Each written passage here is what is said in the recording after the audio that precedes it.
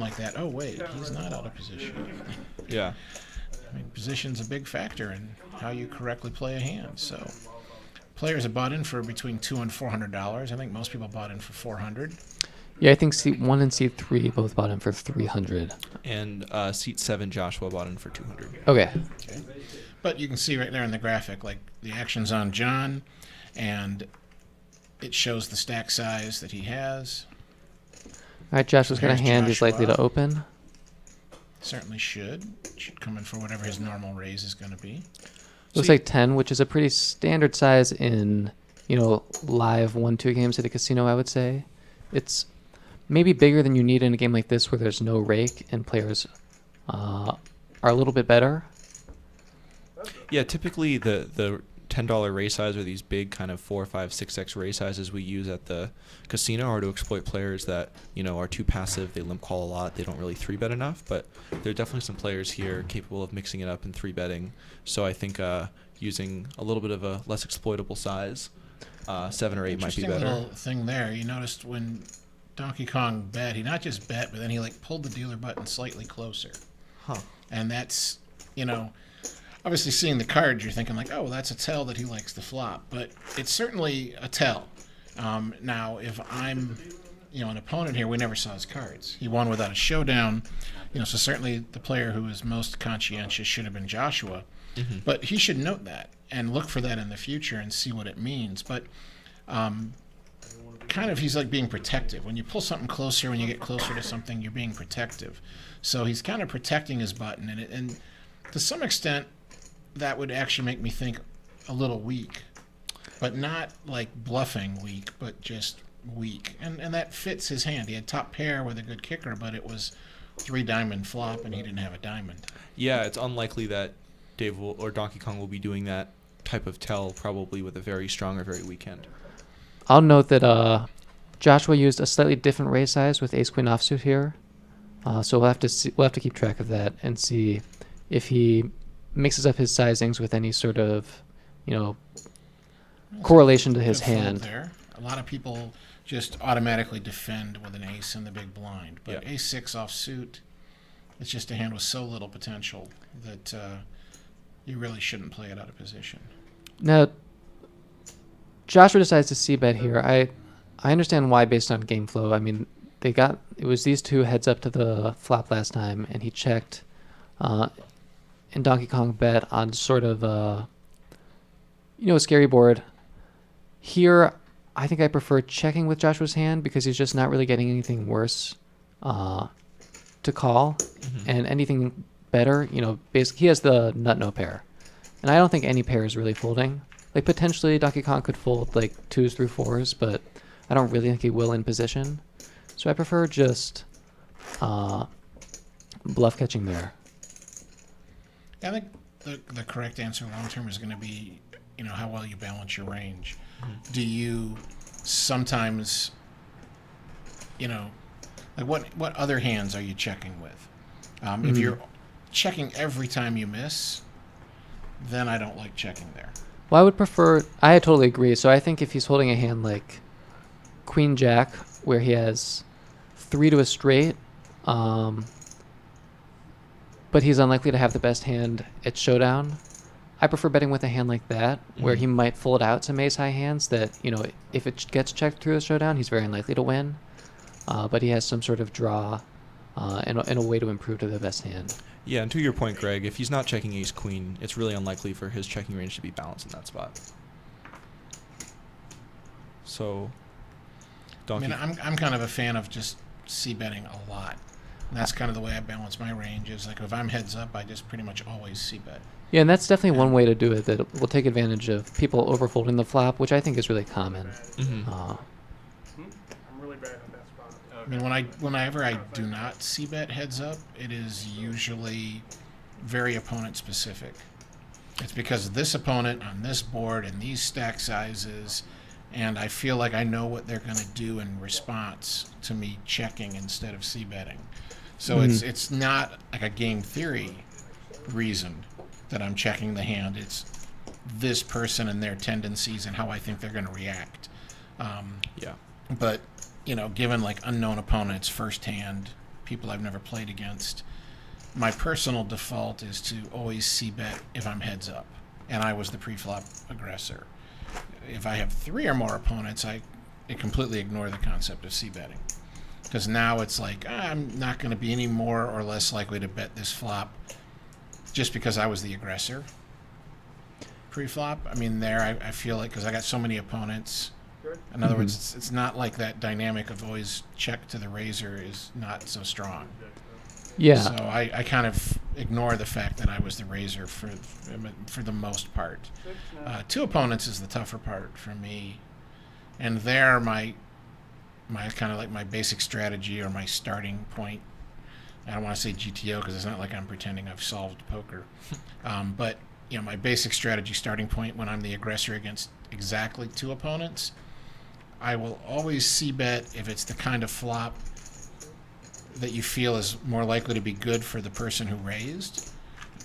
And I never c-bet if it's the kind of flop that you would look at and say, oh, that's probably better for the people who called. Yeah, I think that's an excellent heuristic to begin making that decision with before, understanding your opponents better and knowing how they're going to react to certain flops.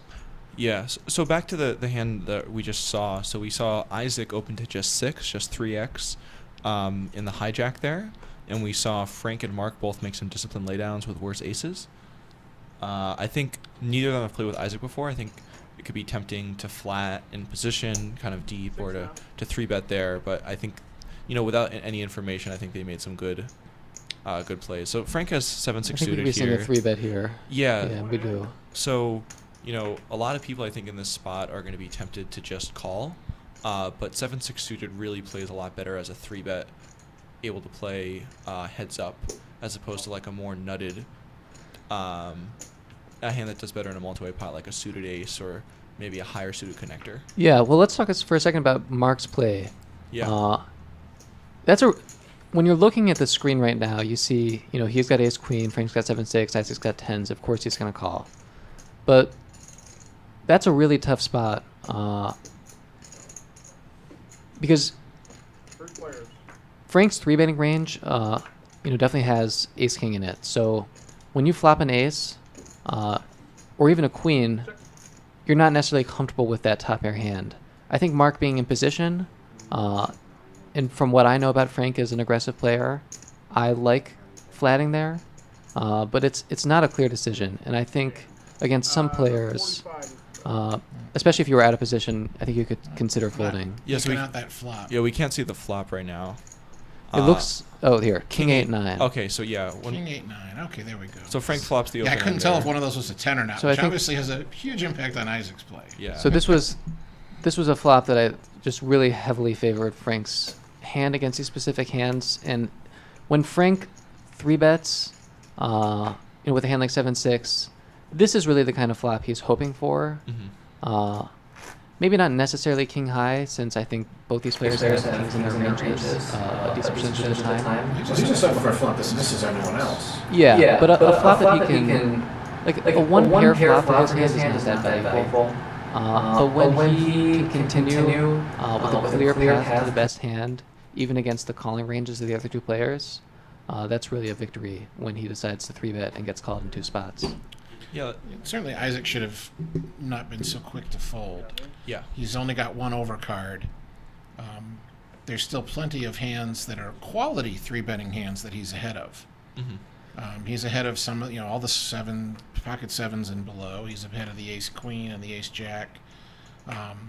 Let alone the fact that, you have an opponent who might not be 3-betting with a premium hand.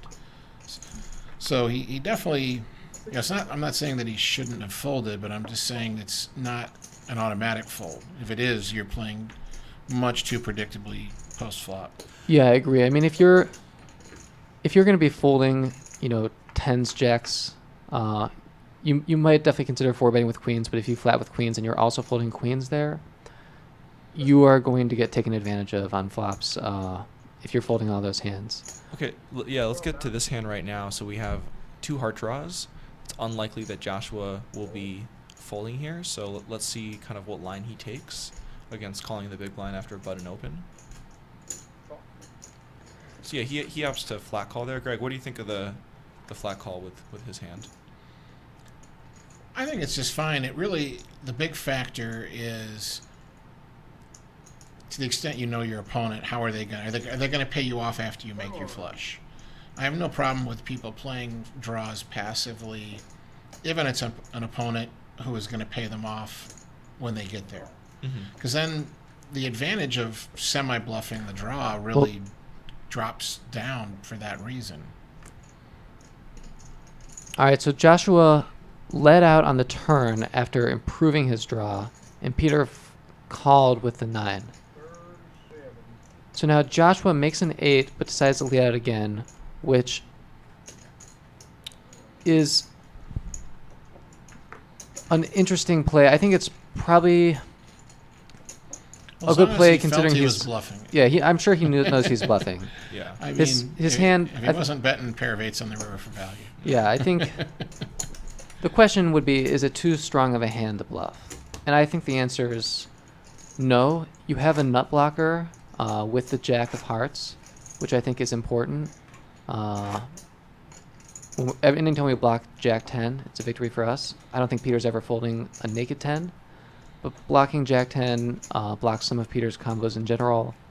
And I guess against some players who might consider folding a 10 there, it's nice to block Jack 10. It's also a great card, to it really favors Isaac's range there when Peter just calls in position. Not Isaac, sorry, Joshua's range. So I think he has a lot more straights on that river than Peter does when the betting went the way it did. And yeah, it's kind of tough. So Jack and I have played with a lot of these players before, but for most of these players, they haven't played with each other before. So they're, might be operating a little more cautiously. And that's a sensible way. I mean, yeah. Until you know people, there's really no good reason not to just play ABC poker, so to speak. I don't mean play like tight, weak, predictable, but what I mean is you stick to your basic strategy. You don't make out-of-the-box moves because you don't have any clue whether this is someone who folds to pressure. Some people, you'll find players out there who just never fold. Like, oh, I have a pair, I call. It doesn't matter if it's bottom pair on a scary board. They just don't fold. So Donkey Kong checks the flop straight here. Rob's got a flush, the flop flush. Rob's got a flush draw that he's probably not that excited about. John and Mark pretty much whiff.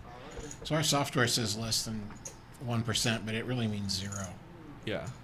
This is really 100. No one can beat Yeah. Donkey Kong. I guess Well, these if pairs. it went runner, flush draw, or straight flush, and then everyone chopped. They all have the straight flush chop. You're right. But that's why it's not 100%. They all have this chop if it comes 5 of clubs, 6 of clubs. So yeah, it's unfortunate Dave's not going to get any money here. And just going back to the pre-flop, so John raised Mark's limp there with the king queen off, and Rob looks like called. Rob's thinking about it. Rob called on the button with 10-9 off. Let's go. Good fold. I think that's probably a fold there. They are deep, but I think just kind of like a weaker connected hand without any suitedness. It's just kind of too weak of a hand to flat a raise there, even in position. How much? It was 10. 10. Over one limber. Yes, so he called to 10 with having a $10 bet with 10-9 offsuit. Yeah, you're right. I disagree with that call. It's a bet. It's a call that I'm going to make a lot in the games I plan when I'm, playing really exploitably against a weak field. But I think, people coming on here know that they're playing against definitely a better than average 1-2 lineup. And I think, like you were saying before, like just being a little bit cautious is probably the right way to go until you have some more reads on your opponents. So if you think you're the best player and you can really read the other players, you know where they're at quite predictably, now you can open up your starting hand selection dramatically.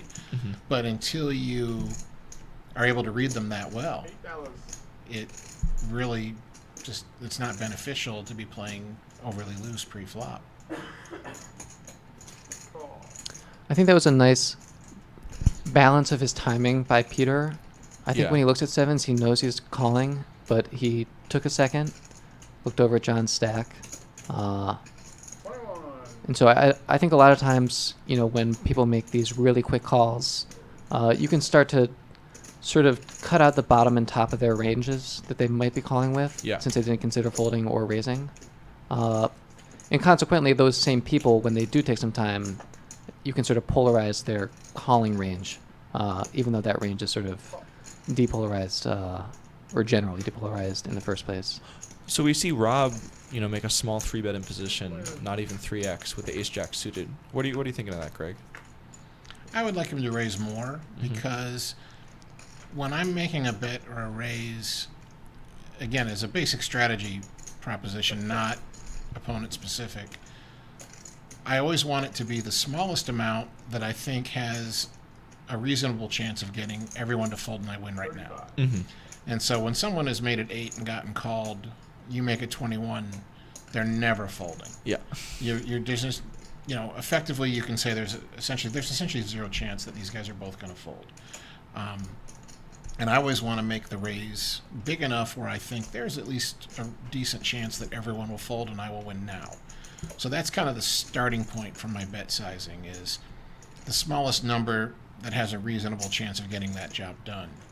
If I'm doing a bet even smaller than that, then it is because of stack sizes or because of this exact opponent and how I think I can take advantage of them. Yeah, so we see John flop to set, raised Rob's c-bet here. I think Rob's just Hollywooding. Trying to save a little face. This is, I think there's definitely boards where you can c-bet with air into two opponents, but I don't think this board is really one of them. I think this type of, 2 flush, queen and 9 board really connects with these callers' ranges a good amount, and I think with a hand like ace-jack, I'm just happy to check back, my ace and jack pair outs and, potentially turn open-ender. Happy to check back. And this hand, really hope you don't hit like ace, jack on the run out. Yeah. Yeah. But what do you think about hindsight? what do you think about John's raising the flop there? I mean, he's out of position and he wants to protect his hand, but when I think about what Rob's range, likely is, I don't think we need a ton of protection. In fact, I think giving Rob a chance to potentially improve his hand. If he's c-betting a hand like ace-king, could be really valuable to us. It could be, but I mean, if Rob has a hand where he's going to have to improve to really put any more money in the pot, then I think that there are going to be a lot more turn cards that scare him away than there are turn cards that improve Rob's hand. So I don't mind playing it fast now on the flop, because a lot of players just won't give up an ace-king. You check raise them on that flop, and they do not fold their ace-king to you. Ooh, Not a bad flop for we can see a Frank. Yeah, royal wow. there. Oh, good check back by Dave. Yeah, and I like that check back a lot since he's really not beating much that calls him. He's got an ace with a really weak kicker, so I think some of the worst hands that are going to be calling on this flop are aces with a better kicker. So Yeah, the only downside to his check is, if he's giving like a free card to someone who makes a straight with the jack or the 10. I'm talking about Donkey Kong checking the ace-6. If his opponent has jack X or 10X, they would fold, but now they might hit that gut shot straight and beat you. And that's really about the only negative to him checking behind. Yeah. So the advantages of checking far outweigh the detriments of checking, is what I'm trying to say. So there is some negative to checking, but the benefits far outweigh those negatives. Yeah, so in this hand here, you see when check on the flop and Frank just betting the nuts for value. And the turn and the river are really blank cards. And I'm going to be surprised if Dave folds here. Frank and Dave have a lot of history playing together, a lot of aggression. And I think, when you check a hand like ace-6 back against a really aggressive opponent, you're doing so to play it as a bluff catcher. So Yeah. I think that with Dave's exact hand, you just have to kind of call down these reasonable size bets. I actually think the river is a really interesting spot for Frank to overbet, just because, Dave has such a range advantage on this board when he raises the button versus Frank flatting and not 3-betting. So I think it could be a good spot to Frank to try to get some, some value from Dave's curious aces. because Frank's really not repping much when he flats out of the blit blind and bets for 2 streets there. And we can think about some other hands that Dave is going to check on the flop that he might want to play differently. So just to sort of explore how his range is going to react to that river bet. Let's say he has a hand like King 10. That's a hand that definitely might want to check back the flop, call the turn, and then fold the river. Mm-hmm.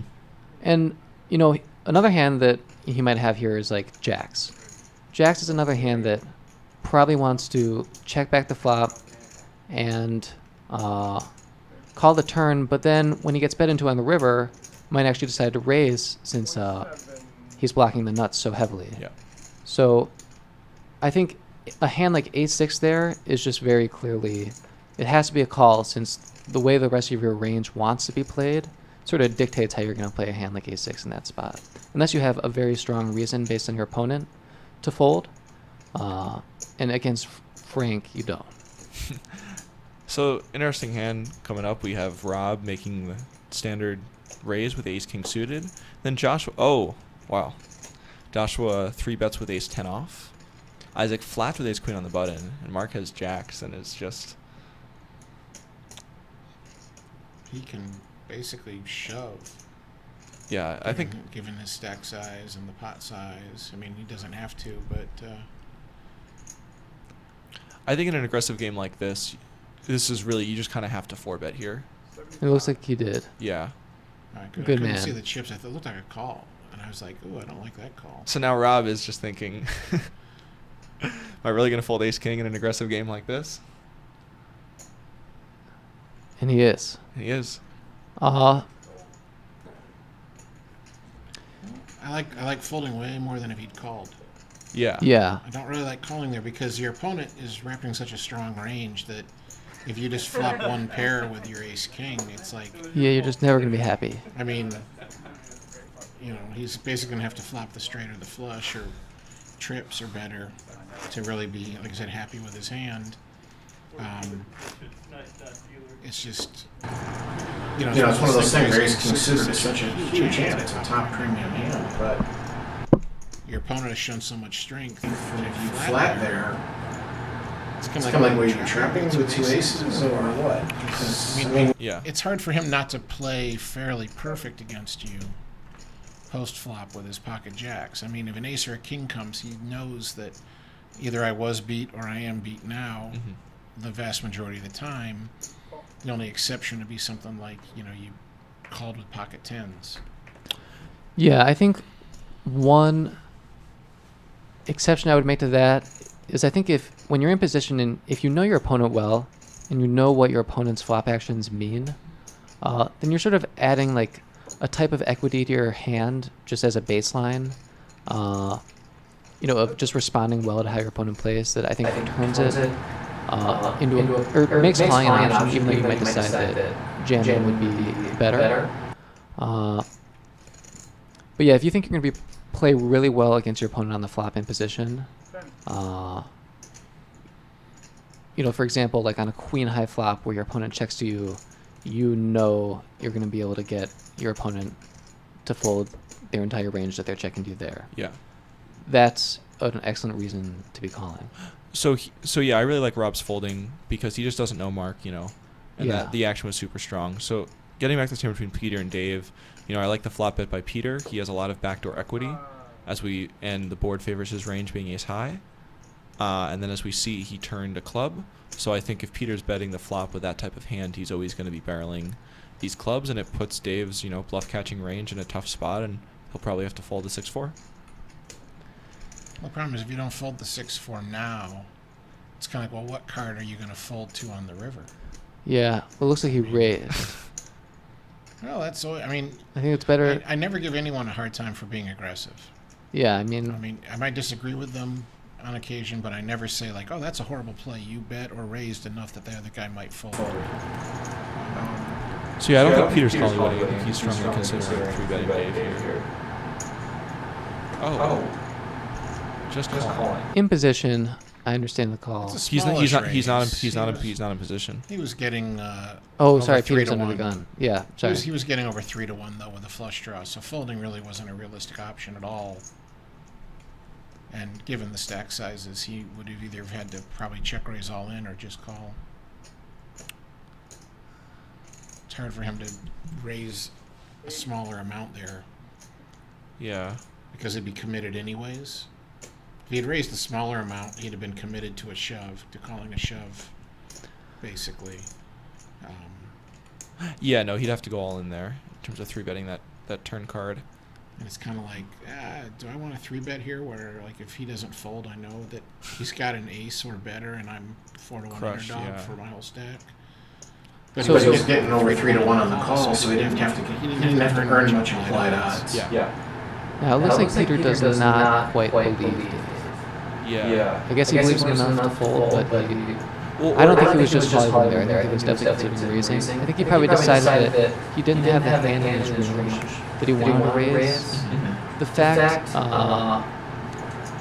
that he got raised on the flop, or sorry, raised on the turn, the fact that he's blocking the clubs means that a lot of the hands he would want him to raise on the turn and bet the river that he thinks will fold, would be club draws. So the fact that he's blocking club draws, I think it makes sense in terms of constructing your range to fold there. I think the fact that he was so strongly considering a raise shows good sort of poker instinct. So we'll see if they get tangled in another hand, if he sort of goes against his goes against his, strategy and follows his instinct. And maybe he was just Hollywooding. That's definitely a possibility. Yeah. I don't know. He hasn't been the type of Hollywood on the previous. Yeah, Peter's an online player, so he definitely, I don't think, feels bad about only taking, 10 seconds to make his decision. Yeah. All right. Looks like Mark's going to call. This is definitely a hand you could consider 3-betting. I think on the button it's a safer call, since you'll get to play in position if you see a flop. I think a big part of that decision to distinguish between those two choices is, how likely, are the blinds to get involved? Because if I'm going to bring the blinds in, I really don't necessarily mind doing that, because I'm looking to hit big in that case. I'm not looking to flop even here one pair where it's top pair. If I'm bringing everyone in. If I'm 3-betting, 15. then obviously I'm getting it heads up, and now the advantage is I can just hope my opponent misses the flop. Yeah. I don't have to make a hand in order to win. So it really depends a lot upon how much more likely is it that they'll get involved. There are some players, and the range that they'll play for a raise and a 3-bet is almost identical. And so, you see a lot more of that again in live low limit games. Yeah. Where there's people who will just it's like the hand we had, ace-10. He raised with ace-10, but I've seen players who would just they'd call a raise with ace-10, they'd call a 3-bet with ace-10. They just you don't fold ace-10, that's a hand you call with, Right, type for sure. attitude. So if those are the players in the blinds, then I know that they're coming along whether I call or 3-bet, that I'm not changing their participation that much. So now I got to decide, given that fact, do I want to escalate the pot? And if I'm going to c-bet, if they do come along with one of those hands, it's I would rather call with those people behind me, Right, and because I want to keep the pot smaller. And now when I miss, I don't feel obligated to try to bluff or something. I think that's particularly true when you're in position Yeah. and you're behooved to keep the stack to pot ratio higher, because the positional player, their advantage is exacerbated the more money there is behind. So if you're going to get calls whether you 3-bet or flat, Exacerbated? right? Is that the right word? I don't know. Sounds like It popped into my head and I said it. What's I always another word then? 'Cause appreciate- I'm not sure what you mean with that one.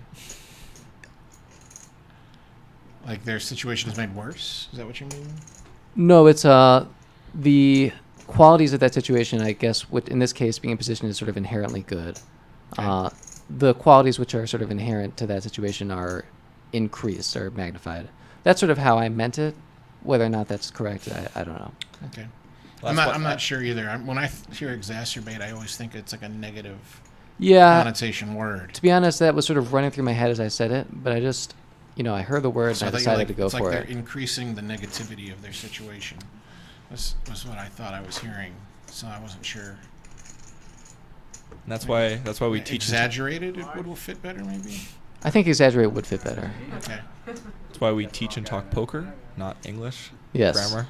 And But yeah, if you're teaching and talking, you have to be able to teach what you're talking. well, let's not get into those specifics, Greg. I'm not trying to be a grammar nit, by the way. I just want to make sure I understood what Jack was saying. Greg is a former lawyer. Most of you have probably already guessed that, if you didn't know it before. No, they just thought I was like the typical online grammar nit, Yeah. in all the chat forums, who like you do a well thought out post and all they can say is, it's YOURE, idiot, not YOUR. Like that's their whole response. Like you're wrong because you didn't use the correct word to. Yeah. You did one O instead of two O's in the two. So I like, this is a game people, have varying levels of experience, but the game's moving pretty fast. It's a lot faster than the average 1-2 game at a casino would go. And as you could see, you get to see more hands. It seems like people have a little more fun. People paying attention, I think that's a big part of it. Yeah. All right. Yeah. Well, plus they know the world's watching. That wouldn't necessarily speed them up, but that would keep them from like kind of goofing around. So let me interject. So Donkey Kong bets pretty much pot here. And I think that's a bit of a mistake since this board is so uncoordinated. When you're holding Super ace dry. jack here, you don't want to give people strong incentive to fold a hand like pocket nines. And I think that when you bet the sizing, you are. And so since you're blocking some of the natural value targets, it's not like you're holding a hand like queens where you want an jack to call. You already have hand jacks, so you really need to consider some of the even worse hands that might call. And on a board like this where there's not many draws, although there are some, I prefer a bet of like 2/3 pot or maybe just over half rather than he bet 25 into 27.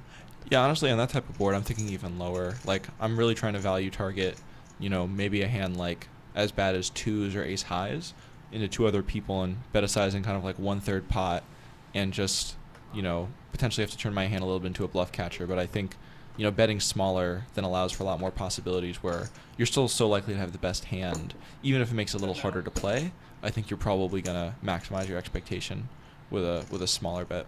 I think it's a little optimistic to think you're going to get called by ace high betting into two players. But potentially. Yeah, I mean, like if I'm with Mark, if I'm on the button, I have ace high, backdoor flush draw, backdoor spade draw.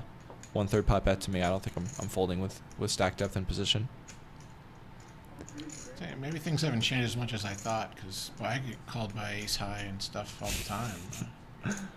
I mean, I was used to getting way too much action years ago. I didn't think the differential was that high, but maybe it is. Because, boy, I get called by worse than that all the time. People just always think I'm bluffing. I can fold every hand for an hour, and they think I'm bluffing when I raise pre-flop. Well, maybe after I win the main event, I'll see how people adjust to my play. I would love to play a poker game where, like, I'm in disguise. Not because I'm trying to trick people. I just want to see, like, how different is it if I'm just, like, a random chubby middle-aged guy instead of, instead of who I am. People are going to fold you a lot more. Yeah. Yeah, I want to. Could I, like, run the game over? Oh, yeah. Because I can't run the game over right now, I guarantee you. No, There's a lot of guys where I make a bunch of assumptions based on how they look that are accurate, I'd say at least 90% of the time. But yeah, if you're like an old, kind of frail white guy, maybe like 80s, and you're hyper aggressive, you're going to take all of my money. One blind at a time, though. Yeah.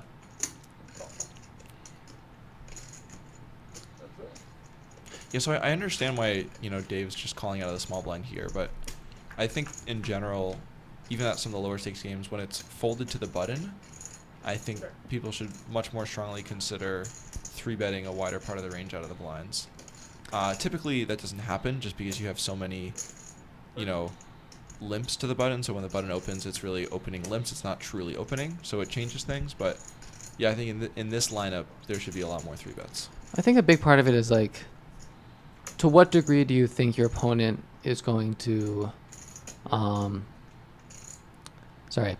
what degree do you think your opponent is going to exploit the fact that you've significantly capped your range pre-flop? Yeah. So I think against opponents where you don't think that's a big concern and you think they're going to play their hand pretty much just based on how their cards interact with the board and not think about what you might have, then you can get away with flattening the small blind much, much wider. So yeah, I really like Dave's call on the flop. He could turn a gut shot. I think when the button opens here and it's a really dry board, he's likely to just bet a ton. But then after this bet on the turn, I think, yeah, it's a pretty clear fold with a hand like pocket fives. What do you guys think about his sizing, going half pot there with, what is almost always the best hand? I think that's fine. And for me, the big issue with bet sizing is consistency. Again, we got to talk about the two different levels. There's like basic strategy or even game theory optimal of that we're all trying to achieve. Understand the game well enough that we would know exactly what game theory optimal is. But so a better term for most of us is just basic strategy. Like, what is your basic strategy? In other words, not taking into account your opponent because you don't know them well enough at this point to make a different decision because of who it is. At that basic strategy level, I like to be very consistent. So, in other words, if I'm betting half pot, then I'm betting half pot there no matter what my cards are. If he's always going to bet half pot, then that's what he should do in that situation as well. If he is going to mix it up, now we start talking about his hand and how strong it is, and should he bet more or less, and all those things. And then certainly once you get opponent-specific knowledge, that kind of trumps all. Right. And that's when you want to take advantage of who this is as much as you can without cluing them in. For example, when I get like heads up at the end of a tournament, if I have an opponent who is limping in on the button a lot, I will not raise with some hands that like I theoretically should from the big blind, mostly because I don't want them to stop limping in. I want to keep them limping in and not raising. So in other words, to not help them, I don't want to do something that wakes them up and makes them realize that they're making a mistake.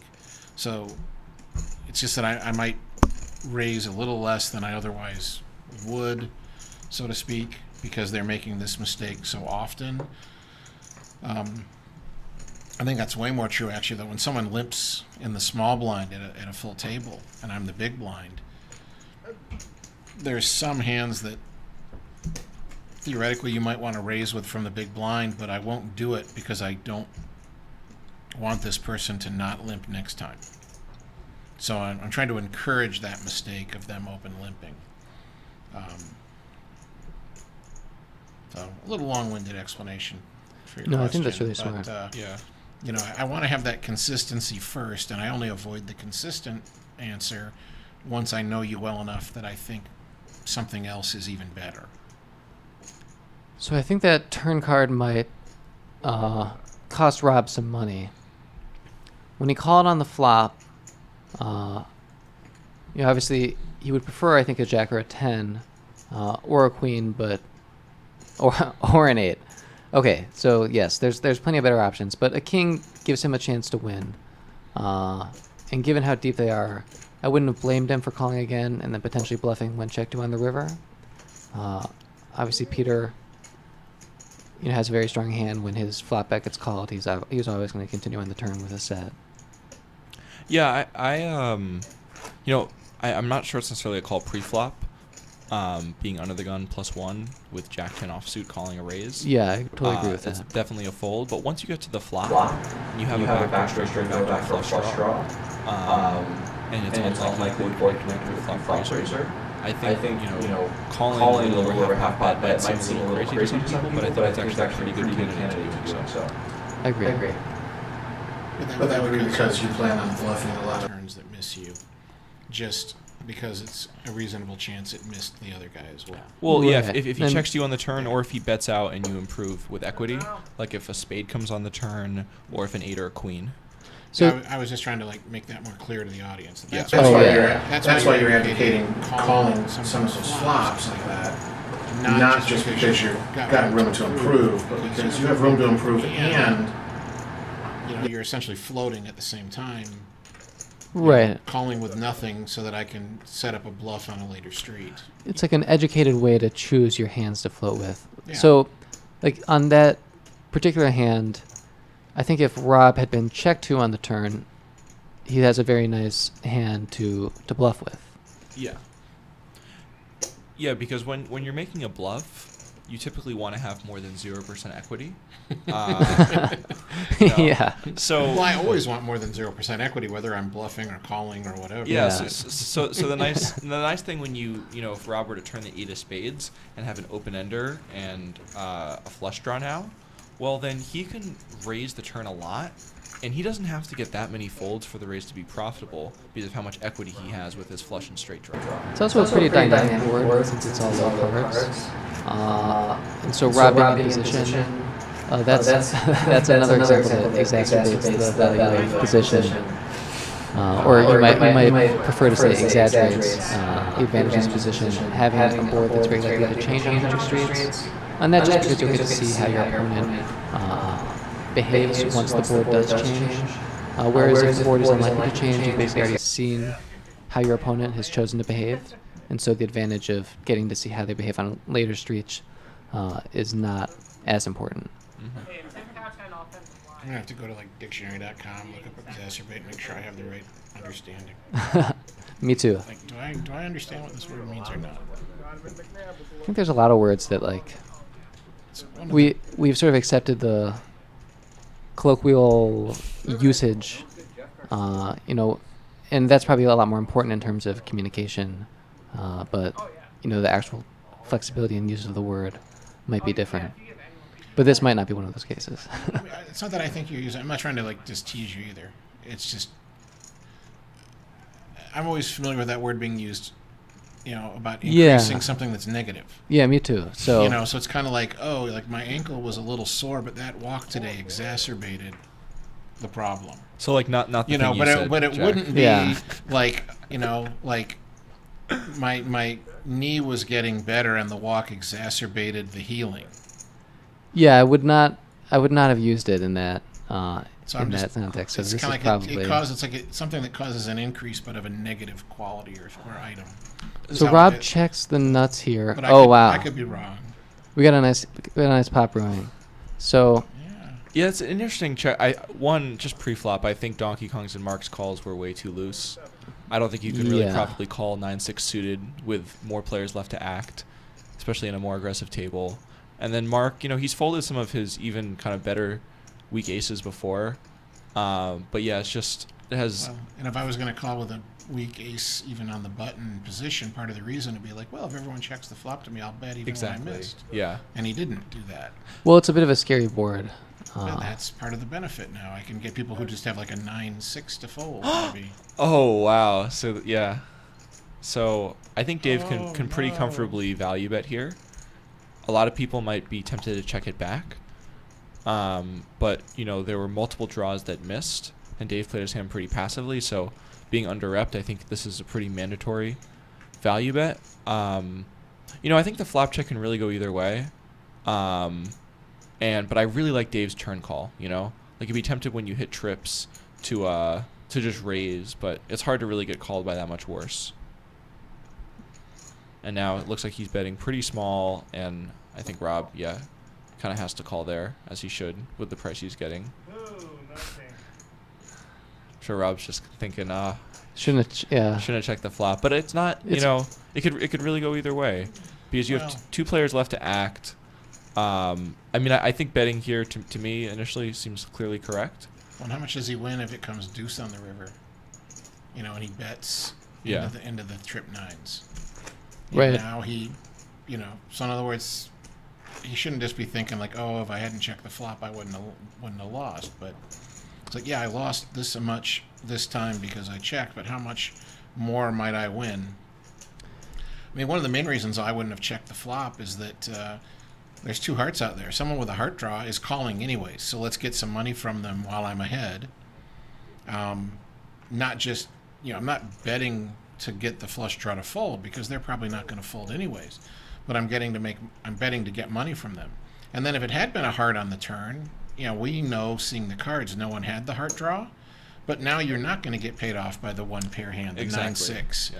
Now that it came deuce of hearts on the turn. So I'm a big fan of not slow playing.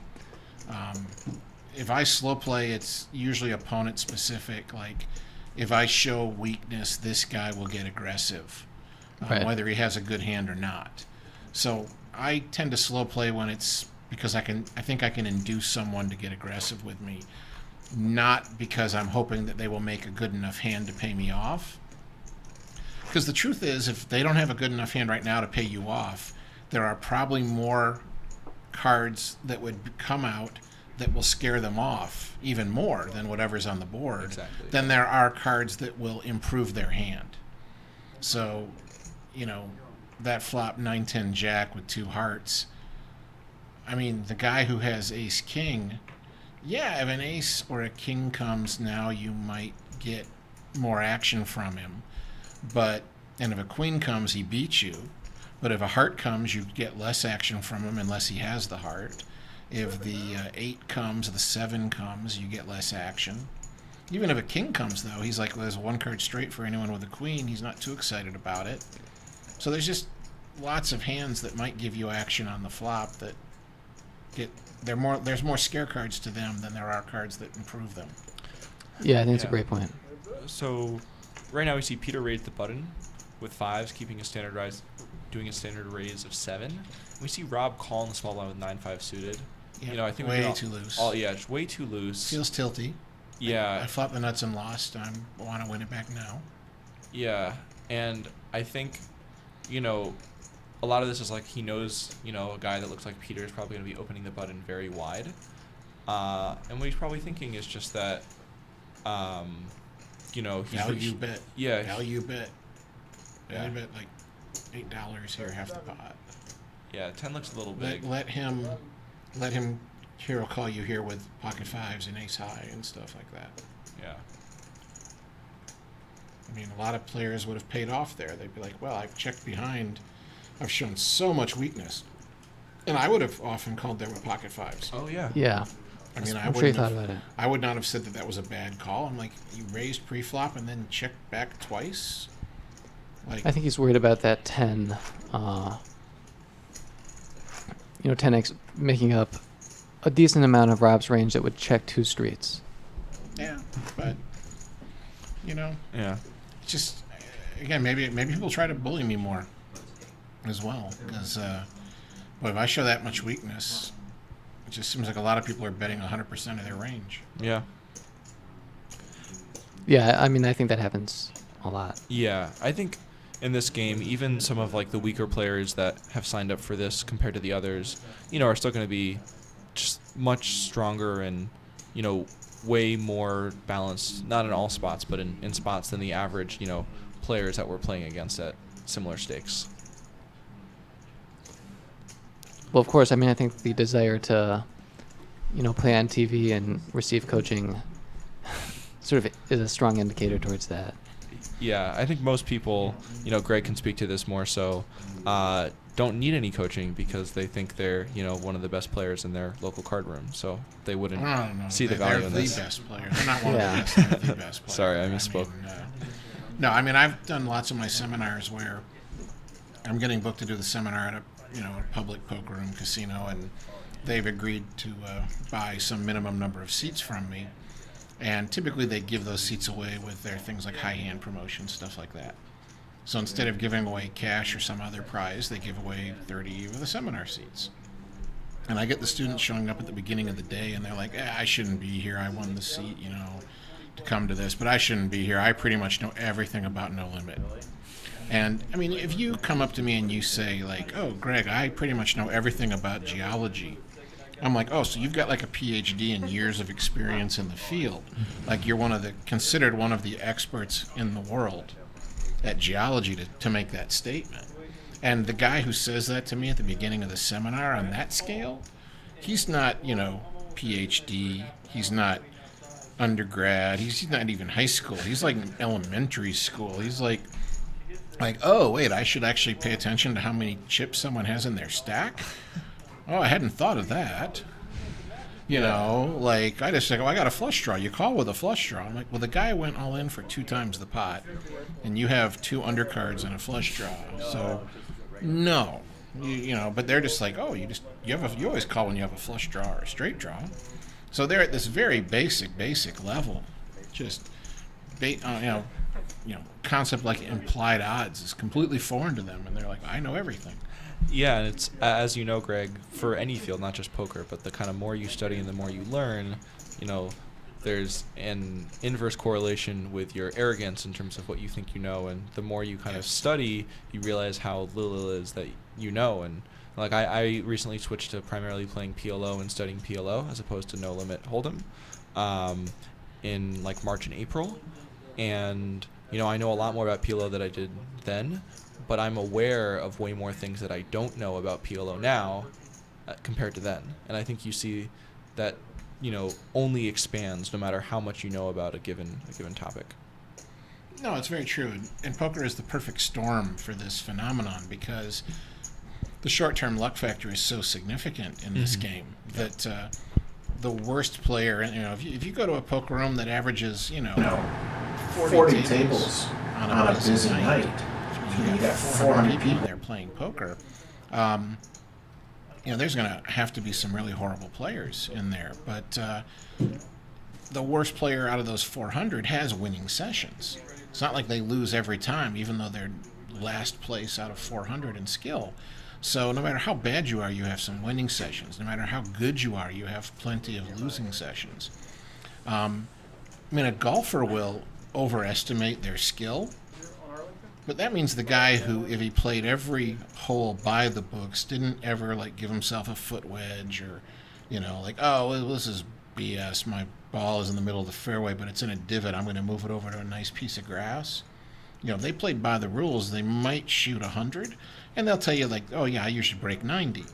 So they're completely wrong. 10 strokes is huge. Yeah, huge in that. If you get someone to bet you at that point. He's really only going to shoot 100, but he thinks he can break 90, and he makes a bet with you handicapped on that basis. You almost can't lose. You're such a favorite if your handicap is actually fair and accurate. Yeah. But that same guy who thinks he can break 90 on average, but really can't break 100, he would never ever, even for a second, think that he's anywhere near good enough to go out and play on the PGA Tour. Yeah. He could never fool himself to that extent, but that's what happened in poker. Yeah. People who cannot break 100, so to speak, on the golf analogy, think that they are just as good as the top professional poker players in the world. Yeah. Or they're like, yeah, maybe I'm not that good right now, but I'm smart enough that if I did a little bit of something, I would be able to in a pretty short period of time. Oh, yeah, they think well, yeah, if I'm not as good as Phil Ivey, I could be in 2 months. Yeah, or the only thing that's weighing me down is my day job or my spouse. Or I've had this quote more than once at one of these seminars, at the beginning of the day when we're kind of milling around and chatting before we really get started, and never once did I detect even the slightest bit of sarcasm. But on at least 3 or 4 occasions, I heard this phrase or something almost exactly the same, almost these words, if not exactly these words. I'm just as good as Phil Ivey, but he runs better. And then they'd follow it up if my luck would just break even for a month, I'd have a big fat bankroll and I'd be playing the big games with you guys all the time. And they believe, the guy's been playing poker for years. And they think that they're just so unlucky that if his luck broke even for a month, he'd be winning huge. So we look like we got some playback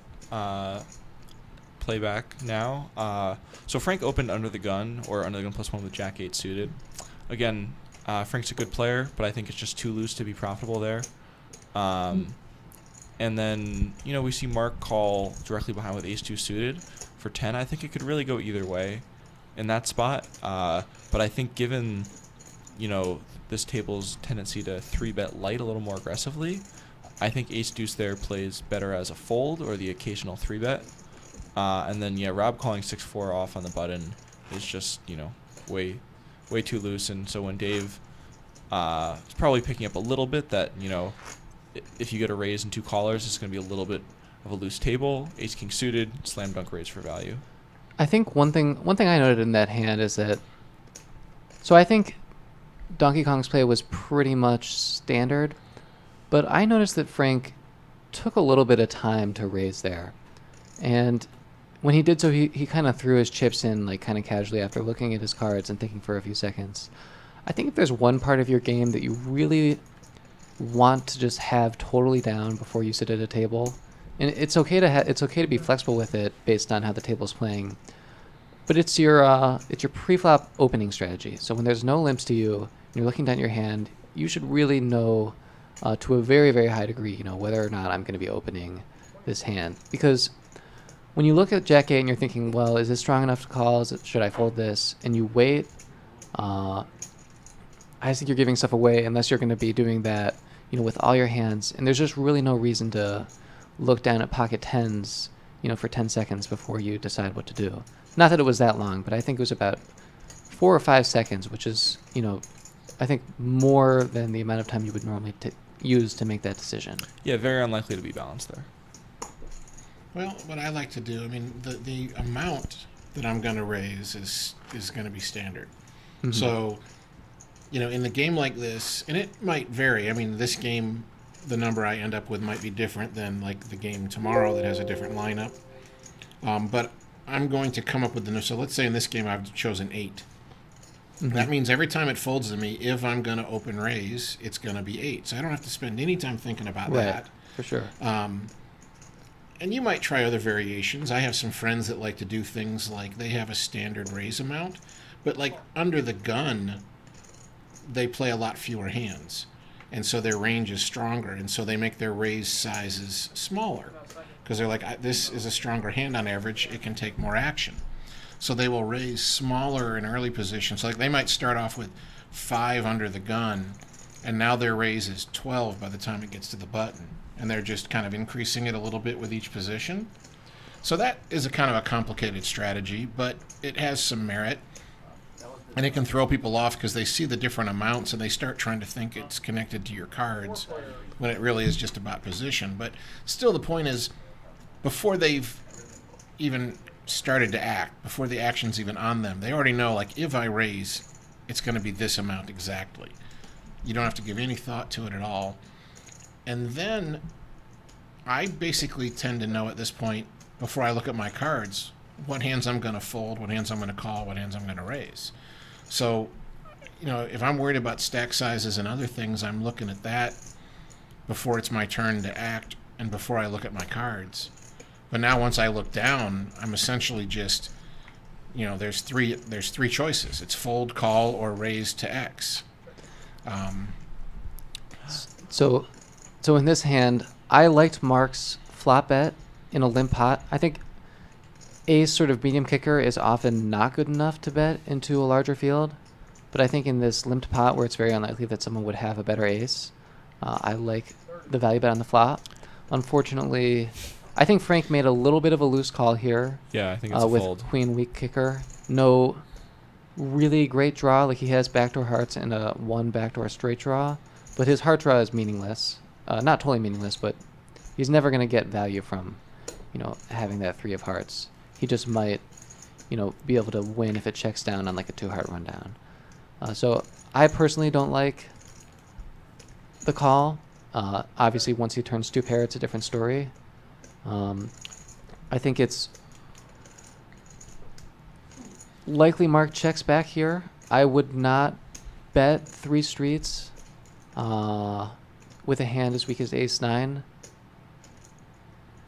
Just because I don't think it's likely you're going to get called by worse. Yeah, good check. I think, Mark, I would bet a little bit smaller on the flop to value target, queens I would better. also just check my ace-9 and let him turn over. And then I can just fold my hand unseen. Yeah. Yeah. I mean, it's like there's no need. I mean, it's a big deal, but like, why give away the information for Right. free if you don't have to? I'm not trying to slow the game down either. But I'm just like, yeah, I'll just check. And now you don't know if it's like, oh, did you like outdraw my ace, or did you I decided not to bluff one more street? Exactly. Yeah, and going to the preflop though, we're talking about how they played, post, but ace-9 offsuit under the gun is a muck. I think it's a pretty large mistake to limp there. Yeah. I think Peter also should be raising that with pocket twos. I think he really needs to be, targeting that kind of weak limp. I'm sure he's calling because he just doesn't want to get 3-bet off his hand that he wants to see multi-way. But I still think it should be a raise. And then, yeah, the Jack-6 suited by Rob, it's just, too loose, too bad of a hand. And I think we've seen a proclivity from Rob tonight to just play, like to play a lot of hands and probably play, a bit too many of them from most positions. Yeah, I can't agree more with the ace-9 limping under the gun being a big mistake. But also, I think your starting point basic strategy could just be never open limp ever. And that's really not going to be wrong by much, if at all. If you are open limping, I think it really should be, because maybe like, oh, I'm out of position here under the gun, but this is the kind of game where if someone limps, everyone else either folds or calls, and I'm not that likely to get raised, and I have a hand that plays well multi-way. And people aren't going to know what hands play well multi-way that you might want to do that with. And then Yeah. And ace-9 offsuit is not one of those no, hands. it's not. So it's definitely a fold. I think in addressing the post-flop action, I didn't I think do my part in reprimanding that in that limp. When you do get to the flop, if for some reason you There's close too your much eyes, there's too much to talk about in the duration of a hand, though. yeah, I mean, to be honest, if this were like edited and we were doing this after the game was over, we could like play out one hand and then talk about it for an hour. well, hold on. What do you think about John's continuation bet on this flop? I don't mind it. For pocket sixes, that's about as good a board as you can hope for without flopping a set. Yeah, I like the bet because into a field of 4, I think it's really bad to check call this out of position. So I think I kind of like just betting for protection and some value, and then playing post flop. I'd like a hand that has a better chance to improve to like a better hand, like maybe like an ace-5 with the ace of hearts, better as a check call. I don't love betting here since I think you're basically bluffing. And you could get called by draws, but getting called by draws when you're holding a hand like sixes is probably not that great. Like most draws are going to have a lot of heart draws are going to have overcards. You're out of position against most of the table. And also when you bet this hand, a perceptive player is going to realize, one, your bets aren't that strong, they're not that polarized. Don't be checking back here, Donkey Kong. And also, what are you checking? So I don't like playing with chips. That looked like a check almost. Yeah. I thought that was a check because he kind of came up and down extra. It's like and you do not want that ruled against you. I mean, that's the thing. Even if it had been more clear that he had not checked, just the fact that players' hands are kind of going up and down as they shuffle chips, it could look like a check. And now if a dealer says check and the other guy turns his cards over and the floor gets called over, most floors, the dealer thought you checked, and that caused him to expose his cards, so I'm not going to let you bet. So like sometimes it's like not so much. I'll tell a player like do this or don't do this because of the rules. I'll be like, well, do this or don't do this because you don't want to put yourself in a spot where you're going to get a bad ruling, even if it's clear that the ruling shouldn't be against you. Yeah, so Good value bet, yay. yes, this is an interesting spot here. Basically, all the draws missed. I think because the straight draws that got there, I think would likely be betting on the turn. So Also, John's blocking. blocking the He's nuts. blocking the nuts. And so you're really just worried about Dave correctly value betting a flush draw with a jack. Yeah. So I think sixes is a pretty reasonable call for the odds he's getting. Yep. I would also hope John maybe considered check raising there, because again he's blocking the nuts. I just think his hand might be a little bit too strong to Mhm. want to bluff there. Yeah, I don't think I would usually want to turn that into a bluff. If I turned that into a bluff, I would hope it would be because I have such a great read on this guy that I know he has the jack or the 8 or the pocket 7s or whatever else is beating me. Yeah. And I somehow know he'll fold that hand to a check raise. But it's hard to read an opponent that exactly. Yeah. So a lot of I info. would, without a great read, I wouldn't generally want to check raise that hand. Like I said, I think, most of the hands you're going to get to fold were hands you would beat with a call anyways. Yeah, I agree. Mhm. So, yeah, Unless you so- think he's going to be folding all of his jacks. But I don't think that's the case here. 35. Didn't it go check on the turn? Or did he bet the 6s on the turn it was a also? check on the turn. Yeah. Yeah, at that point, I don't think he's folding his jacks. No. Yeah. I mean, I think Very Dave got often. lucky, got there with the jack, but We I didn't don't- get that lucky because he called with about 50% equity. But he probably wasn't going to get paid off by the heart. yeah, I mean, against John's exact hand, he has 50% equity, but I think playing draws that passively is not going to be a winning strategy. Like, I definitely think the flop call is reasonable, but when he's checked to there in position, with, not that much showdown value, with no showdown value at the time, and maybe only like a 20-something% chance to improve to the best hand, against John's exact hand, 30-something, but I think he should definitely have considered betting and likely have bets there. The reader didn't pick up Joshua's hand, so now we get to guess. Yeah. Looks like it's a 3-bet pot. Based on the action, I'm guessing Frank 3-bet, Yeah, Josh Frank- called, and then Josh checked this flop. So I think, Josh's body language says unhappy. yeah, I would definitely guess that he's folding based on just the body language. Well, the timing, I think the more time that goes by, the more likely we are to see it. Well, I don't know. There's a little bit of an arc to that graph. Like we hit a call and the time elapsed.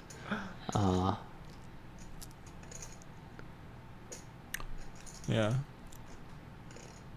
So Frank, I guess, just deciding to get it through at all costs, because I think to the person who calls the 3-better, this is a pretty good board for your range. Yeah. So I think Frank is just deciding I don't need any equity or any serious equity. He's just folding enough. And we don't really know if that's true with Joshua. We don't know what he folded. But I think for a lot of players that's true. So Well, the one thing here is Frank, that hand was unseen.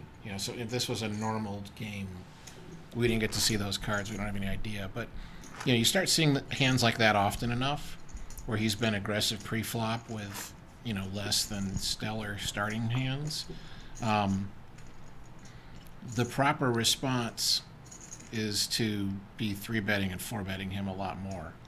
definitely. And that's one mistake a lot of players make is they see a player who's getting aggressive with marginal hands, so they feel like, well, I shouldn't fold, and then they just start calling.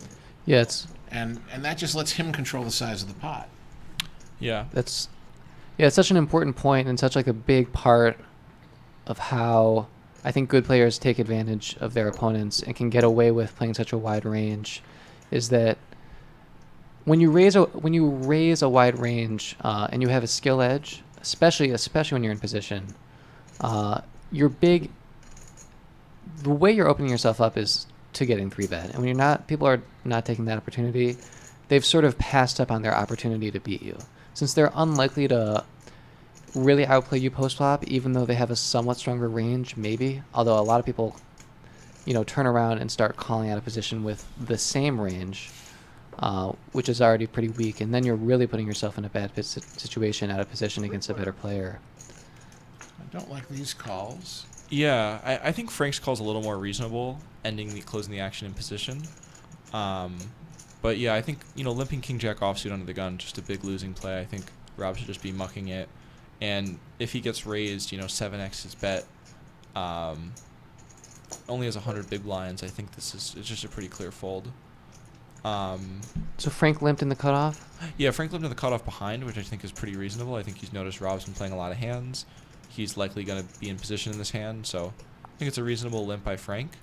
Yeah, I don't mind the $2 call. It's the next call I'm not such Yeah, a I'm not- fan of. me Check either. 9 offsuit. It's you got the button, you're in position and all that, but I mean, if he flopped one pair, like he did flop one pair, but there was one pair with one overcard, and now he can't continue. So that means not only does he have to flop a pair, he has to flop a pair quite cleanly, apparently, in order to continue in the hand. So it's, you know, that means he can't be hitting the flop often enough with Jack 9 offsuit for it to be a good call. So we see John double barrel here, where really not much has changed. My initial thoughts is that I don't really like the double barrel, especially with the stack size, because I doubt John will triple barrel here, but when you bet 75 and the guy only has 168 behind with 100 in the pot, you know, you're not really going to be able to have a river bluff with much equity, and because nothing really changed here, I think this might be a better time to just check and give up. I think we have a better perspective on this being in the booth, Yeah. but I think you can also see, you know, Rob seems to have been a little bit sticky. So I am really not expecting Rob to fold many kings here, especially, you know, once the deuce pairs, like now if Rob is somehow, you know, limped with a hand like king 5 of diamonds, he might fold to pressure before, but I think he's even less likely to fold to pressure now that the two paired. John went all in. Well, hopefully he doesn't make a hero fold now after putting in so much of his stack. Good. Yeah, I honestly, you know, the river's interesting because I don't like the turn, but John's getting a really good price on a bluff if he had a hand that wouldn't be beating Rob's misdraws. The thing is, though, with ace-queen, the nut-no pair, the type of hands that I think John could realistically get Rob to fold, like missed clubs, John is very much likely ahead of.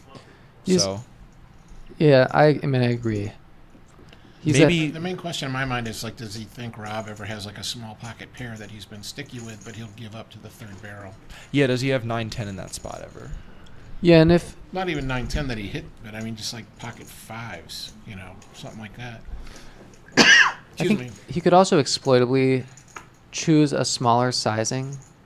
Like if he thinks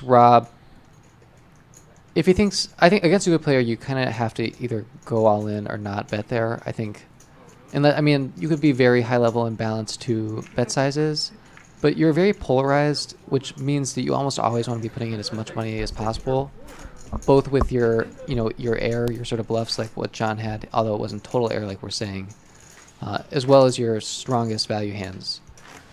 But against a weaker player, if he perceives Rob to be a weaker player, he might decide that he wants to put out a smaller bet because he thinks that Rob is likely to fold to any reasonable size bet, and it's not worth, you know, bluffing a larger amount. You know, if he's got no fold equity against, you know, any king, but a smaller sizing will work against a 9 or a hand like 10s or something.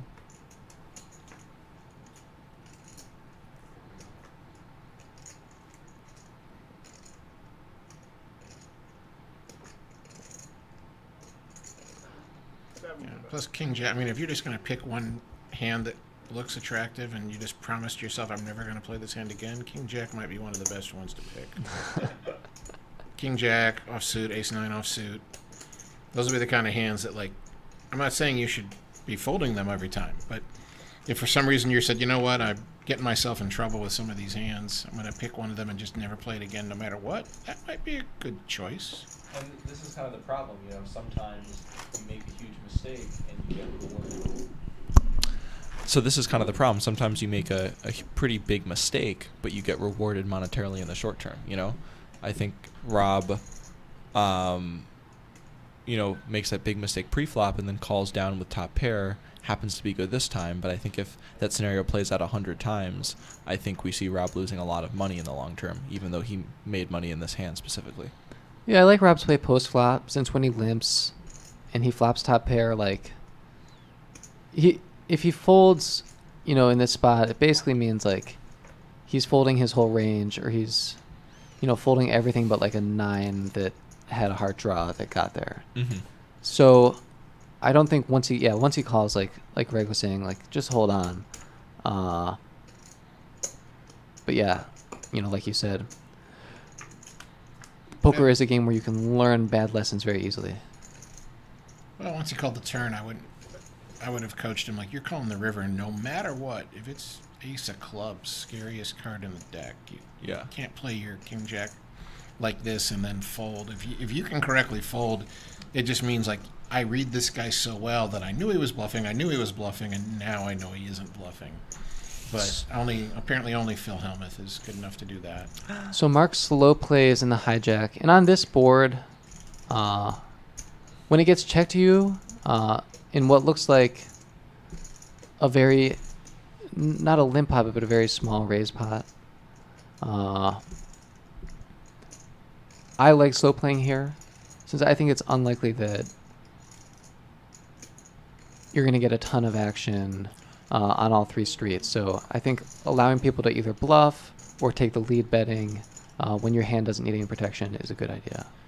Yeah, I agree. I think Mark should have been raising this hand, and then I think if it was checked to him, I would definitely be betting to get really try to get max value from aces. Did he raise it though? I think he might have raised it to 5 because There was no raise pre-flop. It was just a limp, yeah. And then it was $6 in the pot, and then bet 8 on the flop. Oh, I see. Okay. I'm sorry, checked on the flop, bet 8 No, on the that turn, and then raised. That makes sense. So it was checked until the turn. So good check by Rob. I don't know if I like the turn call when did Mark raised on the turn? Yeah, Mark made it 21 over 8. 21 over 8. Yeah, I think it's tough to fold for that price. Well, especially he checked the flop, so Yeah. either he's trapping with a monster, or maybe he's just raising because I checked the flop and he thinks I'm trying to steal it on the turn. You could have definitely turned some flush draws on the turn. Yeah. So it's hard to give up the ace-8 top pair, even the marginal kicker, when given how weak everyone's been playing it till now. My opponent doesn't have to give me credit for much of anything. Yeah, all the straight draws and flush draws that might have semi-bluffed the turn missed. So I like the sizing by Mark because he's really representing like nuts or air here.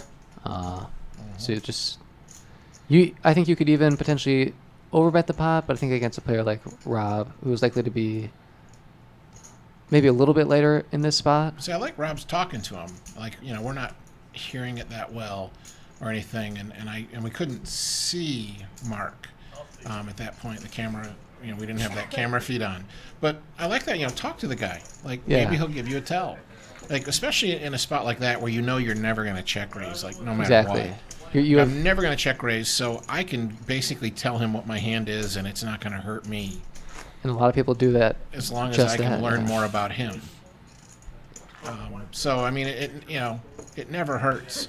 You got to be careful, though, if you still have, like, if there's extra streets left, if there's a chance you're going to be betting or raising, because now you might give away more than you learn, and it might work to your harm.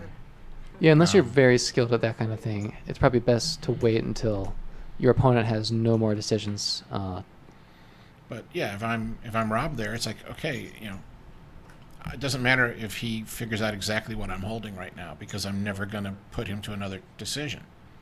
So, like, I could, depending upon where you're at, if the rules permitted me to actually show my hand, like, what do you think? Should I call you down here?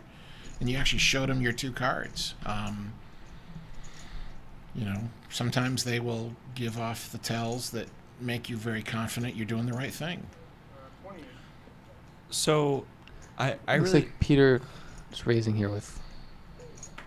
Yeah, I really like this raise here. I think it could be really tempting to call with a hand like Jack 10 off, Queen Jack off, to like a middle position raise.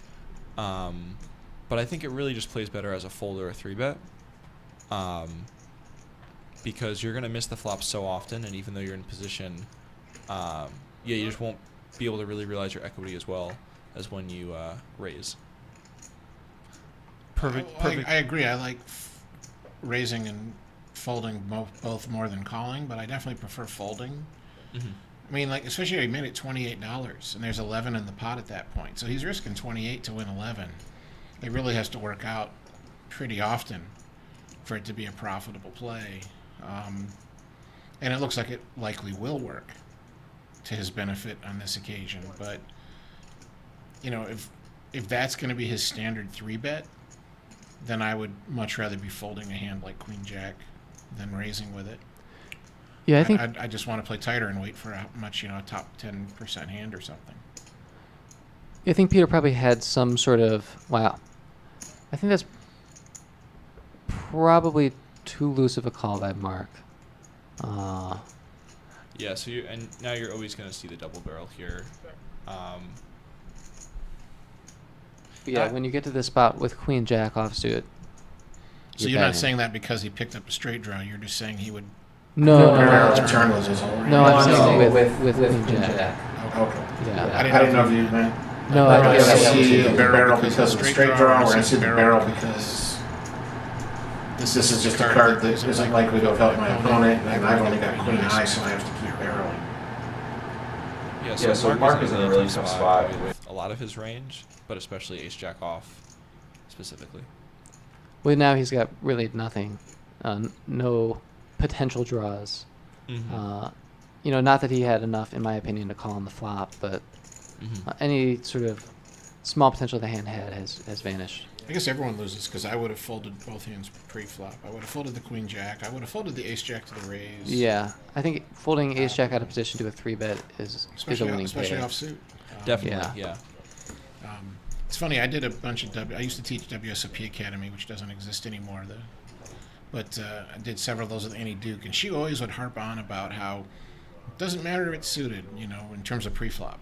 It doesn't matter if it's suited. It doesn't matter if it's suited. You only make a flush like 3% of the time, So if you wouldn't play it offsuit, you shouldn't play it because it's suited. And I just never could disagree with her enough. It's like, you don't have to make a flush. When you hit the flush draw, now you have room to be aggressive and then win a bunch of pots that you would have lost if your hand had been offsuit, because you wouldn't have had the draw equity, and so you wouldn't have taken advantage of the fold equity that you got. And so I always, she just always disagreed, but she was just always too linear, I guess you might say, in that regard. Like, 3%, it's only 3%. What does that matter? Like, but that's, how often do you get a flush draw? But if you don't make the flush, who cares? So I always had to disagree with her on that. Yeah, wisely. I mean, it's not like I think you should be playing every suited hand like some players out there do. Some people just love flush draws so much that they hardly can fold if they have two suited cards, which is a much worse mistake. I guess that's one benefit of what Annie was teaching them, was just getting them to fold more in general. So we're 8-handed. What do you guys think, given this lineup tonight, if you were going to be randomly put into one of these seats, take the guy's place, and you played this same game and people didn't change their playing style, what percentage of your total hands do you think you would play pre-flop? It's tough to answer because I know how a lot of these guys play. Yeah, I'm taking that into account, though, right now.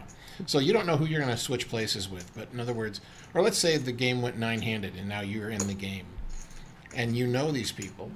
Like what, and I'm getting at the kind of the bigger question of what percentage of your hands should be, at a full table, should you be seeing a flop with?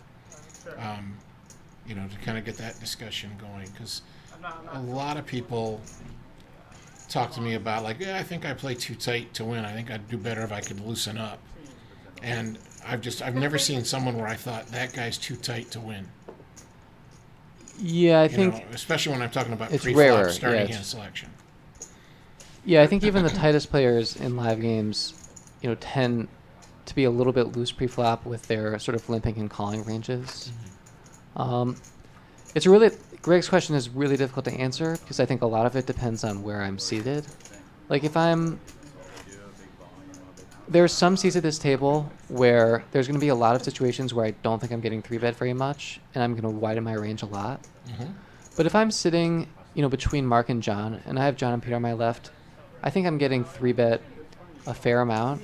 So I'm just going to kind of cut off the bottom of my range.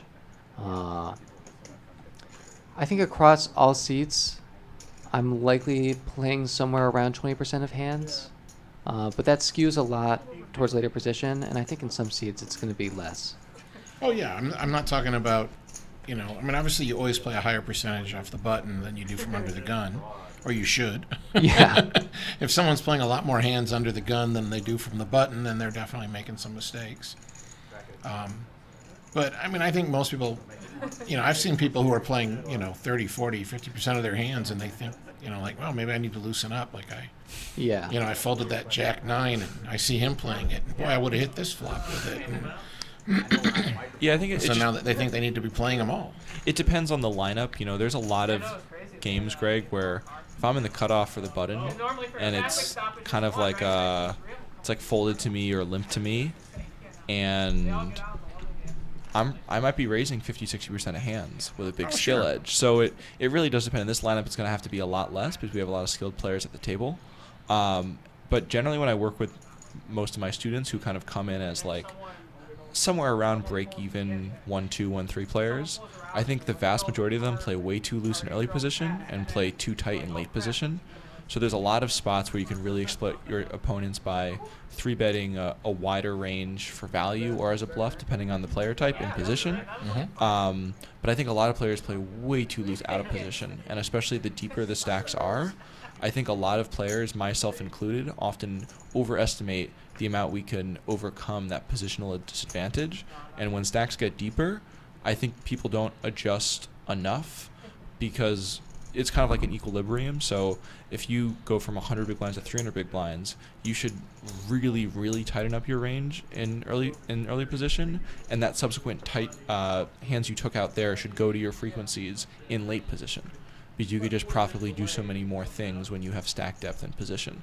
So yeah, I think there could be some spots in this game, Greg, where I might play 40-50% of hands. It's not going to be every time on the button, but it's going to be certain times depending on my seat position.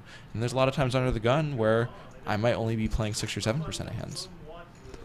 Yeah, I think also a lot of the sort of extra hands people throw in, especially like in casino or even home games, like lower stake games, I think sometimes people have a better sense of what hands they should play. And then they also have the hands that they know they sort of shouldn't play, but they limp or call just because they feel like playing. And there's definitely something to be said to, like, valuing your entertainment value if you're a recreational player.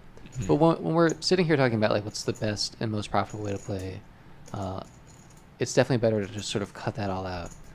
Mark, this is twice in a row we haven't seen his hand. I think he looks like a genius folding about anything to kings, but... Well, then I guess Peter looks like an idiot, even though it's a perfectly good Yeah. call with king-queen.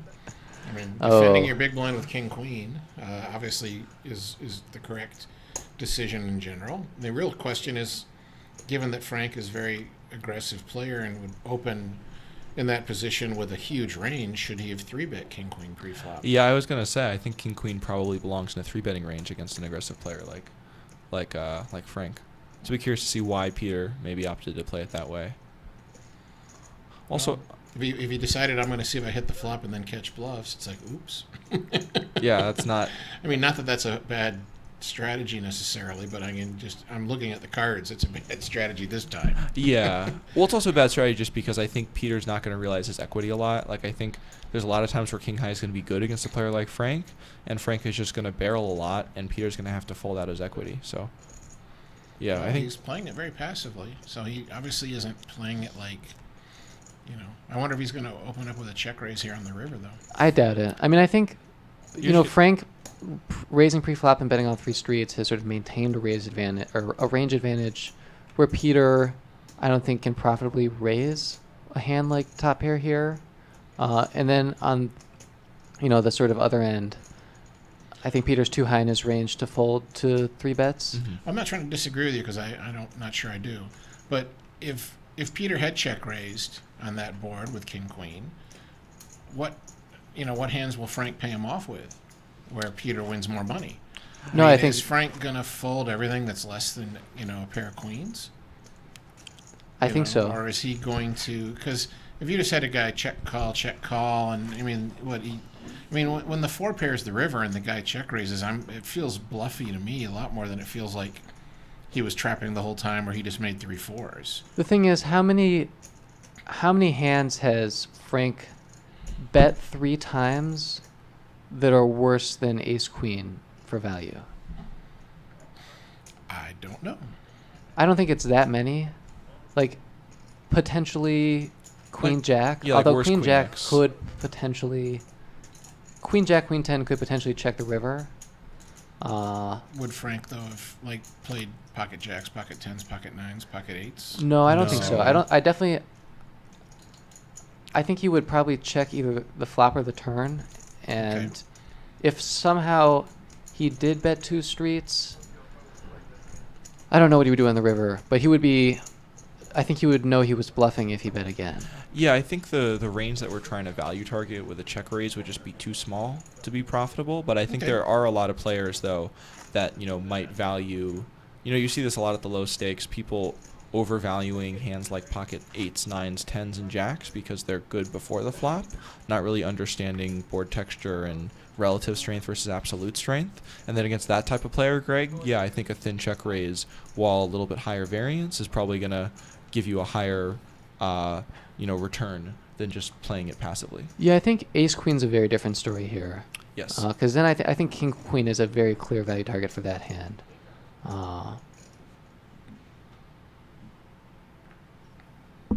So I'm used to like value betting pocket 6s if I'm Frank there and winning. Like I can bet all 3 streets with pocket 6s, and even though there's a 7 and a queen on the board and 2 4s, I'll get called all the way. And I say another one, when I bet that hand on the river, I'm usually not bluffing. So I'm used to some super light call downs. Sounds So, nice. Just for people watching, It's nice when you make the best hand. Yeah. It sucks when you just can't hit anything all day long. so before I think we all agreed that king queen off would have been a 3-bet in that hand against Frank, not a call. But here's a very different hand. It's not Frank opening in the hijack. It's Dave opening under the gun. So even though he's been pretty aggressive, king queen suited, I'm basically never 3-betting in that spot against the under the gun opening range. Well, So- I don't think we've caught Dave opening, or 3-betting with, what we would call a bad hand. It's not like he's done it with Jack 8 or something along those lines.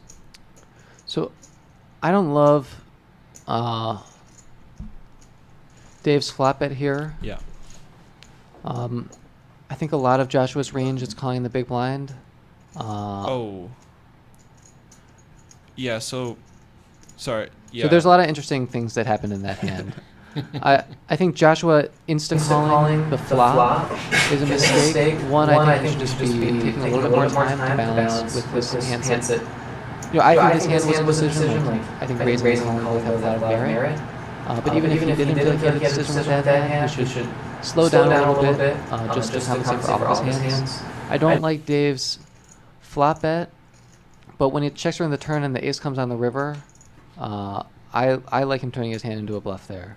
I think he's folding out, a lot of sort of weak 10s and 9s that called in the big blind. And when you're in the big blind, it makes more theoretical sense to defend a wide range since you're closing the action and you already have some money in the pot, so your odds are a little bit better. Yeah, and I think Joshua's probably used to playing against players where they're just not bluffing that much in that spot, or if they are bluffing, they're never turning a hand like pocket 8s into a bluff. Yeah, for so, sure.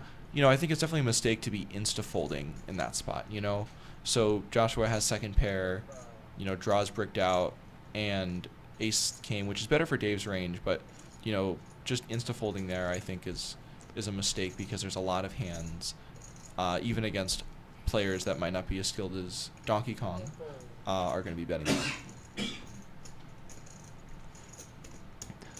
All right, let's see if, to me, Yeah, I don't think Frank's ever holding a calling. fold.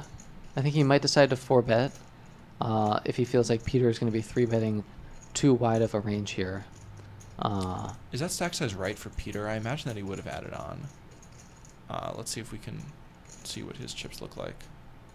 It looks like he has definitely a little more than that. But yeah. No, Well, those are 3 green chips, and then 3 he had green and 100. about a stack of red. Yeah, I Yeah. think it's a little short. He might have added on like Well, 25 or 50. And Well, yeah, it's not. didn't It's, get it's not noted. off by 100. Or something. Yeah. It's not off by enough to really affect the decisions. So Frank really only has one option there, which is to shove against that stack size. And Or fold. yeah. Yeah. That's what I mean. I'm sorry. I mean, He only if- had one non-folding option. Yeah. Yeah. He had the obvious fold option and then the shove option, and everything else is probably wrong. He could have done like a go and go. If he, instead of shoving, if he felt like Peter's weak, he could have raised like half of Peter's stack and then intending to like put the rest of it in on every flop. Yeah, but I don't think Peter is ever not shoving or folding to that raise size, Okay. I think against some players that could be a better strategy. Against players who are going to be a little bit wide pre-flop, but in a way that doesn't favor your specific hand. Yeah.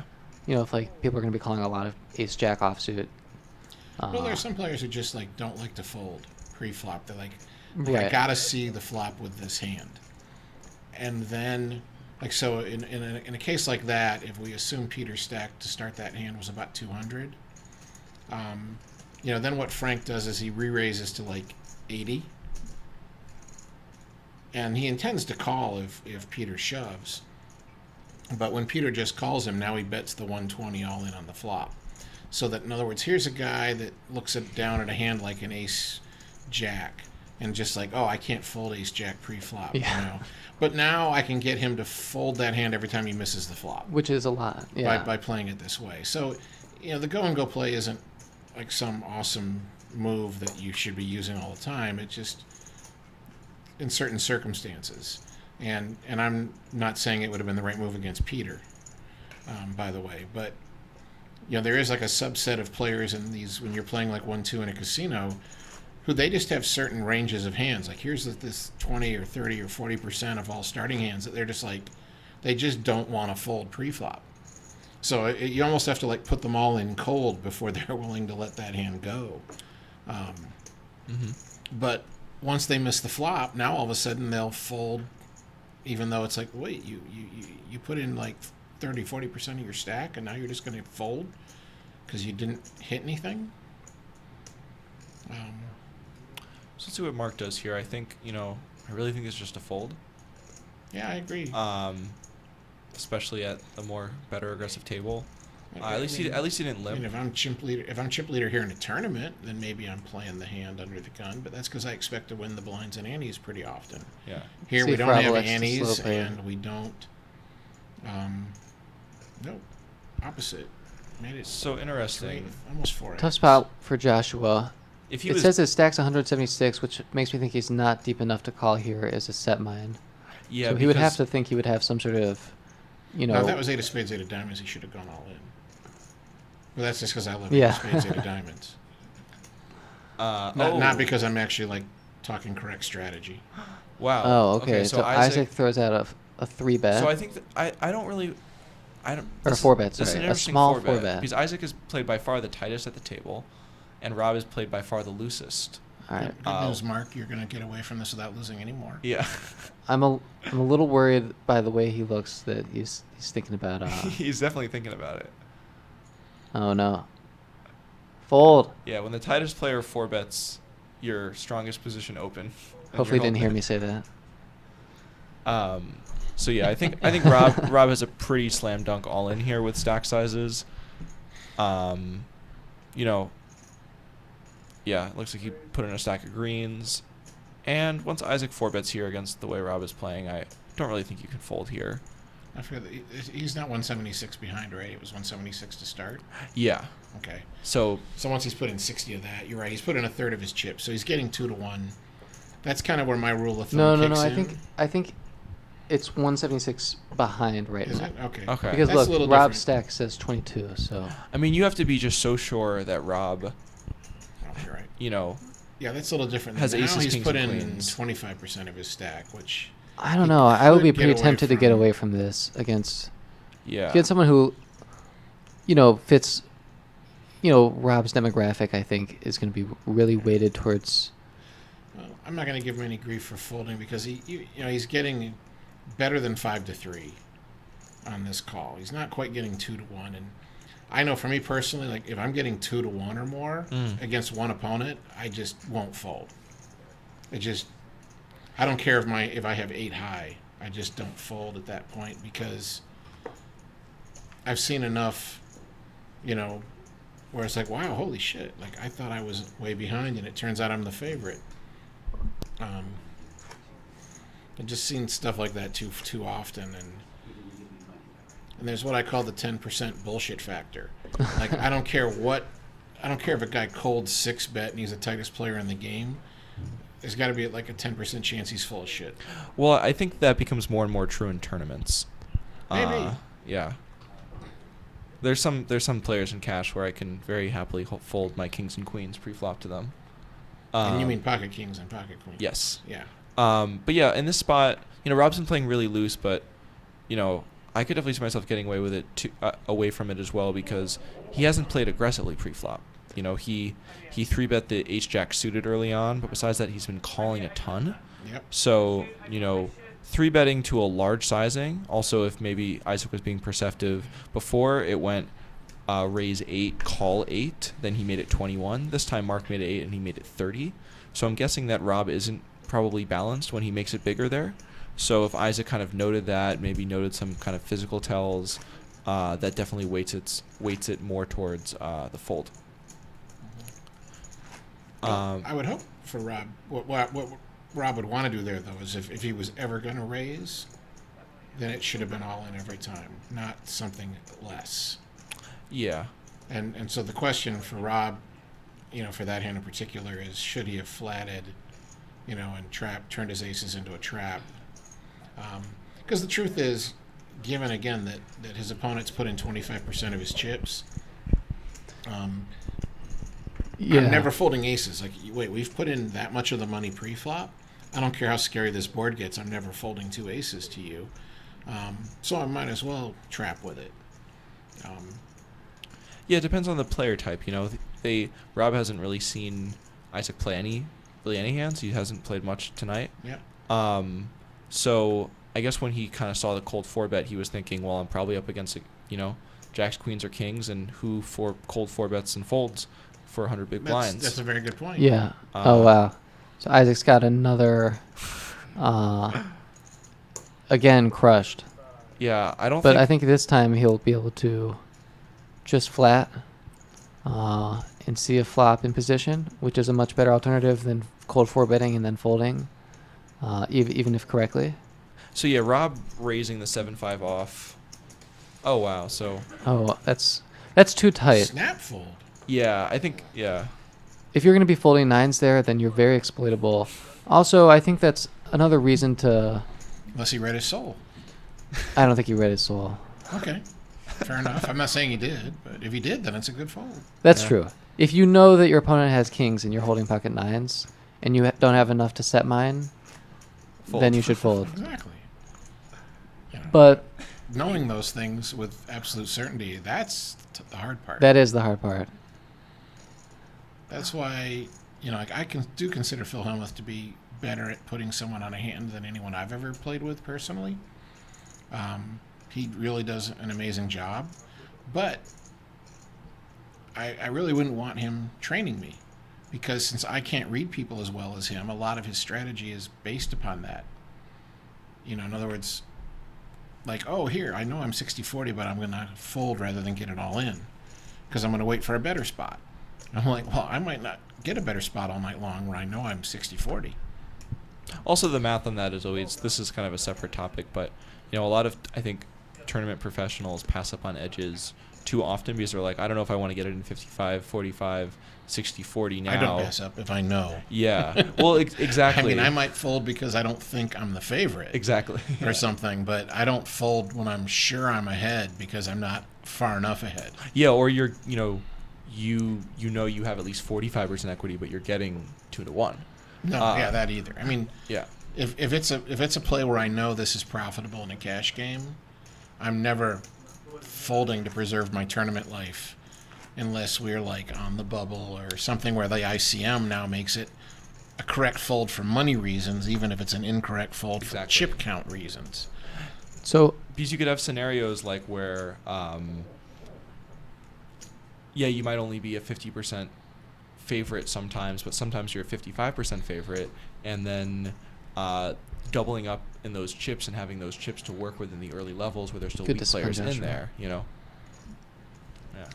I'll just note that Isaac has folded pocket pairs 3 times in the past few hands. Once he cold 4-bet and then folded to an all-in. Then he open, folded to a 3-bet, and then he limped and folded to an open. So I think he needs to consider his odds to flop a set and what that would mean in terms of what he would be able to realize post-flop. You might say your implied odds. And start making some calls with these pairs, because if he's going to be bet folding a bunch of pairs pre-flop, he's going to get run over. Is that a 3-bet?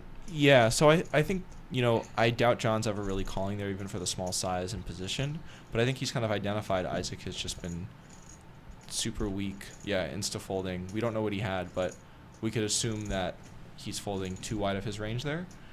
So I think John has a very profitable 3-bet against this, you know, specific lineup, specific time, and it's one of those opportunities where you can do it with, you know, a wider range than you might normally. And I think Frank probably picked up on that, Mhm. which is why he decided to call in position, even though his hand isn't Well, he's particularly strong. out of position. So I don't. Oh, sorry, he's out of position. Yeah, I don't like the call because it's just too much out of position. Yeah. But they are really deep, which makes it more bad. You know, because he's out of position. Well, here he hit his queen, but it's if Frank wins this pot, he's going to be making crying calls. Exactly. And John also flopped a flush draw, Yeah, so I so think he John's has always a huge barreling edge to win forward. this pot, even though he has less equity. Yeah. So again, I think if Frank was in position and picked up on this, you know, John did it from the blinds. I like the call, but again, you're just not going to realize your equity enough with a queen here. Yeah, With because I the mean, like, queen if he nine. calls this bet He's probably not. and then he calling. checks the turn, well, I mean, if Frank were to call this bet and then check the turn, John only has less than a pot-sized bet left. Oh, that stack is wrong. So John bought him for another 200, and it looks like it wasn't updated. Oh, So okay. they have a lot behind. Oh my God. Oh, that makes a big Oh. difference. Queen, I mean, Frank with 2 really, really fortunate turn cards this session. Yeah. I wonder if this is going to slow John down at all, Yeah. because it's really not a good card for his range. Well, and then plus John can could check behind on Oh, this wow, turn. so Frank and leads It's not like out. he's saying I don't have an ace.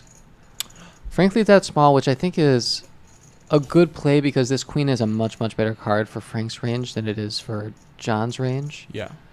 I would just hope that Frank is also choosing this card to bluff and he's not totally unbalanced towards value, because then it would... What you don't want is for this to be an easy fold for John with an ace. Yeah. You want John to, rather than check back his weak aces, now have to call your bet. Yeah, I think this is a pretty clear call in position. With a flush implied draw. odds, he's getting a good price, and there's a lot more money behind. I think he knows Frank can't really be holding... Oh. Wow, this is going to be really interesting. Yeah, I think Frank has to check this card because the range he was probably primarily value targeting were aces. And I think this is a great spot for John to just shove. He has quite possibly the worst hand he'll have here in this spot out of his entire range. And Frank, I think, is capping himself a ton. Like, I think Frank just never has an ace here the way the action went. Yeah. Except maybe ace-queen. So... But I don't think he's flatting... I don't think he's flatting ace queen. Exactly, yeah. Pre-flop, So this is a spot where John has just such a range advantage. And John has so many aces. Even if he's squeezing really wide, he still has a lot of aces. Yeah, so I think he should really maximize his fold equity and just go for the about pot size, a little over pot size shove. Well, if he added 200 to his stack, he still only has... Now he has like a pot-sized bet if he bets at all. Exactly, yeah. I see a lot of So he greens. I think he really- bought in for maybe more than 200. Yeah. That's Great true. bet, John. Oh, he goes smaller, though. Well, I don't think it's... Well, it looks like it's 150 or something. 160. So Yeah, and the it's- thing is... Yeah, maybe... Show it. Oh, all right. Oh, that'd be good for the game. Yeah. The thing is, yeah, Frank is an impossible spot because John just has so many aces that way when the action goes that way. I think aside, I don't like Frank's pre-flop call, but I think other than that, everyone played it well. Mm-hmm. Like, it was an interesting, maybe not maybe not the best, but I think a good lead by Frank on the turn. And it's just a really terrible card for his range. He's sort of declared that I have a queen, and then the ace came, and there's nothing he can really do.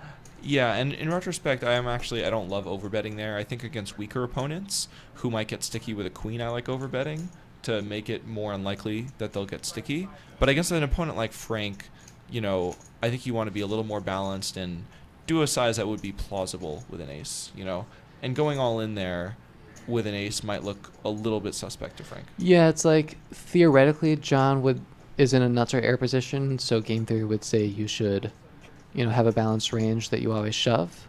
But I think that even though both these players I think know that concept, I think John was smart in thinking that it would look more like value if he were to bet a sizing that Frank would have to consider calling with a queen. Mm-hmm. I think the real key is just to simplify it for the students. If he's going to bluff that river with his busted flush draw, he should be betting the same amount he would bet if he had an ace. Yeah. So, how much would you bet if you had ace X? Right now, you should bet the same amount when you're bluffing to correctly represent that hand. And this isn't a spot where, there was the flushes, and the straights and the full houses possible. Here he's representing, that bet always represents an ace and nothing else. So if instead the river had not paired the board and had been, made a flush possible, now it's different. Now his bet on the river could represent several different hands, both for value. But for him to bet that river, his only story is I have an ace. Yeah. And it fits. I re-raised pre-flop. I bet the flop with an ace. I only called you when the queen paired. That's a scary card for someone with ace X. But now I made the nut full. I can't lose unless you have quads. So, he bet the river. So the story tells just fine. The key there, though, is betting the same. If you're someone who just doesn't ever overbet, then you can't overbet now when you're bluffing because it'll look fishy. Yeah, exactly. Yeah. But unless you think your opponent is going to call you light when you are overbetting, in which case you should overbet for value, but not as a bluff. Yeah. But see, now we're talking about the opponent rather than exactly. Instead of basic strategy, we're talking about opponent-specific strategy, and of course those are completely different things. And that's always, it's funny. I've seen really good players who are we're out at a poker room somewhere, and I see two good players kind of sitting around, and they're arguing with each other. You idiot! Of course you got to fold there. And the other guy, are you crazy? How can you not call that? And or whatever they're talking about. It's always once I find out what's going on, I'm like, oh, okay. One of you's talking basic strategy, and one of you's talking about against that guy. Yeah, exactly. So, against him? What do you mean? How can you can't fold against him? And the other guy's just saying, in general, how can you call in that spot? With that hand. You can't call with that hand in that spot.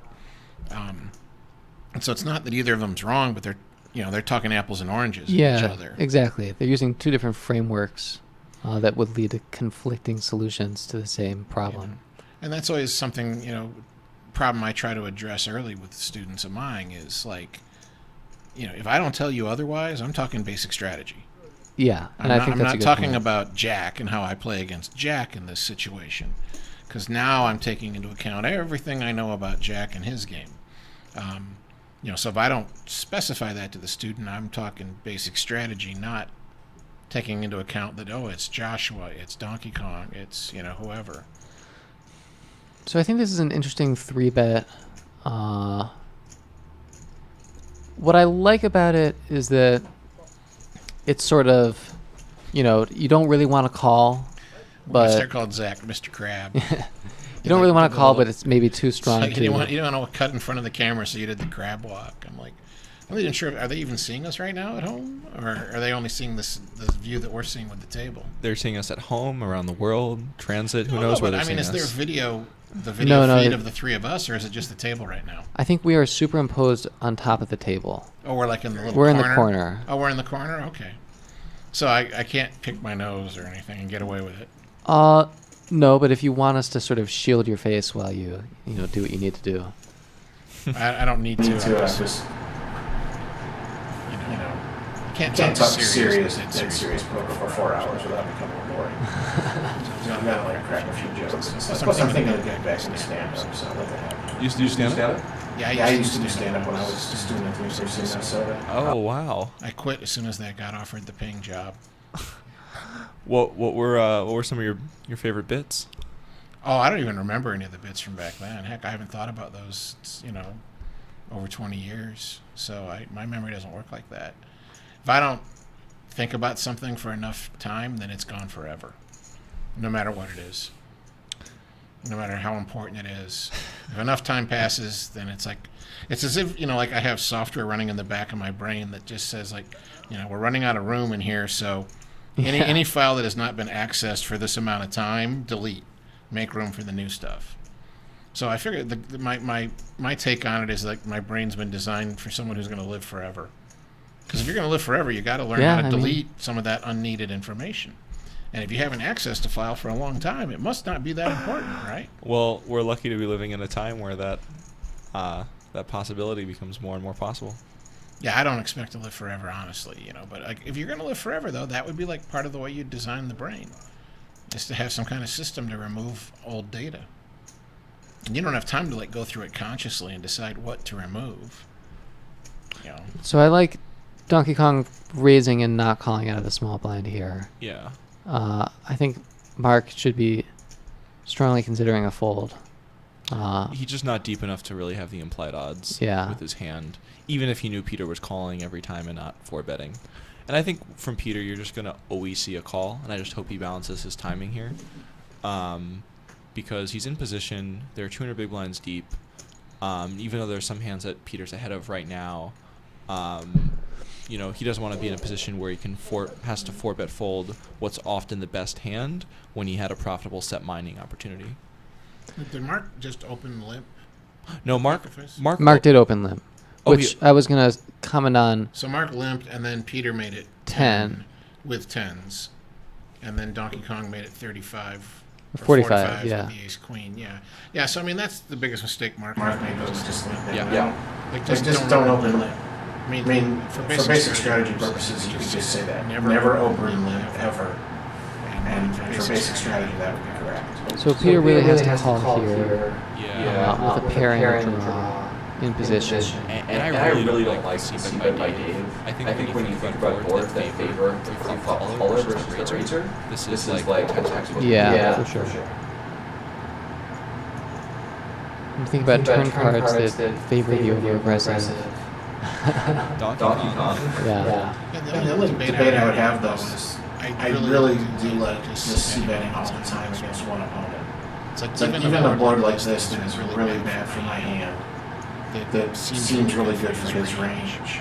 There's still so many hands that, he can, if he had the pocket fives, now he can decide to give up the pocket fives. With 3 overcards and a flush draw possibly, and straight draws, and so in other words, if I check behind, or actually in this case, if I check into Peter with my ace queen, it's like, how do I know he's not betting one of these hands that would have folded? Yeah, I think that works against most players, but I think against better opponents, and Jack and I are biased because we've played with Peter and know how skilled of a player he is. Yep. It's just going to be too exploitable to be c-betting that often on this type of board. It might work over one session, and if you know you're going to only be playing like a certain amount of hands with someone, you can get away with not balancing your frequencies. Well, I'm totally balanced. It's 100%. Well, it's balanced in a way. It might be balanced, but it's also exploitable. Like if you're betting 100%, then someone could probably just basically raise 100% and probably beat you that way, even if they won't.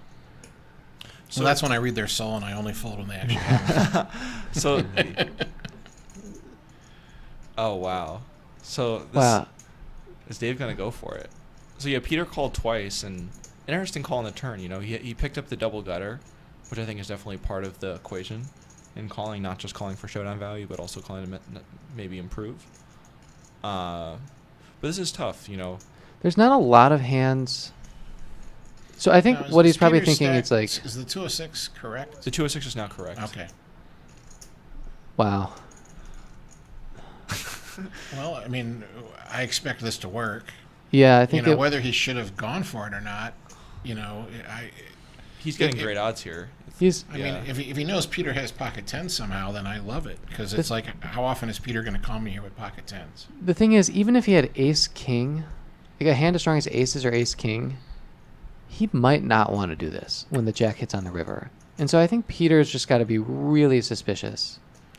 Yeah, it's like, what is his value range here? And given how often he's seen Dave 3-bet, you know, am I right, whatever it is, 25% of the time? Yeah. I mean, that is the best point, that you do expect him, like you said, to maybe go into check call mode with aces and ace king and, you know, hands like that. I mean, and is he really representing ace jack? You know, he re-raised pre-flop with even ace jack, or did he, you know, jack 10 or jack queen or and that's the thing, pocket nines, you know. I'm sure what's troubling Peter right now is he's thinking, like, I have so many better hands to call. Like, I have this jack a lot. I have some full houses that I slow played. I have some straights that I slow played. I really don't need to call with tens here. Like, if I fold pocket tens, it's fine. I'm not getting beat. Yeah. But he just feels like he's good. He let his predetermined strategy get the best of him. He might have been right in folding anyway, but I think when we see Donkey Kong's betting ace queen like this, I don't know. It's hard to say. This is like really the only hand that he's bluffing if this were with. Online poker, then he probably played the hand pretty badly. If it's live, he played the hand well if it was based on, you know, the tells, the reads, and, you know, the totality of the circumstances. Like, in other words, you had actual evidence that it was going to work. And that's always hard again with the live game, is that to what extent was that really your reason?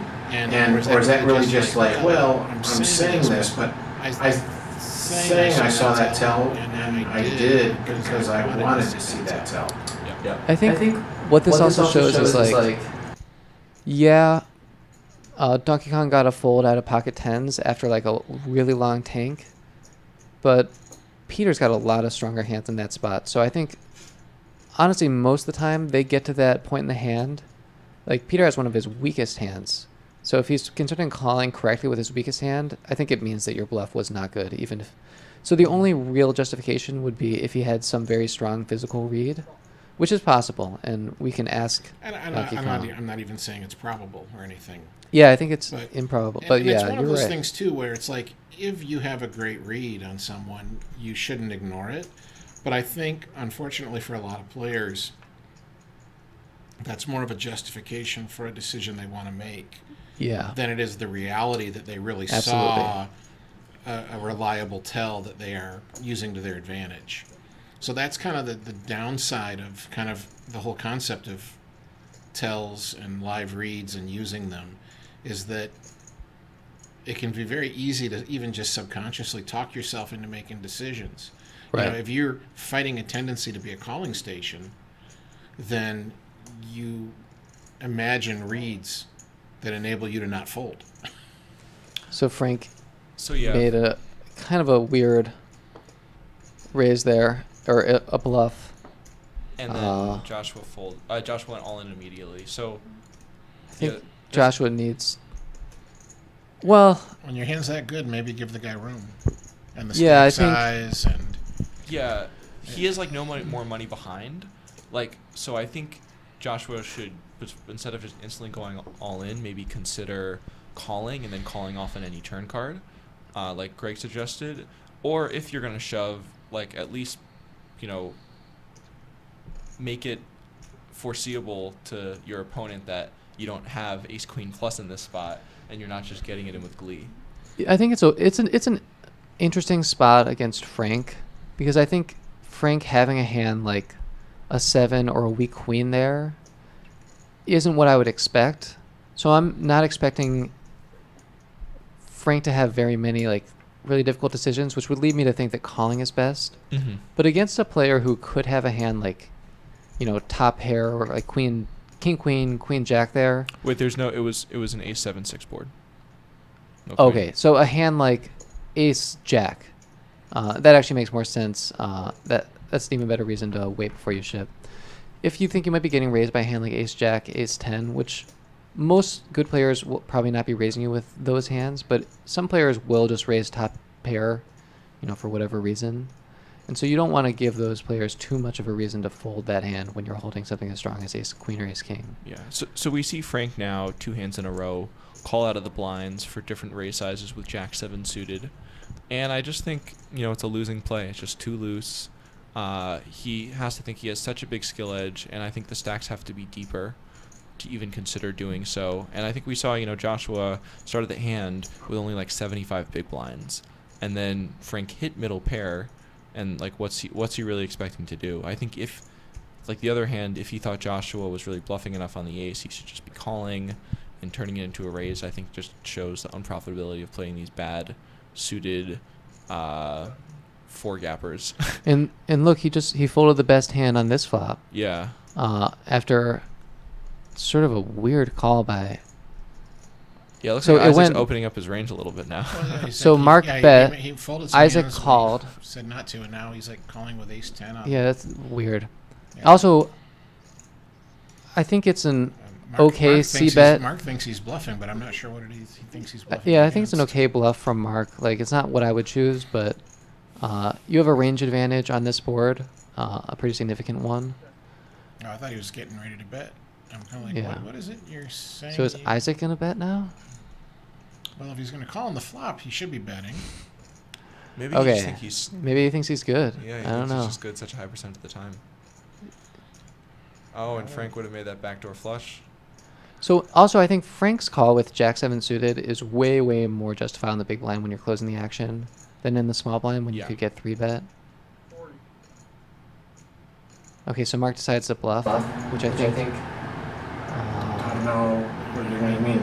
You're trying to sell that you have a 9? Yeah, it's Because kind of. you check your king on the turn, so Yeah. your story isn't gonna have a king. I think it's I have a flush and I decided not to bet the turn, which is not a great story. People don't ever believe that you may run around a flush. Yeah. I mean, You like show them your cards, but I only 99% made that out before you turn them back face down. Yeah. They still don't believe you made a run around a flush. I guess what he's saying there is like, I was c-bet bluffing with the king, and then when I hit the king, I decided it wasn't strong enough to bet 2 streets and then betting it. This is more similar to 4. I bet the flop with a 4, and then I decided to So, check. yeah. And then I decided to slope of the turn, but you didn't go for it. You didn't bet the turn for me, so now I'm going to go for that. on the river. But I think his hand's good enough to even like check call possibly.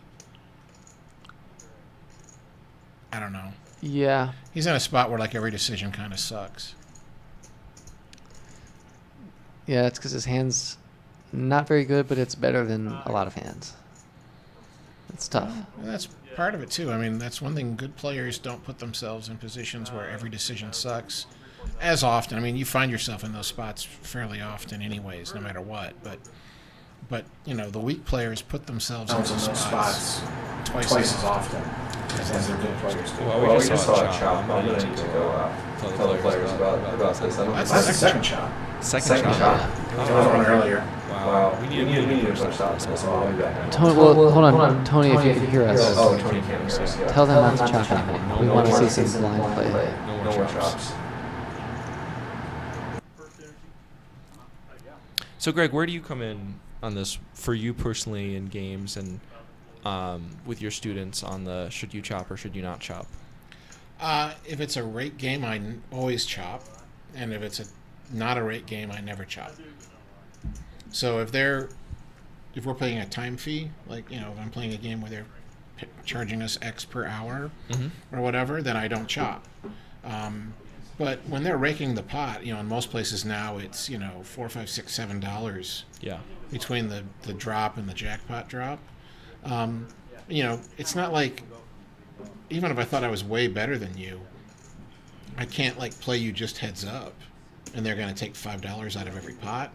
I mean, unless we're playing 100, 200 blinds or something ridiculously huge, I can't beat you or anyone by enough to make up for that much rake in a heads up game. So like, why would I want to play this one hand heads up against you? Yeah, I think you'd be surprised what you can beat players for, especially when the way they adjust to people who don't chop. But I think for me personally, I've really gone back and forth in my career on this, and I'd say at this point I normally chop, but there's definitely a lot of situations where I don't.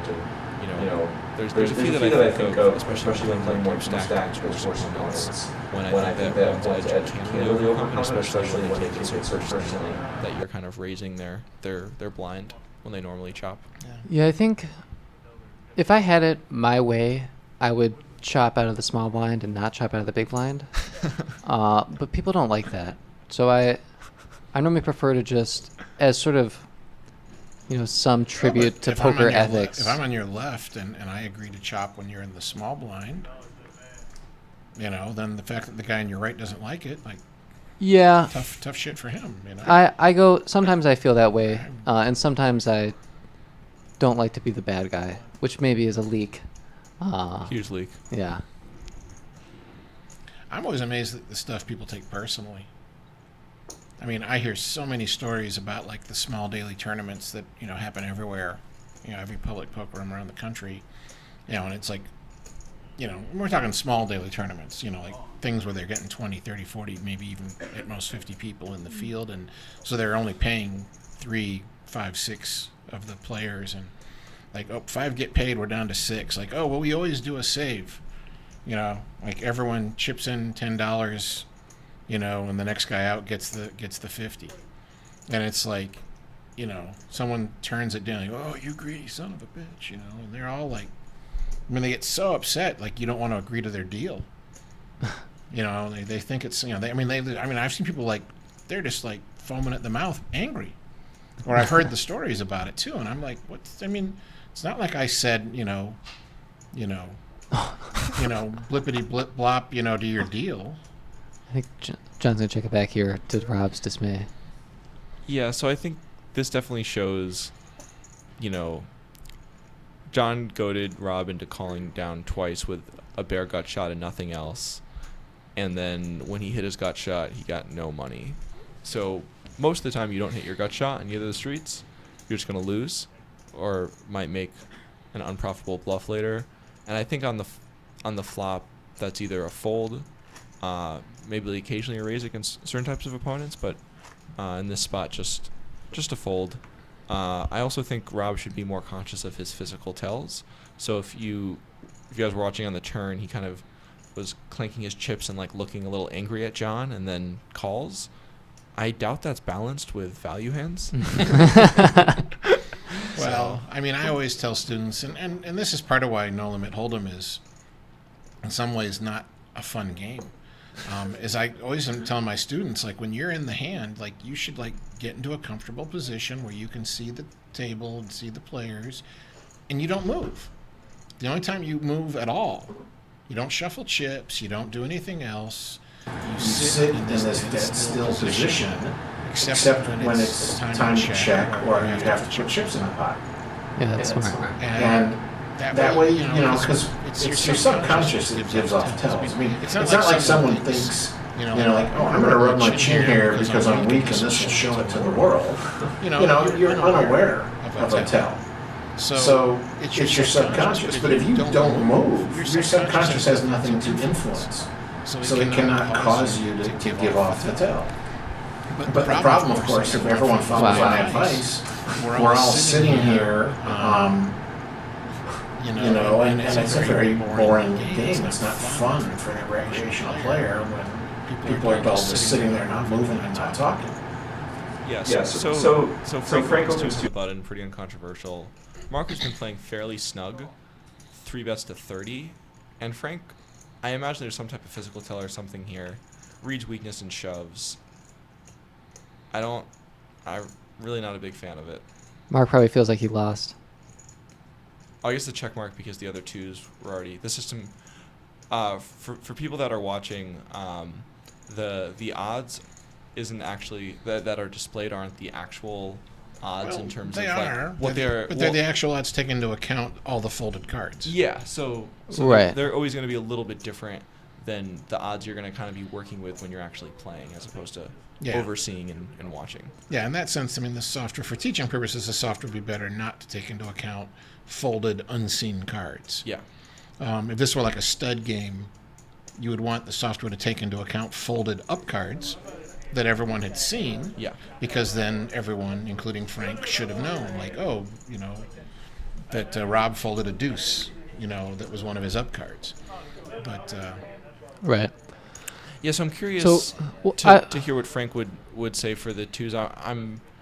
There must have been something that made him smell some weakness, but yeah, I think there's just so many better bluffing candidates if he's ever going to 4-bet bluff, which I don't think he should against an opponent like Mark, who, you know, Frank has never played with before, and all he's observed is Mark doing a lot of weak play, a lot of limp folding, a lot of limp calling. So when he 3-bets, even though it's blind versus button, I think he's likely going to be just so value heavy there. And if he chooses a hand to 4-bet bluff like ace-5 suited, he's going to have a lot more equity when called than choosing a hand like twos. And he's also blocking some of the range he's, you know, hoping to. you might just feel Or he like sort of won't Mark call. is going to fold way too often. No, I That- think that, like, in other words, that not even so much that he's weak, but just that, I mean, he might raise, you know, he'll 3-bet with like nines and then fold to the shove. So Yeah. maybe that's part of Mark's thought process there, is that he thinks that you know, Mark is going to like value raise but then fold too many hands. And if some of the hands that he doesn't fold include like ace king and ace queen, that's fine. I'm a small favorite. You know, it's hard to know, but like I said, without having that further insight into his reasoning, you're right. I think it's a bad shove. yeah. He might give me some reasoning that I say, okay, I like that thought process. You know, and that's why, again, like when I do my seminars, we will dissect each hand after the hand in a typical full day seminar. So in the afternoon, the students will be playing like this, and not for real money though, but they're told to play their best. But then at the end of the hand, I'm going to go over their decisions. And frequently I like to ask them, why did you do something? Because maybe it's a good reason, but I disagree with it. Or like, okay, since you thought you saw a tell, that's a good reason, but since you were wrong in hindsight, maybe you need to get better at reading tells. Yeah. All right, Frank stabs. Could work. I don't think it's going to work against Donkey Kong. He didn't get that name by accident. Yeah. I thought we already went over that. It's because he throws barrels and takes Well, I think steals princesses. all right. Well, It's harder to run over a loose player when he's winning too. yeah. Dave seems to be just running Pretty comfortable. running quite well, and the one high variance bluff he took worked. So Yeah. Well, it's just anytime for any player, if they have lots and lots of chips in front of them, if that's all you know, like you just sat down at a new game and here's a guy with lots and lots of chips, I would assume that he is going to be harder to bluff than anyone else at the table. Now, I will adjust that thought process very quickly based on the evidence. Yeah. But, you know, if that's all I knew, walk into a room, look at a table, and look at stack sizes, and, like, who's the hardest guy to bluff? Be like, the guy with the most chips. It's hard to accumulate chips by folding. Yeah. yeah, No, that's not to say you shouldn't fold a lot. And just the fact that they've been accumulating chips means they're confident. Yeah. yeah.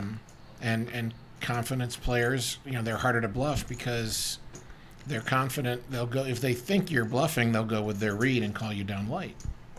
Yeah, and I think even when you know a player well, like Dave and Frank have played easily 20 times together, probably a little bit more.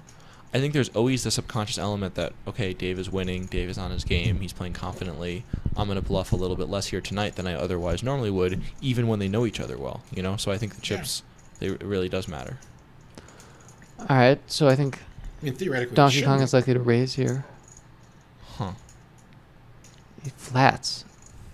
Odd. At this stack depth, I think this is just a huge mistake. I Yeah. think you just need to make a value raise. You're, you know, over 300 big blinds deep. You're just really capping your earning potential with this hand. Yeah. That's way ahead of John's opening range. Mm-hmm. I would like the flat better if it was suited.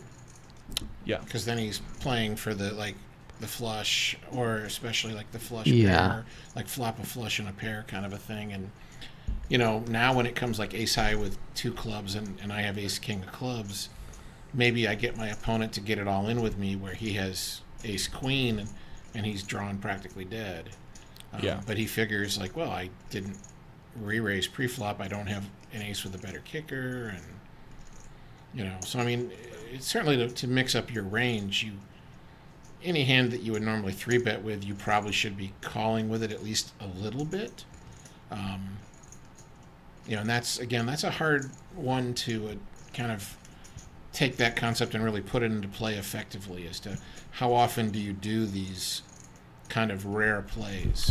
But So And I think it becomes I'm not surprised Frank's leading, or not Frank, sorry, Donkey Kong's leading here. He called with nothing and then decided he was unsatisfied with his nothing. I think John is going to make this call. I mean, Dave is repping a jack plus here, and really just like a jack. He's really representing ace jack and jack 8. And a weird backdoor flushes that he decided not to semi. Yeah, that's true. He's repping flushes. well, and it's not like there's been a bet on every street, so there's weakness. I think the flush cards You know, played a large part in why John might decide to fold there. Yeah. the main problem though with Donkey Kong betting is that if his opponent's weak, ace king is good enough to win a lot of showdowns. Yeah, I think what happened was Dave called really quickly on the turn, which I think is a mistake for a variety of reasons. I think it was, it's a low board, check on the What do you mean flop. it's a mistake? Who's stacking the chips? Yeah, so Dave, kind of insta calls with ace king. He was like, oh, I have the nut, no pair. And then maybe when the river card came out, he realized, oh, probably not that good of a call. I really don't have much showdown value. Let's turn into a bluff. And, there's better candidates to do that with. Like ace king, you're just drawing to an ace or a king. It'd been better to call with, Dave's diamond, his suited combos with diamonds with a flush draw or gut shots or double gutters. And So Mark limped, and it's one of those classic hands you don't want to fold it, but you shouldn't raise it, and you just got to fold it. Under the gun, it's just not strong enough. I If you don't mind do- raising it. I don't but mind- It shouldn't be a hand you raise with every time you get it under the gun. No, yeah, I think raising it occasionally is a much better alternative to limping. If you do limp it and you have some strategy where let's say you always limp under the gun, and sometimes you'll limp raise, sometimes you'll limp fold, sometimes you'll limp call, Yeah. then I think you can start limping that hand.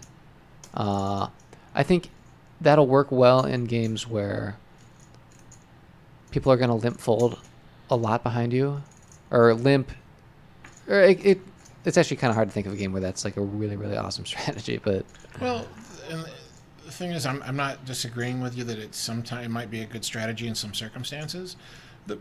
Where it's not going to work out though is in a typical like public casino poker room game where they're raking the pot for $5-6. yeah, Because really good point. now all those times that you do get to see the flop cheap, it's like such a high percentage of your pots being lost to the rake. So again, if you just say to yourself, I will never again in my life open limp as a basic strategy point, I don't think you're going to be wrong. So If you're a full-time pro putting in 2,000 hours a year, I think you're going to be wrong from basic strategy perspective a couple, very small handful of times all year long. yeah, and as this discussion proves, like correctly balancing a limping range is very difficult. It's a lot easier to just balance Yeah. an opening range. Well, a couple things about the hand we're witnessing right now. I really don't like. I don't know how. I actually kind of missed how Donkey Kong got involved in this pot. He but- called the button just being It over. was limped. Yeah. It was limped. No, Mark limped. John must have raised. opened. Yeah, Yeah, John and then- opened. Oh, I'm sorry, I missed that. Donkey Kong Okay. called, which was too weak. Now he's raising here, which just seems too wide. I think it's going to work against Joshua.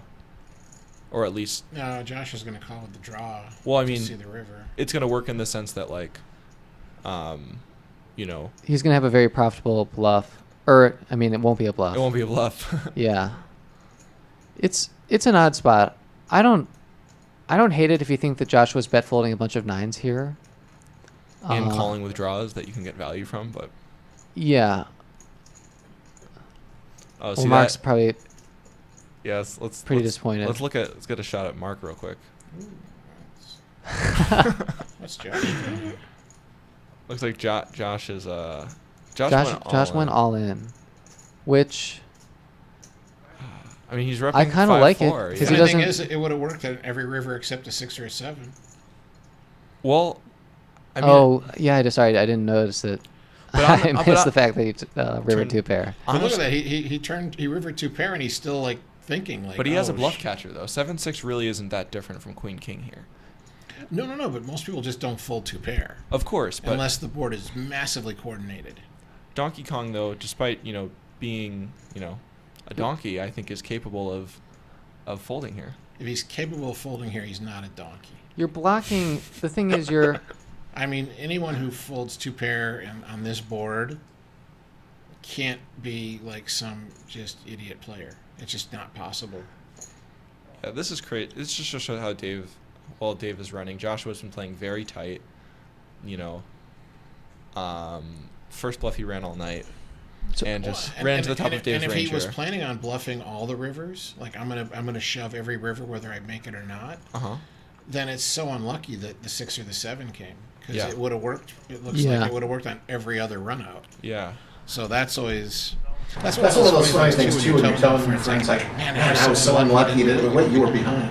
Like you were already beat. How are you unlucky that he beat you more on the river because he would have folded? Yeah. Also, in Josh's position, when Dave makes 50 there, like What's he have? he just had a pair of sixes there. But if I think Joshua should maybe strongly consider 3-betting the turn. Yeah. I agree. Like I Like, think it's way better than Dave- stopping. the only hand Dave is really representing. He could be representing like 9-6 suited. Like a Like a 7-9. But really, the only hand he definitely has there that he would want to raise would be a 7-9. Yeah. So Because if he was in position on the flop. Check. Right. Check. So if that's in the value range, and a value range where also like if you're holding 9-6, like you're probably gonna call if you're not feeling super comfortable. I agree that just letting it rip. Yeah. I think doing the sort of stop and go also works. It's probably a profitable play. I just think the 3-betting the turn is probably more profitable, given just how much Dave has his range cap. Like, knowing what we know now that he's calling as wide as 7-6 off pre, and then checking middle pair on the flop. So when he raises that turn, he just has so many weak hands and bluffs compared to value. So hands. one important implication of this hand is that Dave had to show it. So now everyone knows Dave called 7-6 offsuit on the button, raise the turn, and then call the river. Calling the river probably being the least notable of those things, but I think Dave is not going to get a ton of respect from this point on from the players who are paying attention. Yeah, always nice to run hot, especially with bad hands. Show them It's down. funny though. You get reactions from some people that are actually like they get more timid because they're like, this guy's just hitting everything. I don't think that'll happen very much at this table. No. I mean, it's like better players should never. You shouldn't ever think like that. But it's amazing how many players do. Kind of like, oh, that guy just can't miss tonight, and then that's part of why they fold. I'm like, well, you're helping. It's a self-fulfilling prophecy. I mean, of course he's going to be winning all the pots if you keep folding to him. Let's see if Frank decides to rip it again. I think Frank is gonna fold this so fast. Oh wow. This is Well, interesting. he will now because it won't be heads up getting back to Frank. Yeah. I could see John flatting here I think this is in position I think you against should really- Mark, where I think he feels like he has a big skill edge. I think you probably should only flat in this spot. I think a lot of good things could happen. I think you could potentially induce some light raises from Frank. But I think it's really hard to get value from worse. And I think it's too strong of a hand to turn into a bluff. But he is. But he's doing it. Yeah. The thing is, Frank's button range is so wide that I don't think he has to be worried about getting like 4-bet all the time. I think Not- a not by 3-bet, Frank. not by Frank. Yeah, a 3-bet and a call is going to stop Frank from like, doing more than maybe 4-betting like a somewhat balanced or maybe more value heavy range. Yeah. So I think calling makes a lot of sense to me because he said all that. Yeah. I think John's John's gonna fold fold. every time. I mean, because look at the stack size. Yeah, so I think It's a really big bet by Mark. I don't know I think he has enough. Maybe out of position he doesn't have enough to do anything else. But I think that if you, That's where John's supposed to snap call, suck out, and then like, oh, I'm so good. He's supposed to do that. But that's only if you like is psychic enough to know it's coming. that's Mark is running pretty hot tonight. Yeah. Looks like our Just Hands contributors, not so much. Yeah. Kind of the contrast between those two camera angles. Yeah. Well, they're excellent writers, so make sure you come check out the blog, justhandspoker.com. Yeah. If you're already tuned in, then you probably have heard of us, but It's not hard to play good and run bad. no, it's not. I can attest to it, or it's- at least the latter part. I mean, the variance in cash games is much lower than in tournaments, but it's still pretty huge. No chopping. No chopping. Don't do it, boys. Tony, tell him. John's just gonna fold that hand. No chop, no future. Take my dollar. Well played, sir. Don't worry, audience. Does the dealer have a bank? No bank. Yeah, okay. Because no rake. Right. Yeah, but just like to give change. Yeah. I guess it's not necessary. Yeah, I mean that's the nice thing about having no rake and giving everyone 10 white chips to begin You with. never have to worry about it. Yeah. Unless Dave just keeps taking Well, on all the pots pre-flop and But with no rake, you don't want him to have a bank because you don't want.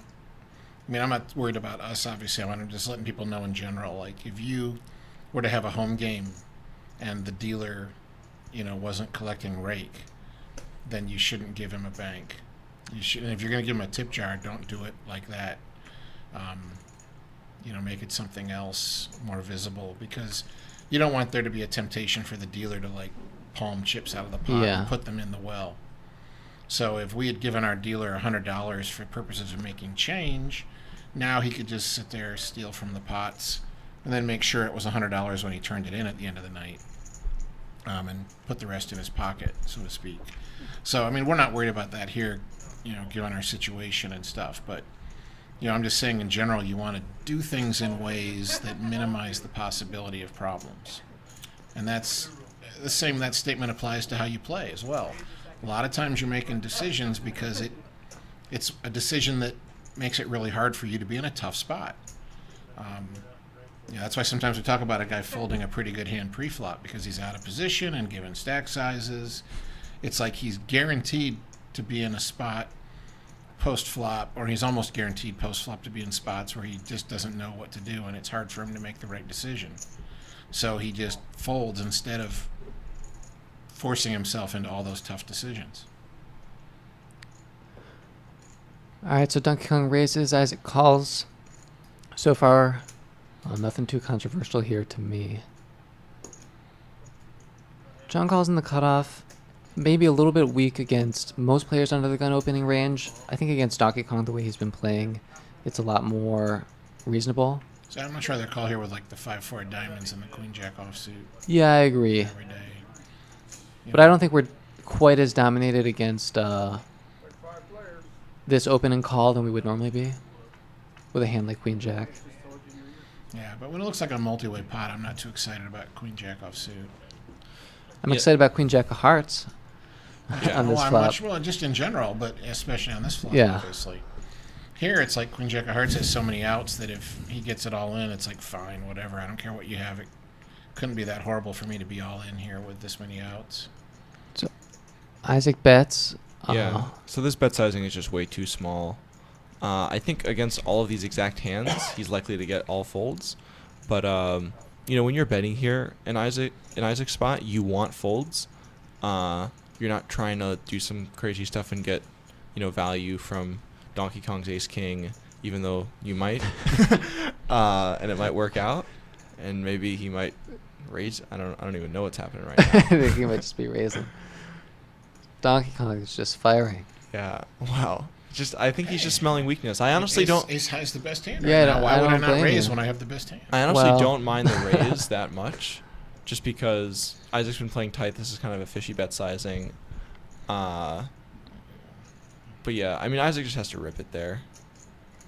Not go all in, but just make another raise. He has so much equity, and he wants folds here. You know, like a lot of people with draws, they try to hit their draws. And they do. And that's the thing, that even if you know, Yeah. if you're Isaac and you get it all in on the flop here, even if Donkey Kong has top set, it's like, okay, I still have 11 outs twice, and he has redraws. I mean, he can make a full house after I make my straight or my flush, but I'm still gonna have, you know, like probably close to 40% equity, like no matter what he has. I mean, Yeah. like, and if he has like a Don't higher, like if he raise. has ace 8 of hearts for the better flush, and my flush is no good, well, that means I can hit a queen or a jack or a 9. Oh, and this is a big mistake to me. Raising here. Looks like he put out 100.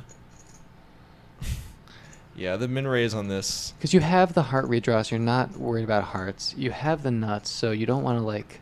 Well, he might be trying to make sure a 7 sticks around, like get more value out of 7s. But I think you can do that on the river. Yeah. And you're in position, so if Donkey Kong decides to check the river, you're still going to get a value bet in. I really don't like this here. Well, I'm not saying it's a good raise, but it has some value. Yeah, there are definitely some hands There where are this is some the best reasons play. where that's the best. There's, you know, like if a jack or a queen or a heart comes on the river, now the 7 doesn't make a very good straight anymore. You know, if he does have like better hearts than me, let's get some value out now. Whereas, like if that had been ace king of hearts for Donkey Kong and it's a brick on the river, he can now get away from it, and I don't get any more money from him. So it's one of those things too. That's why poker decisions can be so difficult. Is there's almost always reasons for all the choices available to you. The hard Right. part is weighing all of those reasons to figure out which decision has the most weight behind it. Yeah, absolutely. And that's, I mean, like I have a really good friend of mine who I used to talk poker with a lot years ago, and he had great knowledge, but it seemed like in the moment he always put too much emphasis on the wrong factor. So I just can't believe Frank just folded King 10 of hearts. He must really be trying to tone it back. Honestly, though, I think that's, you know, I think it's a great play. I think it Isaac exercises a lot of raises under discipline. the gun, and he's got a tight range. Yeah. Yeah, and I do think it's a really good And play. you got the whole field behind you to 3-bet. Yeah, and I think it shows that even though Frank is, you know, I think he's probably been a little too aggressive in certain spots, you know, he's definitely thinking about the game thoughtfully. And Well, and you got John and Peter with shorter stacks behind you, where now if you flat, they might be 3-betting a lot because they don't have as big a stack to defend, so they might be Looks like getting there's it a in jack. Oh, light. there's a 6. oh, I thought I saw a jack. Well, I personally don't love this bet from Isaac. I generally prefer to be a bit more polarized. Uh-huh. I think I'm going to have King, Queen, Ace, Queen, Aces, Kings, and that's like a decent percentage of your under the gun opening range. So you really don't... I don't like betting jacks here because I think you're just too far down in your range against most players, unless you think you're really going to get called very, very light. And when you represent such a strong range pre-flop, I don't think you are. It looks like Mark just called. He wants to slow play his set, and I think that makes some sense on this board, since this, even though it's a flush board, I don't think Isaac is likely to have too many straight draws. I'm glad that Mark's not afraid of the flush, and he's value betting his 6. It's gross, really, really gross to get raised here. You might have to fold. But you can call a small raise with a full house draw. And they're pretty deep, yeah. I really like this bet sizing to try to target a hand exactly like Isaac's. I think based on the way Isaac is playing, you're gonna likely see a fold. Yeah, I think. But I like the a body small, language suggests smaller that. sizing like this. Get a call from like a ace jack with jack of diamonds, and you know, any queen X that kings that are getting a little afraid. Yeah, you see the fold. But part of the reason not to slow play the flop, though, is just for this reason, that if that 4 hadn't been a diamond, he probably, doesn't get that fold, and he gets more value for his set. Mm-hmm. So in other words, there were only 2 jacks in the deck that were going to make Isaac want to put more money in, and those were going to beat Mark. So there was just no turn card that was going to really give him more action. There were just turn cards that weren't going to scare Isaac away. I think there are even better examples of that.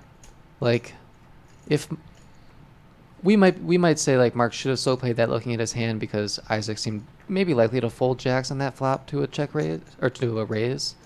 But let's say he's holding like queen jack of spades there. Now if he gets raised, I think he's a lot more likely to call. But if Mark does call and then that turn comes, he might decide to slow down and then check fold a hand like queen jack that he would have likely put in the extra bet on the flop. Well, it's all a balancing thing and stuff like that. I'm just a big fan of...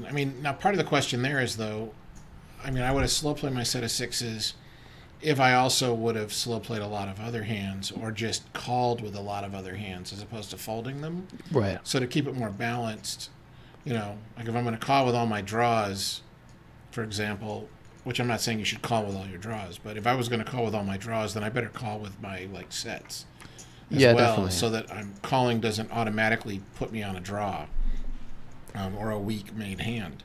But if you're in a situation where it doesn't look odd for you to, like if you're the pre-flop aggressor, and now you slow down on the flop, that seems unusual. Most of the time there's a c-bet from the pre-flop aggressor. So don't slow play your sets and stuff when you are the one with the lead, because now that just cuts off the top of your range all those other times you do c-bet. It's like, oh, he can't flop a set because he always traps with those.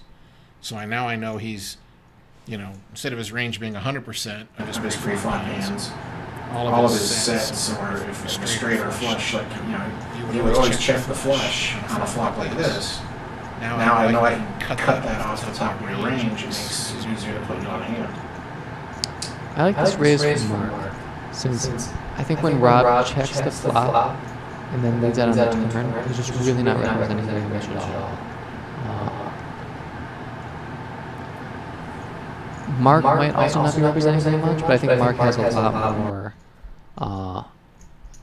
slow played nut flushes in his range where he can get away with semi-bluffing here, and it's going to work.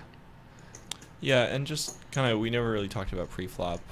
Not really much to talk about, but I think I wanted to highlight Rob's call with a 7-5 offsuit in the cutoff, not because of the exact hand, but just because I think it just shows Rob hasn't played a hand for a while.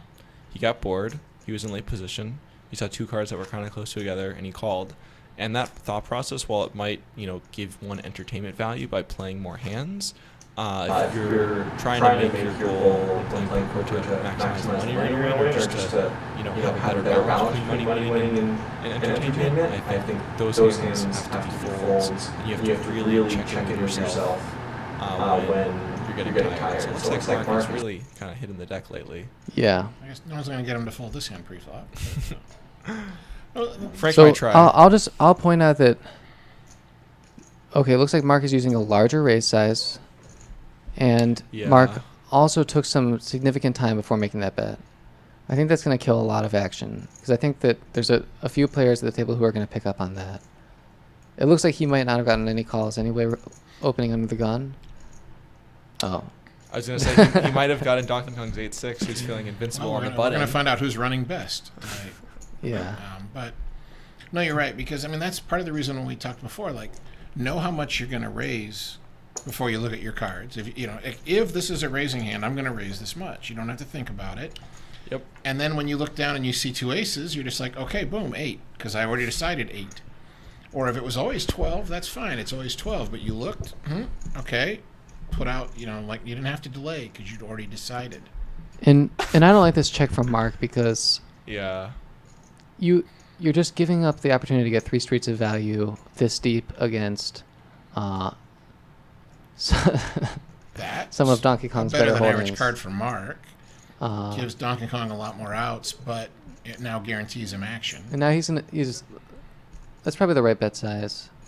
Yeah, to target the, you really want to call from 6s and 7s He's here. been getting aggressive. Is he? Oh, I thought for sure he might. I really thought he was going to raise there just because. Yeah, Like you showed historically, weakness. I'm putting you on Ace King, and Well, now all I'm right. putting him on Ace So King. Mark is officially the, run good player of the night. So, I don't know about that. Yeah, I don't know about that. The stack sizes would not indicate such. Well, I think Donkey Kong still has more profit in front of him. That's all. Yeah, that a lot matters. more. so. Oh, I think this is. Yeah, Mark just missed so much value. No. I think actually against Dave, I like this check. Because Dave's already shown a propensity to attack, weakness. Uh-huh. So when that king comes, and it doesn't really, scare you. I just wanted to yell out because if we yell, they can hear us where the game is. I just want to yell out like, "Where's the rest of that pot?" Because in hindsight, especially, it's like he would have made a lot more money just betting every street. But if I would expect Donkey Kong to turn some of his hands like 6s, 7s, the hand he actually had, into a bluff there based on his prior play. So I think giving him the opportunity to do that rather than maybe see if he'll call a small value bet, that makes sense to me. That's why I got to ask a lot of my students, like, why did you do that?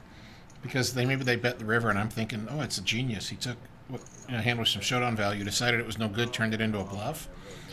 So what a great read on his part. And then he's like, well, when he checked, I put him on Ace Jack or Ace 10, so I was betting for value. Right. And I was like, oh, okay, now it's a horrible bet. Right, exactly. It's so that's such a funny point. It's not. There's only so many options in this game. Sure, you can choose your sizing, but mostly 3 options at most points in the hand. So you'll guess right a fair amount of the time. Eight of spades, 8 of diamonds. John's a lock. What is it about that hand? That was my final hand when I won the main event. That was what I thought. That's a pretty good reason. I won with that hand every time it was dealt to me for like 8 years after that. So what are the chances of that Yeah. hand having been dealt twice so far in this session? It wasn't dealt the other time though. It wasn't? It was like 8 of spades, 8 of hearts. That's why I made the joke. If it was 8 of spades, 8 of diamonds, he should have like gone all in. Oh, okay. Here, since it was 8 of spades, 8 of... I don't know how many times like I was all in pre-flop against an overpair and just won with that hand for like 8 solid years after the main event. Then I finally like flopped a set with it and got lost to the runner straight, and then since then I don't really win with the hand anymore. You only get 10 years of run good with your main event winning hand.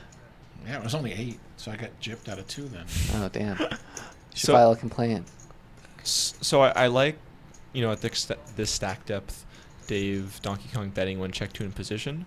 He has a lot of backdoor equity in the form of club draws and straight draws. And given the way Dave has been playing the cards he's been showing down, I wouldn't be surprised to see him opt for a thin value bet here. I wouldn't necessarily advise it. Yeah, just because I think he could open himself up to a check raise, and John has such a range advantage here. But I don't know if John has a range advantage here. I think John definitely doesn't have a range advantage, but I think John will be slow playing some ace king here on such a dry board. So when you turn this as jack, I think you're sort of in a bit of an ahead or behind situation. It might make more sense to try and do some bluffs on the river, or wait, to make your value bet then.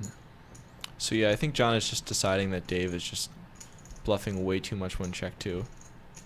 This is an interesting card. I think John's going to be tempted. Doesn't change anything. Yeah, well, I think John's going to be tempted to call a lot if Dave were to bet again. I don't blame him. Yeah. So is Dave now with this card? Dave is thinking like, okay, am I really going to target 7s through 10s? Am I that zeroed into my opponent that I could put him on that hand exactly? Or can he put him on an ace high, missed flush draw? Yeah. Kind of a thing. The real question is not so much what can I put him on, but of those that are worse than a jack, how many of them would he call with? mean, old school players way before the poker bones used to talk about you got to put a man on a hand. But the problem with that statement is they really meant the word a. A hand. Like they put you on one exact hand. And then play as if that was it. Wow. So Dave makes basically a pot size bet. I don't like that at all. Yeah. Because if he's betting for value, like what's going to call you for that. But if you're turning it into a bluff, like, well, what? Why? What Yeah. better? I mean, you're going to get a king to fold? No, I don't think Dave is bluffing here. I really don't. You have a very thin range of hand you're targeting for bluff, and I think it's pretty much exclusively other jacks, which are pretty unlikely. For John to call the flop with a jack, maybe like ace jack. That would be it. But it might work. Maybe you know. In this exact scenario, I don't like it. I mean, at other times I might. You know, if you're someone who's been super aggressive and you've been caught bluffing, then yeah, you do this as a value bet. Wow. Because, you know. John is surprised to see that hand.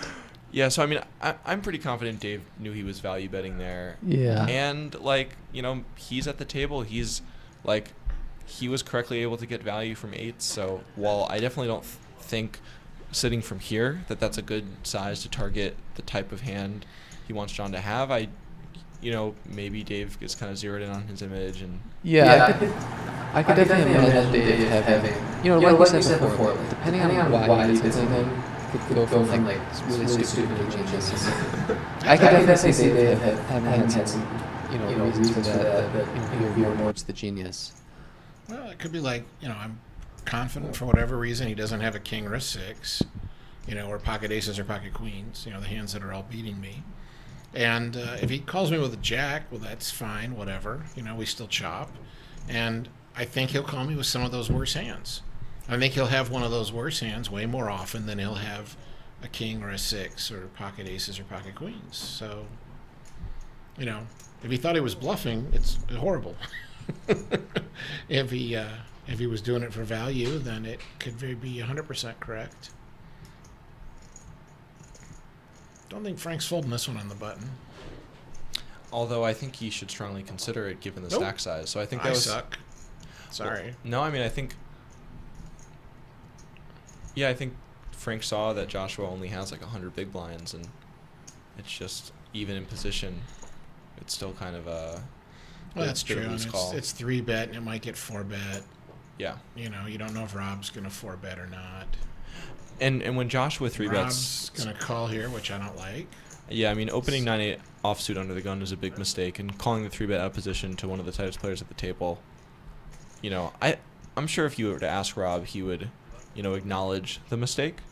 But I think it's just an example of, you know, playing for fun, playing out of boredom. And he probably isn't supposed to get away from his hand now. Like, if it's going to be correct to call with 9-8 pre-flop, then you can't be folding very readily when you flop second pair. Yeah. And it's one of the safest overcards. Mm-hmm. So it's, you know, if he gets away from this without really losing any more, then that actually makes the pre-flop call even worse. Exactly, yeah. Yeah, if you're calling this pre-flop to flop a pair and fold a 1-bet, why are you calling? Well, I want a top pair or better, like with 9-8. Or maybe you want a 2-pair plus. I don't know the exact math, but I don't think 9-8 flops top pair or better very often. Okay, well, he does call. And you said he sort of 10 called on this flop? Yeah. So I think that in itself, like... Oh, cha-ching.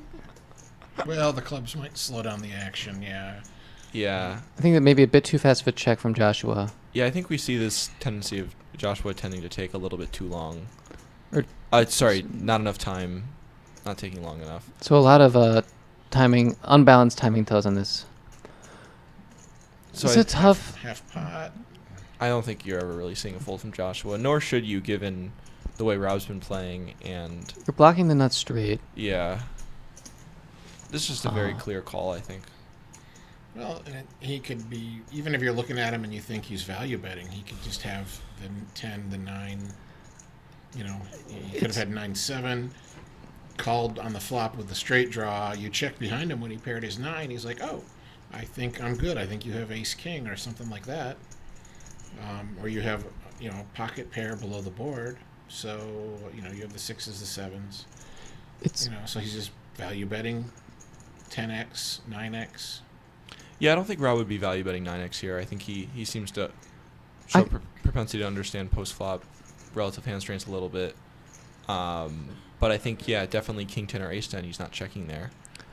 I actually like this fold from Joshua because I don't see a lot of natural bluffs in Rob's range, and I don't personally see him value betting worse often enough compared to how often he has the straight, has the flush, or decides to bet with a hand like two pair.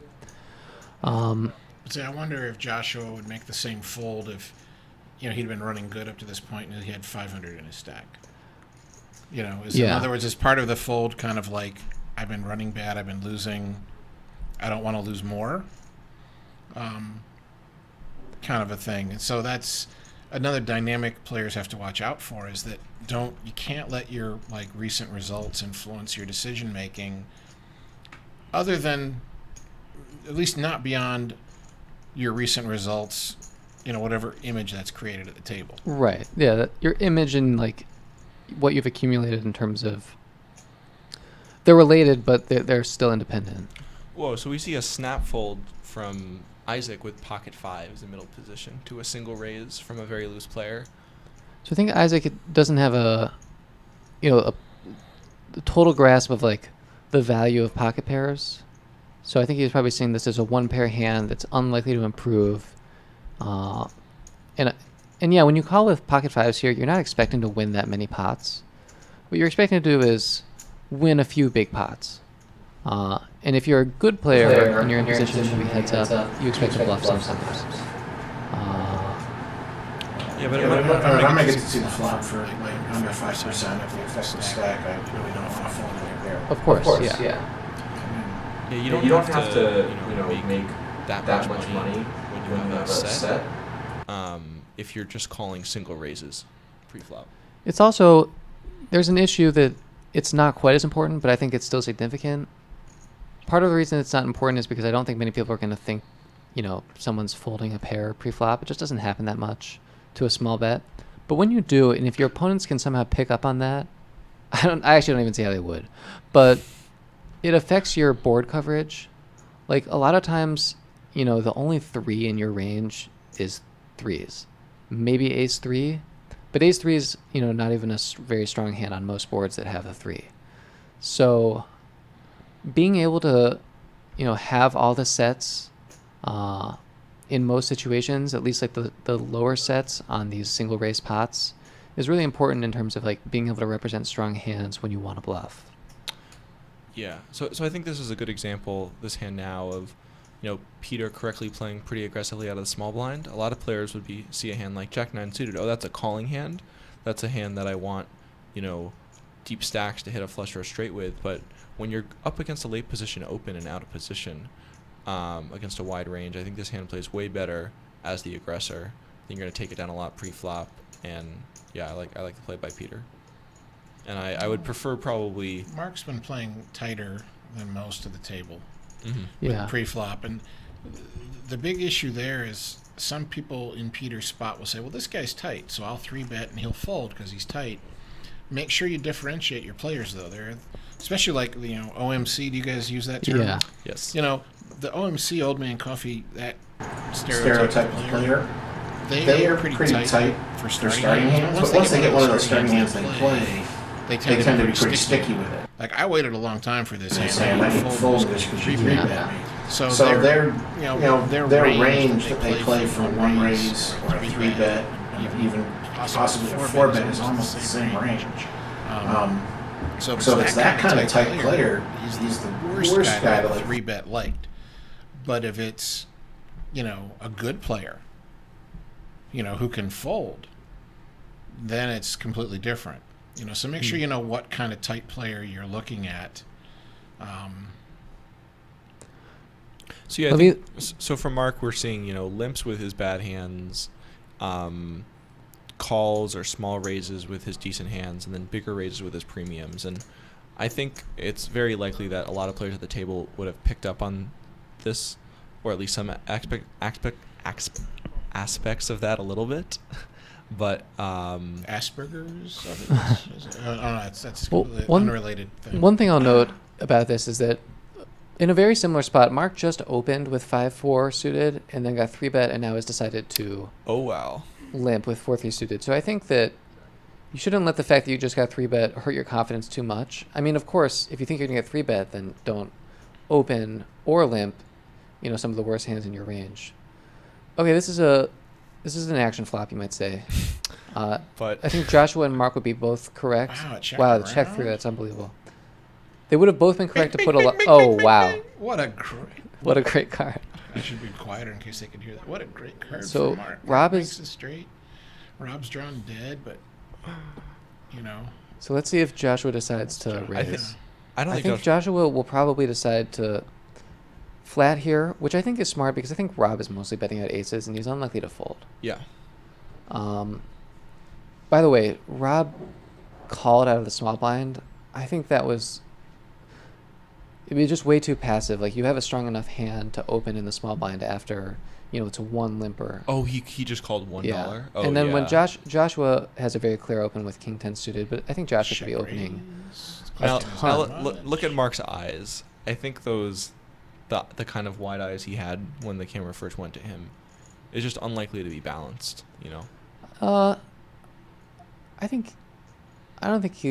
I just think this He's bet not is gonna unlikely to just be call, is balanced. he? Oh no. Like, you got to get value. Yeah, you're missing a lot of value here. I mean, Yeah, Six of now six he's of sort of- spades. the ace X. He's is sort of gonna- doomed. He's sort of doomed. Oh my God. Never mind. It's gonna work. He's a out genius, for me. actually. Great check on the flop. Great commentator. I mean, Yeah. Oh wait, Rob's check. Rob might raise for Oh. value here. Well, I hope Mark doesn't check. Mark should not check here. I don't think he will. Yeah.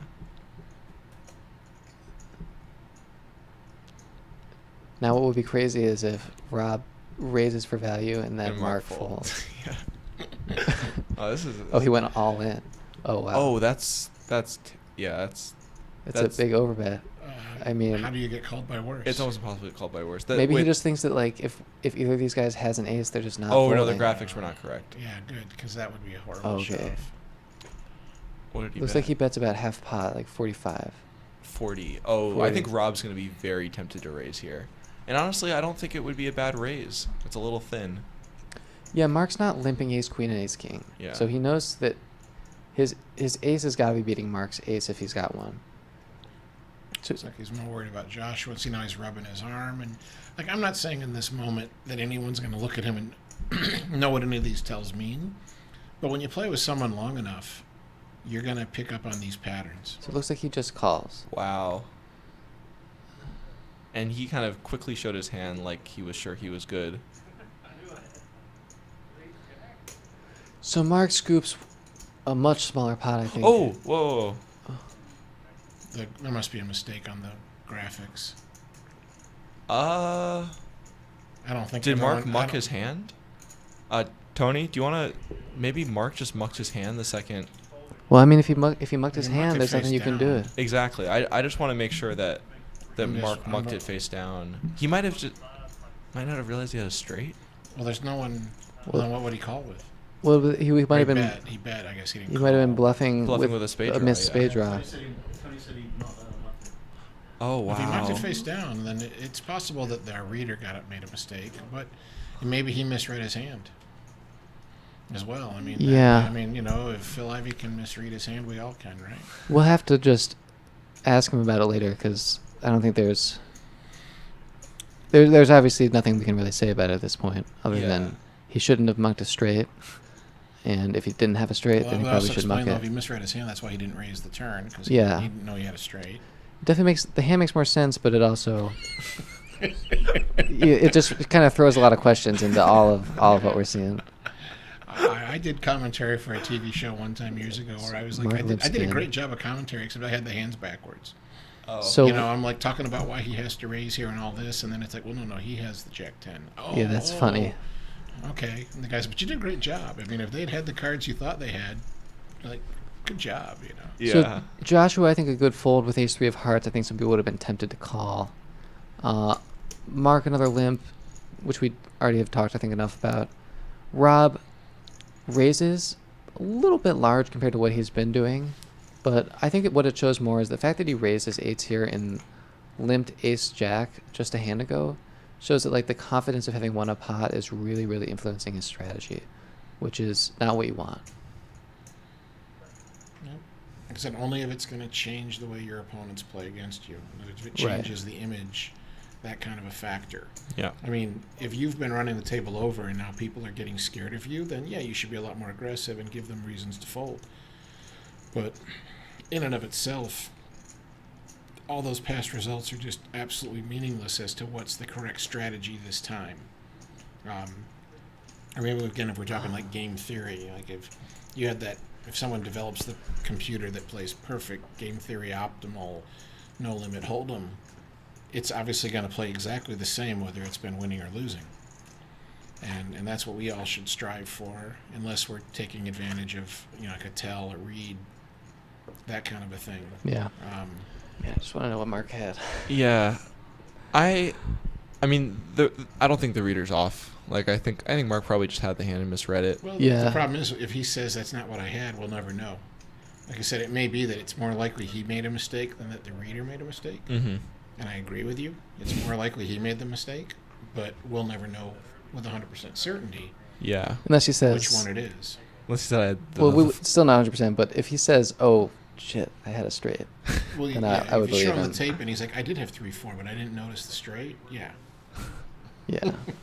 I was thinking of the flush the whole time. I forgot about the straight. And I think this shows why you should always show your hands down at showdown, because sometimes you've just made a mistake and you can win. I once made a $1,500 mistake because I was bluffing with 10 high in a 3-bet pot, and my draws missed, so I mucked my hand, and it turns out, so I had a gut shot and a flush draw, and it turns out my opponent had a gut shot and a flush draw too, with the 6-4 of clubs.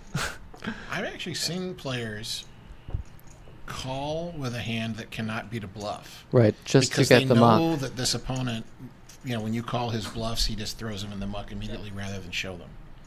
I've seen people who called literally like, because it's like, oh, I'm playing the board.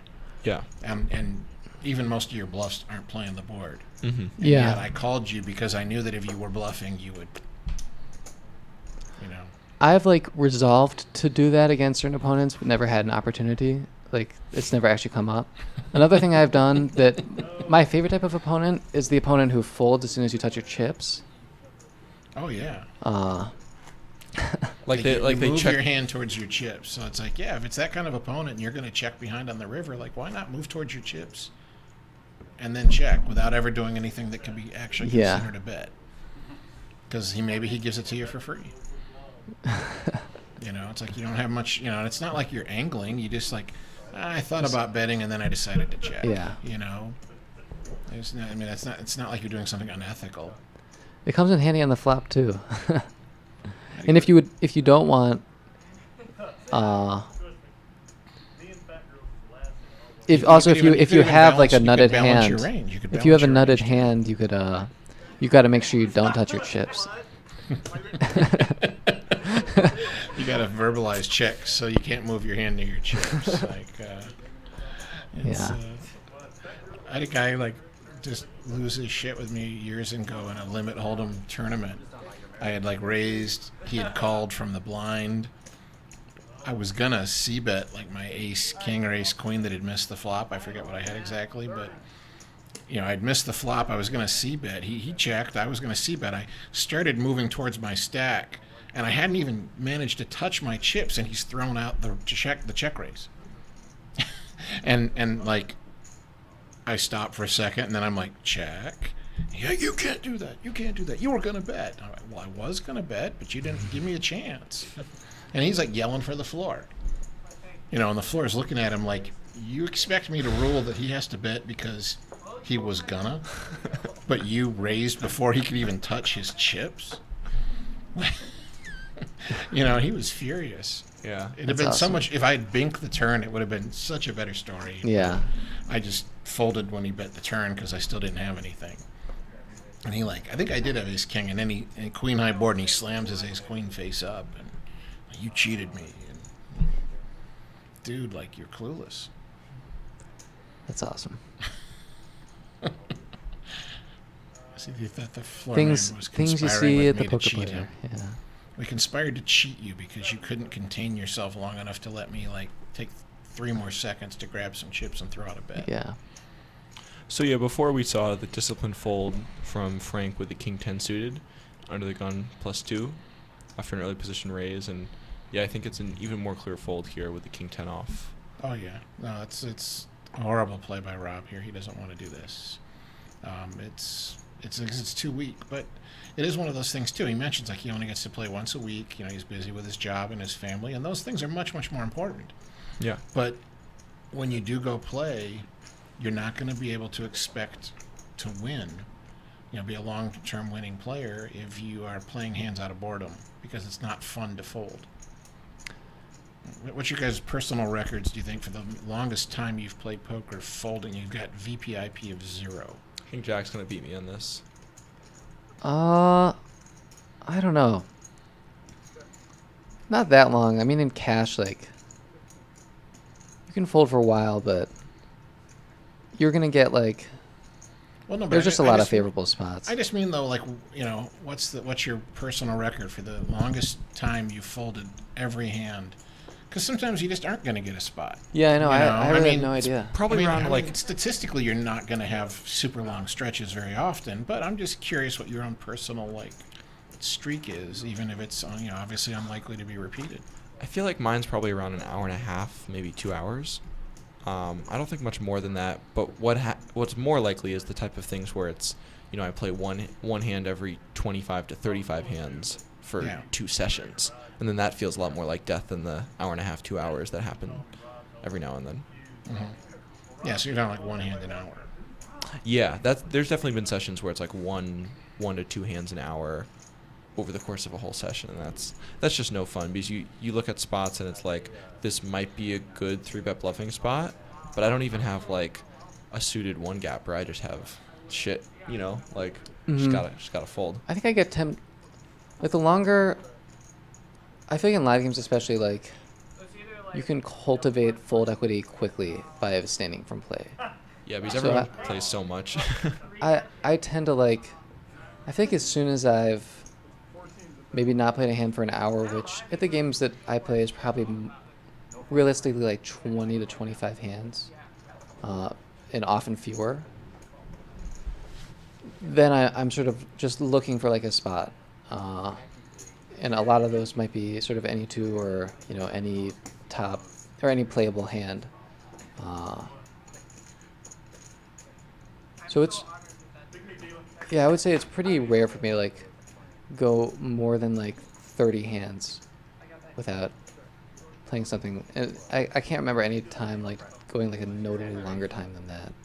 I feel I would have some memory of it if there had been a 50 plus hands no VPIP streak. Well, it's tough. I mean, you say you find spots, and it's probably a lot less common. I mean, your record would probably be more likely to occur in a tournament setting than a cash game setting. Yeah, definitely. Oh, this is interesting. So, yeah, I was going to say you might see Joshua fold and John call with the worst hand. He's just getting really good odds when Rob is repping nothing and has been playing really loose. It's a small bet. Oh. It's a small bet. Yeah. But. So so John, it's easy to say that should have been a call from here, but at least he thought about it for a second.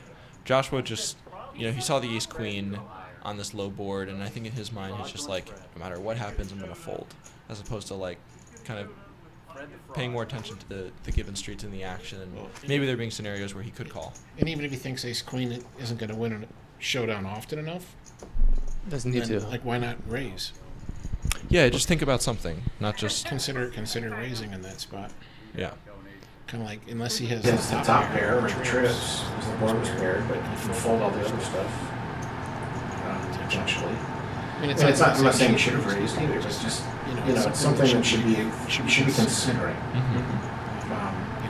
So don't give up on a pot. And it's hard. You're telling students, like, don't give up on pots, but don't be a calling station. And that is the thing. It's like you got to look at all the factors and, like, when is it one of those times to make a move with nothing? It's hard to be balanced. No. Yeah. Mark. He just open call. He just limped on the button with nines. I think.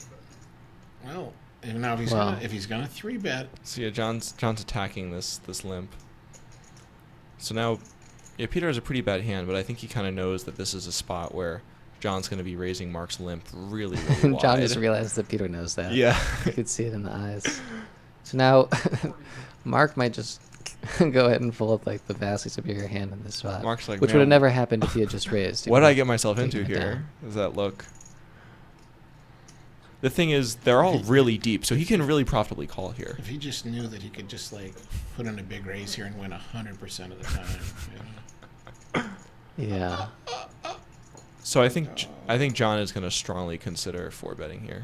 No, he's doing the. He's in a tough spot though. It's like he's not in great shape against bluffs, and he's in horrible shape if it's not a bluff. He needs to be And sure he's out he's of going to take it position. down a lot. I mean, I don't. It's tough for John not to just fold here.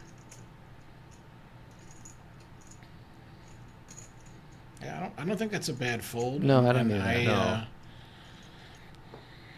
No. And it's just, you're just in this spot where even if you know that Peter knows I'm 3-betting or that I'm raising from the small blind light, and if I know that he could be 3-betting light, Then what do I do with this hand when I'm going to be out of position? Yeah, there's certain things that are just reality. You're holding 2 cards, and you're sitting somewhere, and you have a certain amount of money. And if those things don't add up, that's really going to be great to go against that, even if you have something. Yeah, I think for what it's worth, John was not considering calling there, even if he thought that Peter could be light a lot. Oh, no, definitely not. Yeah. I think a lot of people might be tempted to be like, oh, Peter can be raising a lot there, so I'll call him. But, yeah, you really don't want to be calling with at least that type of hand. There's maybe, like, pocket pairs and... I would rather call flipping the hand around. I have the 3-6 suited. Yeah. And if I think he's 3-betting here super wide, I'd rather, if you told me I had to call, Mm-hmm. I would rather call with the 3-6 suited than the ace-4 off. Because I'm not going to flop an ace and then, like, lose tons of money to the better kicker. That kind of scenario goes out the window when I have the hand like the small suited connecting type hand at least. So, I mean, he can and should fold both of those hands from the small blind. Whichever, if he'd had either one of them, he would have wanted to fold it. But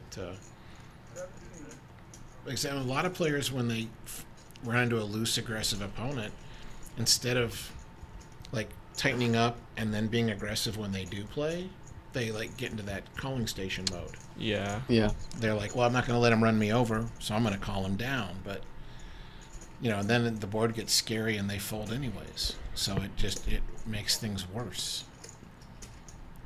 So. I think that situation was also sort of a perfect demonstration of like what can go wrong when you limp nines on the button.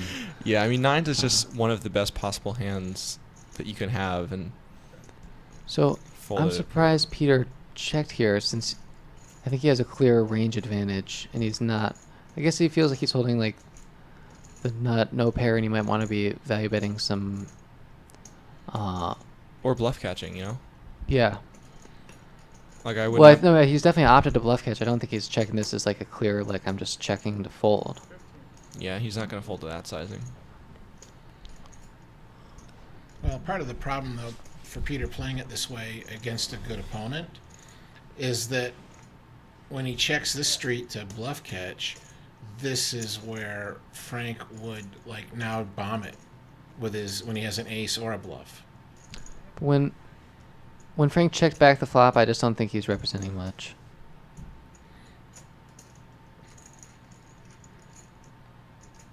Like, although Peter definitely has a stronger range on the flop, I think it's a lot more likely that Peter is going to be... Well, actually, no, that's not true. That's definitely not true. Never mind. I retract that, because I do think that Uh, I mean, might not Frank check back the flop with an Frank ace? could definitely check back the flop, and I think he would with a lot of his aces because a lot of his aces are going to be like low suited aces because he limped. Yeah. So yeah, And plus, it could just be like, hey, I have pocket sevens, and I'm confident you don't have an ace, so I'm betting for value. You know, and then when you do call me down on the river with king high and I turn over sevens, I'm like, haha, I got full value from you. So, I mean, it depends, but I'm just saying a good player might decide that, you know, it's hard for you to call the big bet on the end, so I'm going to maintain balance, I'll bet big with my bluffs on the end, but I'll also,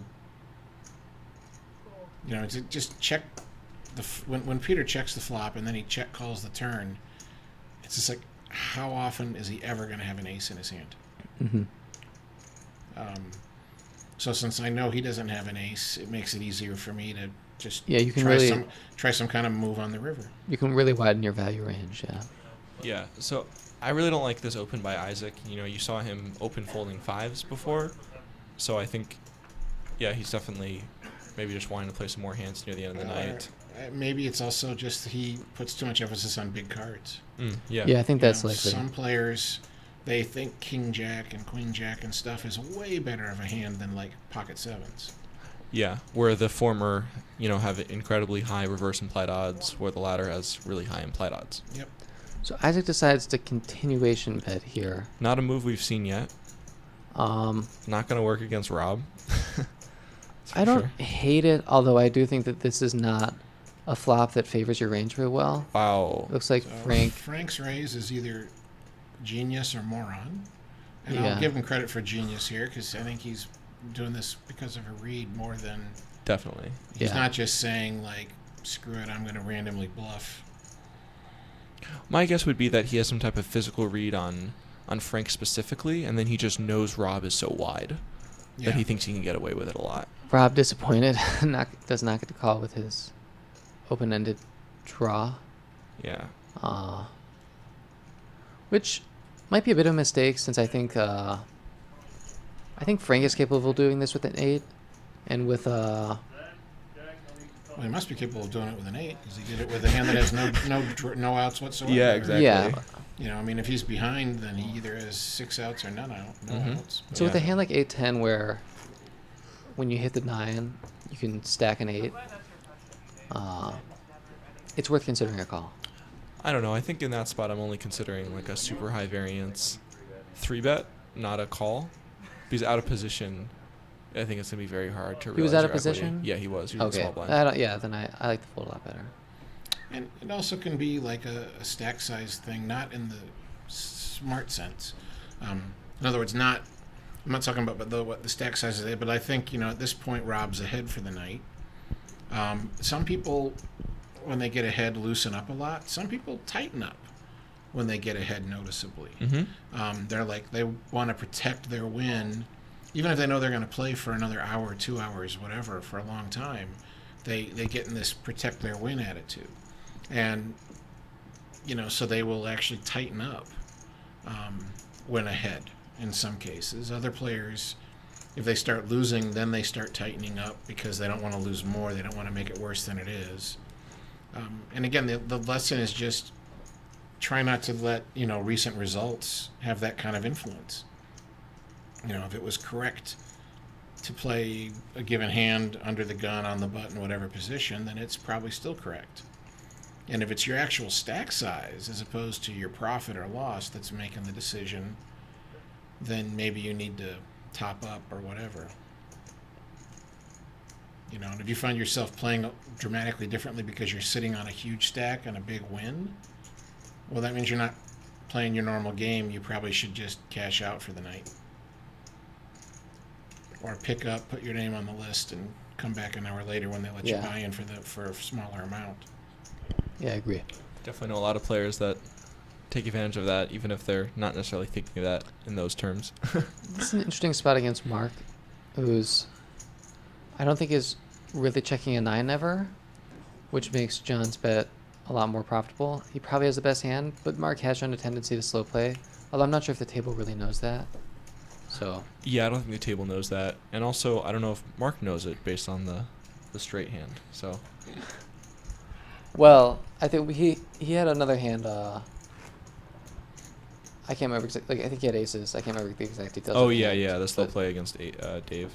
Yeah, right. Yeah, I mean I think John is just value betting there, probably targeting ace highs. And just protecting his hand, I guess. And Yeah. I probably have the best hand, but pretty much every single turn card could turn me into a loser. Mm-hmm. And I think that type of strategy can definitely be exploited, but I don't think Mark is the one to do it. So I like the bet. Mm-hmm.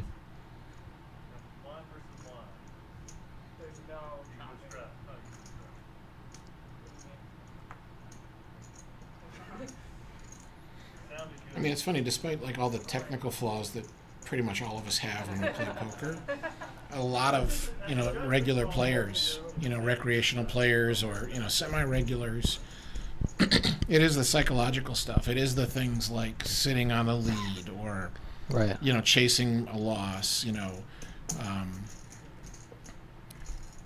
the thing we saw where Mark raised with the 5-4 diamonds, got 3-bet folded. Then the next hand he limped with the 3-4 of spades. Like basically the same hand, basically the same position. Now he's playing it differently.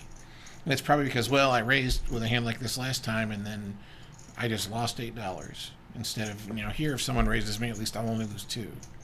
Yeah. So I suspect that was part of his mindset when he played that hand. You can't let those things have that kind of impact on you.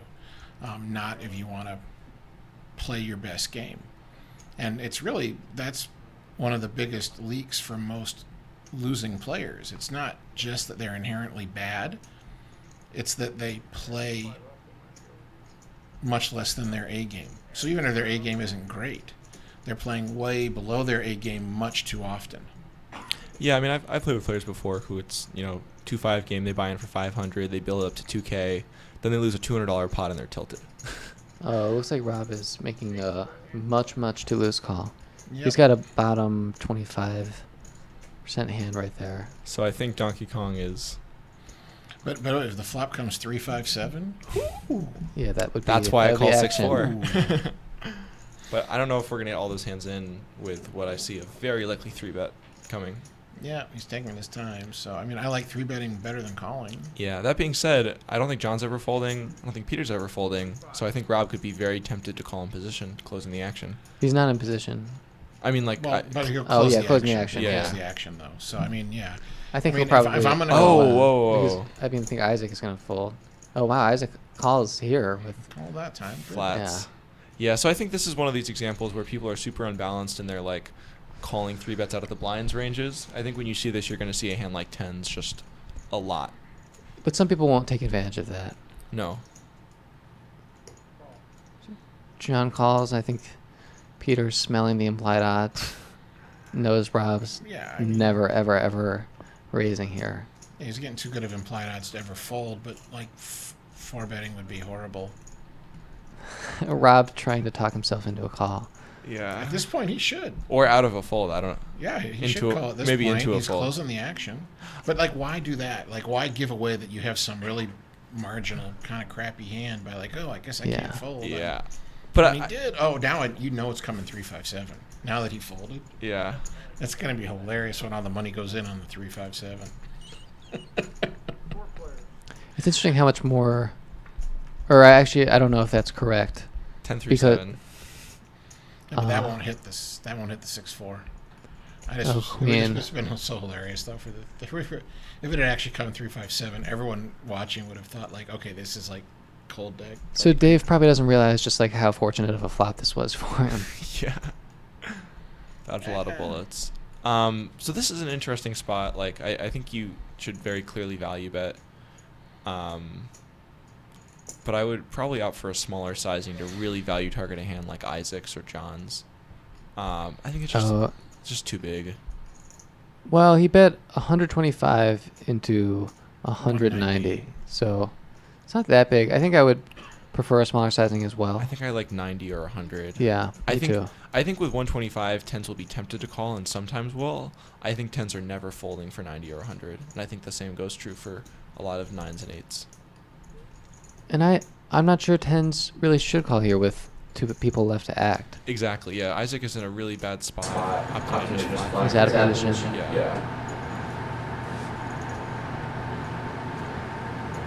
And again, it's the kind of thing where some players, like here, everyone knows when the session expires. It's not like a normal game of casino where you could choose to play longer.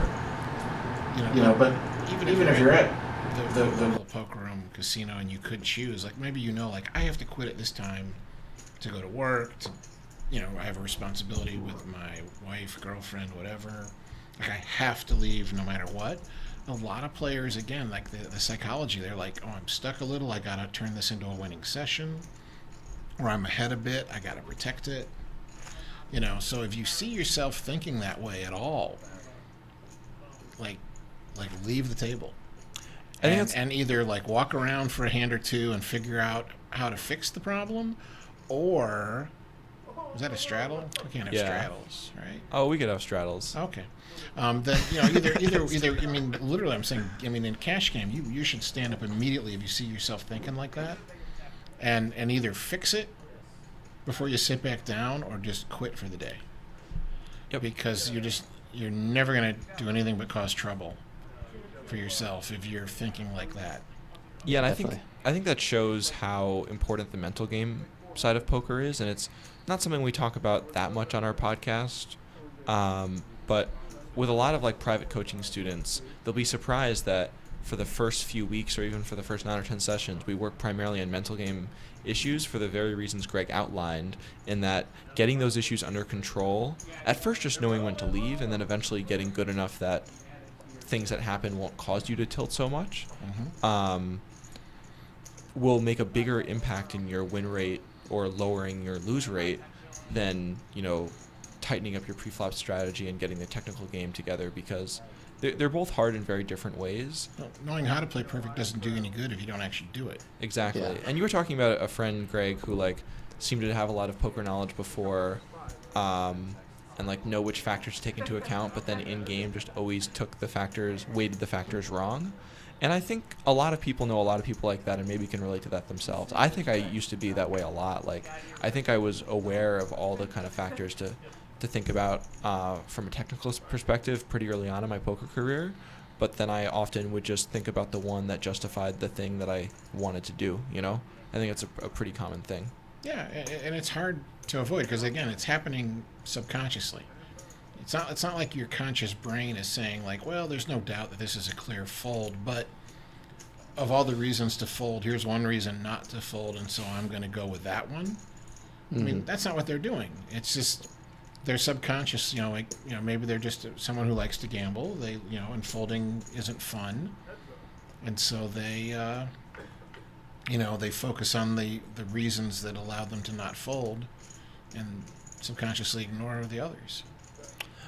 Yeah, so I really don't like this fold by Mark pre-flop with pocket twos. Oh, yeah, definitely not. Yeah, you got a call there. Or with Frank, and you have position on him, and you got the straddler behind you. Why not 3-bet? Nice turn card for John. Yeah, I mean, I think. Yeah, I agree. If I'm there, I'm actually definitely 3-betting that hand. I mean, his range is so wide. Yeah. Also, I think Frank is probably unbalanced in that sizing of 15. I imagine that Frank will be making it 20. Yeah, that's definitely a possibility, because it's the kind of thing where even if you have a standard, opening size, you might not for when the straddle comes on, and then you're letting your sort of emotions override. Yeah. What would be the standard. So I think in sort of an unusual situation, you're more likely to see a bet sizing tell pre-flop from a otherwise reasonably balanced player. Interesting bet, because this is unclear. Is this just is he value? I mean, why would you be bluffing? You're not going to get a 5 to fold, and what are the chances that he hit the 10 or the king? Yeah. And yet, what is he going to value call you with that you think your hand's good? So based on the little head nod, it looked like he was bluffing.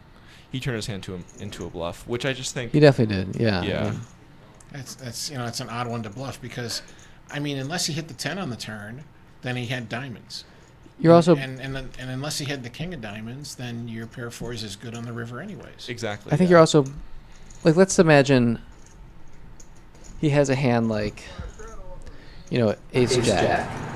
I think that's a much more reasonable hand to turn into a bluff there, since when John calls, he could have a 4 on the turn. And so that's the kind of hand you're trying to get folded. When you already have 4, not only do you not need to be folded, but also you're blocking the type of hand that you would, if you were bluffing with another hand that made more sense as a bluff, you're blocking that hand in the first place.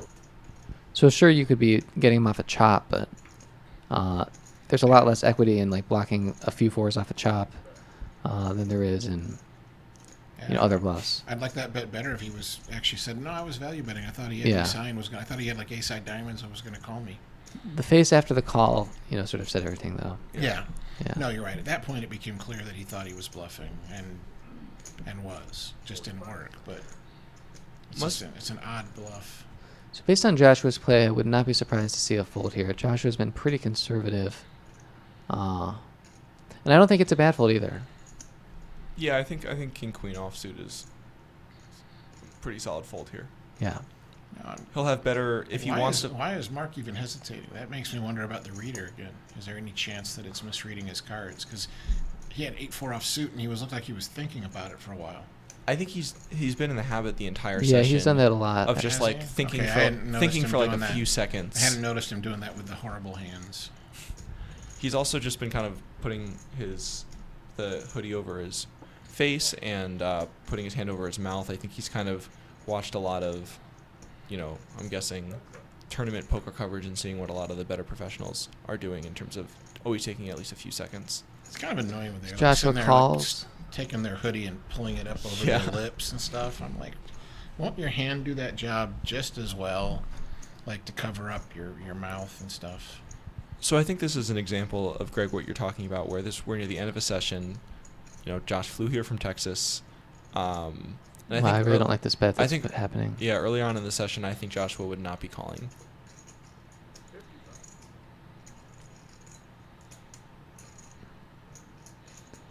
I think if you want to value target worse pocket pairs, smaller, and I just wouldn't even do it on the street.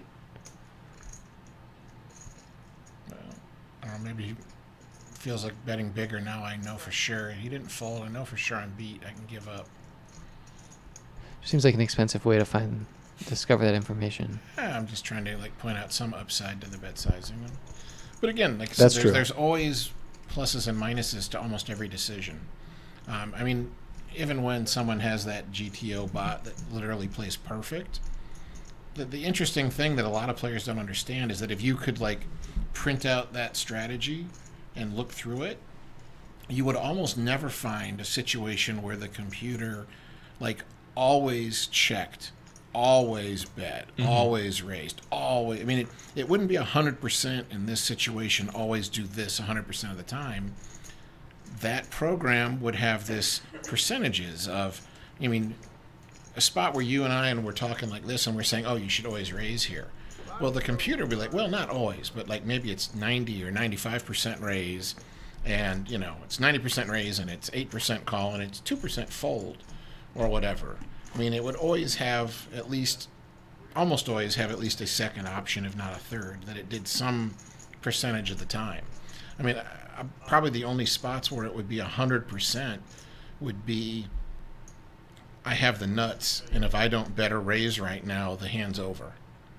And so there's no benefit whatsoever to me ever checking behind or just calling your bet when I have the nuts and it's the river. That's probably the only spot where the computer would be 100%. And even then, it would not be 100%, and the raise sizing, the bet sizing would be different.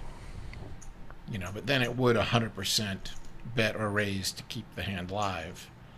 But with that exception, it may be I flop the nuts. There's 0% fold in the computer's range. But there is going to be some percentage of check versus bet. It's actually funny. I heard about one of the premier bots. Actually, I can't remember if they checked back the nuts or even folded the nuts on the river. Oh, then that's just because they were playing sort of a percentage. They were just going to do a percentage of their range, one thing. And so it was like still a software glitch if it yeah, I know. if it did that though. So it was like maybe like a 4 to a straight, like in like an ace queen jack 10, blank board with no flush draw, and it folded one of its kings because it just like it had too many hands that were the nuts, so it just had to fold some of them. Well, Which no, I just think that's kind of that funny. means it's not a perfect Yeah. program though. That doesn't mean you should ever do that. It just means that program is not yet perfect. And that was an error that we could clearly understand was an error. But, some of the stuff that those bots that people are developing, the strategies that the bot has developed, the good players would look at it and say, this seems horrible. And then they would look at it more closely and go, oh, wait. Like, okay, now I see the benefit of this play and doing it this, minority of the time. Yeah, like in Heads Up No Limit, for example, 6-7 years ago, you never saw any of the top professionals ever limping on the button.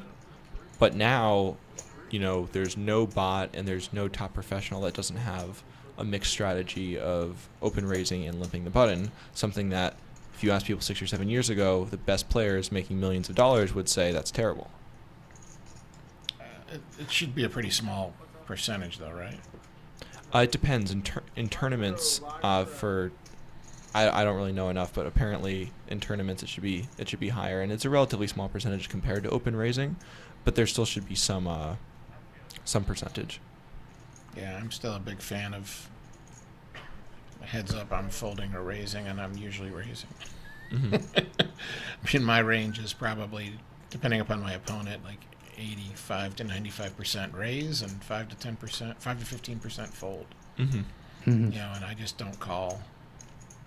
But of course, there's a big difference between like a typical opponent and like a world-class opponent.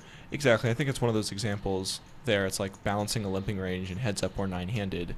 Like, it likely does give you some small edge, but because it's so hard to do and because it rarely comes into play for most people, it's worth just not necessarily investigating. Oh, and we got Mark's first late 3-bet of the night. And it's in a really good spot. He's in the cutoff, and Frank, player who's been playing aggressively, raises in the hijack. I just think this hand is strong enough to call. So we're just, to me, if we're 3-betting this hand, then we just have like a really, really sort of wide and somewhat strong light 3-betting range that can just get totally punished.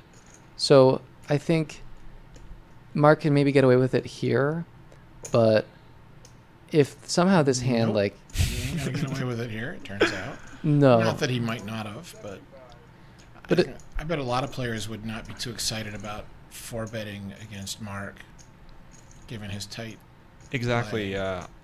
Despite Frank kind of being right in this case, I think I really like calling.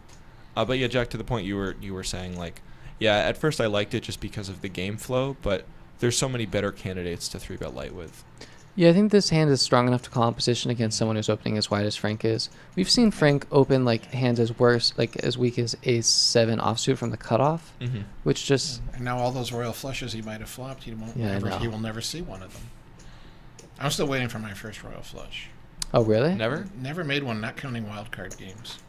I've made him Not live, online. not online, not in Omaha, not in Stud. I was playing a wildcard game once where it was like 5 of a kind was better than a royal flush or something, and there was this game, maybe it was six card. There was something where like a lot of the times the royal flush is just clearly no good. There's like a lot of spots where that came up, and like if you're playing a game like Dr. Pepper, which is oh yeah, I played that the game. old advertising years and years ago, way Yeah. even before my time, that they used to have this like have one at 10, 2, and 4. And so Dr. Pepper would be a game like where 10s, 2s, and 4s are wild. So it's like a quarter of the deck is wild. I mean, if you don't have 2 wild cards in your hand, basically it's unplayable. Yeah.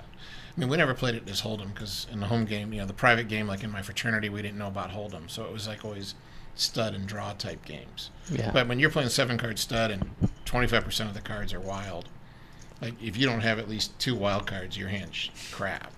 Yeah. And so, yeah, I mean, all of a sudden, like, oh, Like that guy's showing a pair, like he's got 5 of a kind, you know, because he wouldn't raise a 4 of a kind. And at the EVT Barcelona last year, they had a tournament where it was Deuces Wild. I think it was Texas Hold'em with Deuces Wild. And I don't think there's ever been an event like that at like an EPT or a major tournament series like that. And it was funny because people just quickly realized that in a 9-handed or 10-handed format, whatever it was, there's basically very few spots where your hand is playable if you don't have a deuce. Yeah. I mean, course, pocket yeah. aces are almost useless unless everyone floats to you on like the button. Exactly. Yeah. I mean, aces under the gun is like a clear fold. Because if a deuce, you know, a deuce and a random card is a huge favorite against aces. An ace deuce I mean, is I free don't rolling know it. the math, Yeah. but I'm assuming it is. It definitely is. Yeah. Yeah. I mean,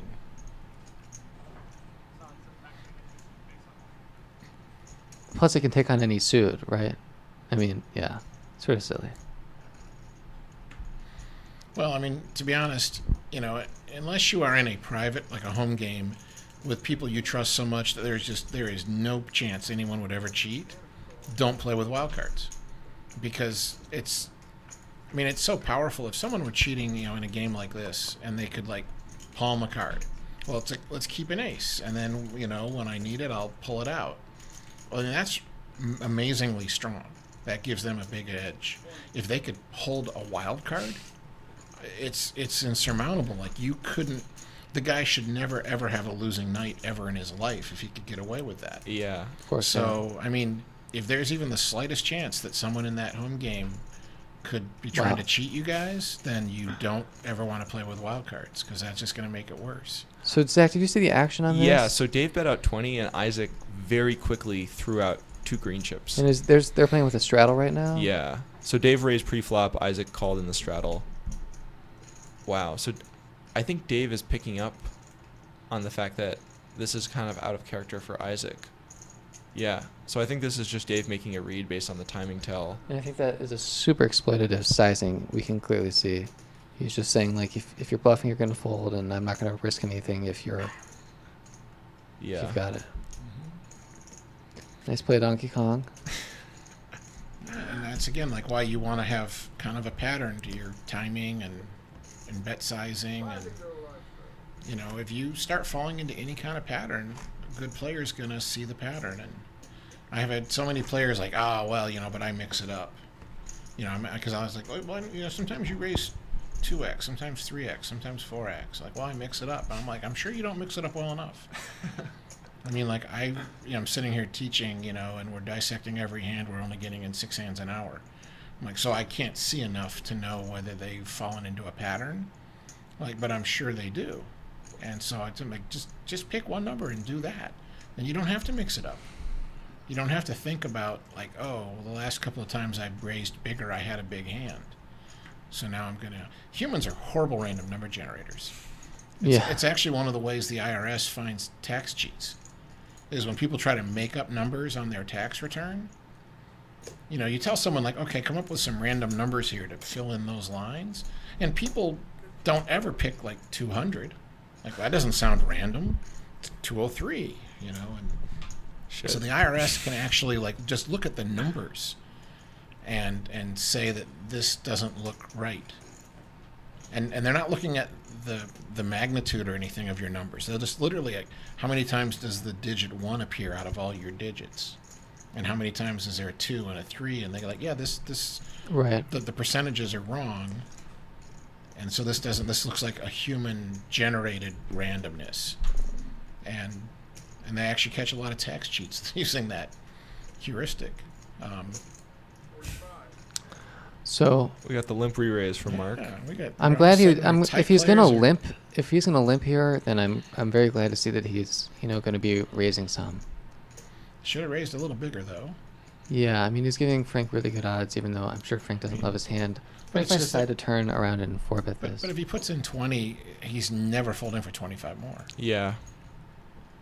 So it's Definitely. just, you know, that means you have zero chance of getting him to fold pre-flop.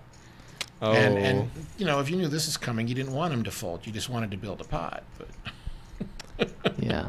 but you know, he wanted him to fold on so many other flops. Now I wonder how much value he can get having limp re-raised. Yeah. Like, sure I know he'll get at Frank least has one top pair, straight. but he's got to be really skeptical of aces. And then he's taken a goodly amount of time.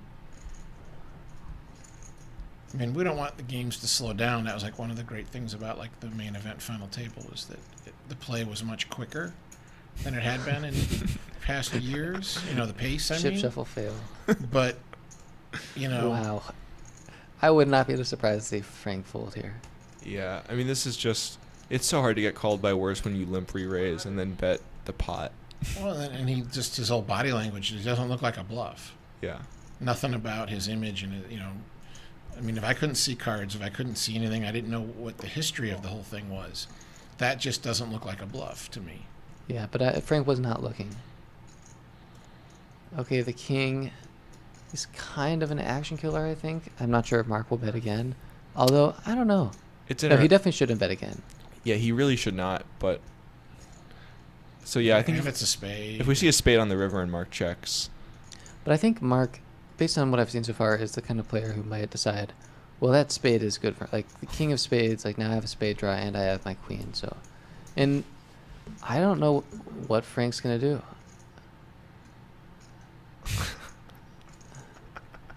I don't remember seeing him double check his cards once. Nope. Probably should have. Oh, good check. Spade. Action. Ace. Oh, Death. wow. Oh. So I think Frank could be pretty confident he has the best hand now. And based on the limp re-raise, I think Frank might just, ship, yeah. just shove. Hope he's Really? got ace-queen or a set of aces and just won't fold. Yeah. And I think Mark's range here is just like 2-pair plus such a high percentage of the time. I think Frank just... He can't check. I don't think. No. No, he can't. There's no reason to check. I mean, all of those... Yeah. Because like I said, all those 2-pair, 3-of-a-kind hands are going to always check behind. Oh, I man. mean, are you really worried that whole thing was an act and he has the flush? And that's why you're checking? I mean, I don't think that's why, but do you think you're going to induce he's not going to bet this for value, I don't think. Frank? So, Mark. Oh, Mark, yeah, I don't yeah. think Mark's going to bet for value here. Looks Is he like- gonna, what are you going to bluff the guy off of? Like, you think you're going to represent a flush and bluff him off a jack? Yeah. You think you're going to represent a flush or a straight and bluff him off 3-of-a-kind? I mean, if Mark bluffed here and was doing so intelligently, that means I read Frank so well I knew he had exactly ace-king. Yeah. Like, I could tell he had exactly ace-king, and I could tell he was going to fold, which is a pretty narrow window, and, it'd be like, not only would you have to read him that good, but he would have to think that you could read him that good almost. So it's... Yeah, I don't like the check by Frank. I wouldn't have wanted him to shove, though. I'd want him to just do a normal... Oh, he went all in. He didn't check.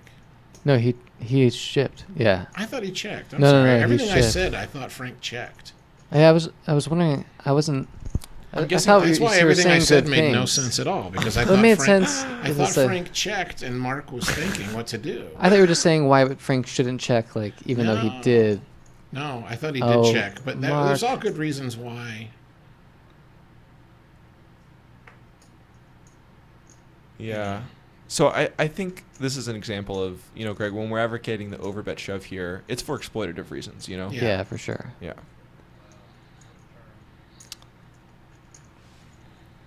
And I That's suspect deflating for Mark. might not be rebuying since we've only got a few minutes left in the Yeah. session. Yeah. What time is it? Yeah, it looks like we got 5 minutes till, left. 5 till. So, I mean, this is where I might not bother reloading. I'm just like, I'm going to sit back for 5 minutes and stew. I think it's really hard when you get stacked for 200 more big blinds and you can only play for 5 more minutes to be able to play profitably. 5 more hands. Yeah, so we'll do 5 more hands according to the boss here. Yeah, 'cause we typical time it. Yeah. Okay, Cool. that's a good idea. So a little more than 5 minutes. Extra treat for you guys. Extra. Yeah, and if we haven't really said anything to our live audience, but if you're with us right now, thank you so much for tuning in, and remember to check out the podcast if you haven't done so already. Just Hands Poker. Find us on iTunes. Our website's justhandspoker.com. Yeah. All right. Back to the action.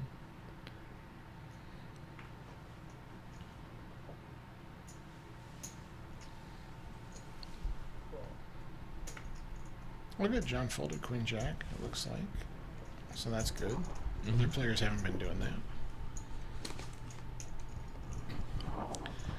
So the thing we were talking about earlier, I don't know if it applies because it was a tournament and it was not hold'em. It was no limit single draw, deuce to 7. Mm-hmm. But my record was 3¼ hours Wow. with a VPIP of 0.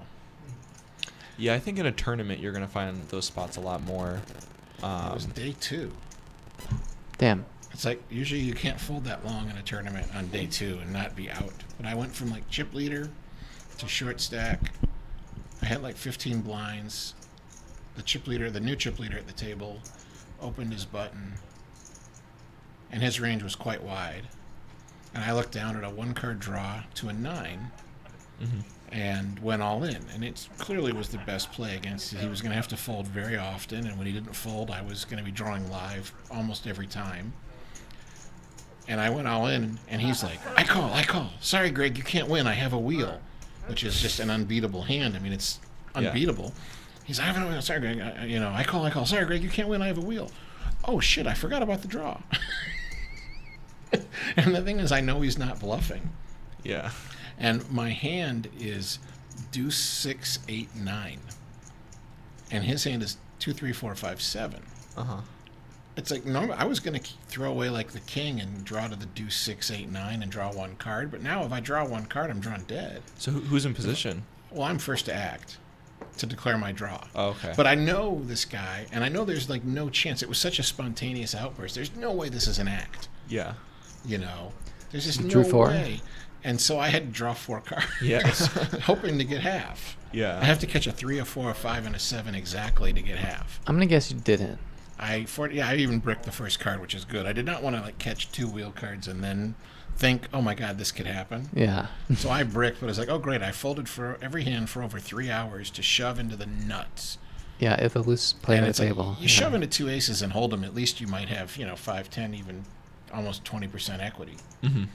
Here I have, 90, like 1 in a million to get half. Yeah. And if he hadn't done his outburst, I would have been just 0%. I would have taken 1 and then turned my hand over and he'd be, sorry, Greg, I got the wheel. Yeah. So that'll teach me to like play tight. Yeah. But that game is so much different than Hold'em. I mean, in Hold'em, when you get shorter stacked and a loose player opens, you can shove.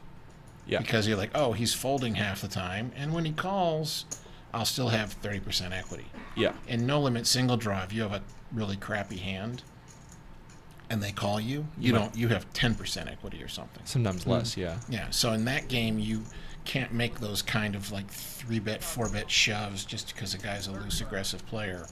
So Because when the bluff part doesn't work, you're almost dead. I like this 3-bet from John.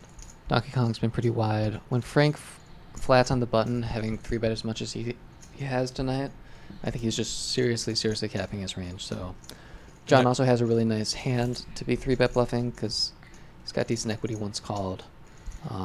He's got the ace blocker, so it's less likely he runs into an ace.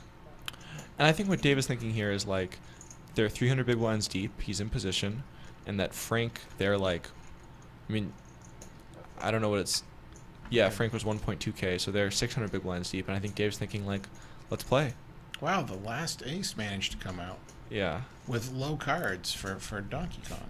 And for what it's worth, I really don't like Frank's flat on the button there. Yeah, no, definitely not. Yeah, I think it's really bad. Occasionally you 3-bet, but it's almost always a fold. I wouldn't be surprised to see you go check here. Yeah. Yeah, I like John's check here. I like on this flop. I like Good card for John. both checks here. If John is going to be slow playing some ace king for exploitative reasons. I don't think he needs to slow play ace king. I think he has probably enough suited aces bluffs that will play well. And then he'll balance that maybe with some sets.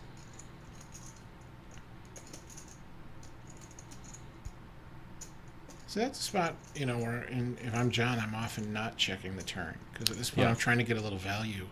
It's like, yeah, you could have checked a bigger ace behind me, which we know he did.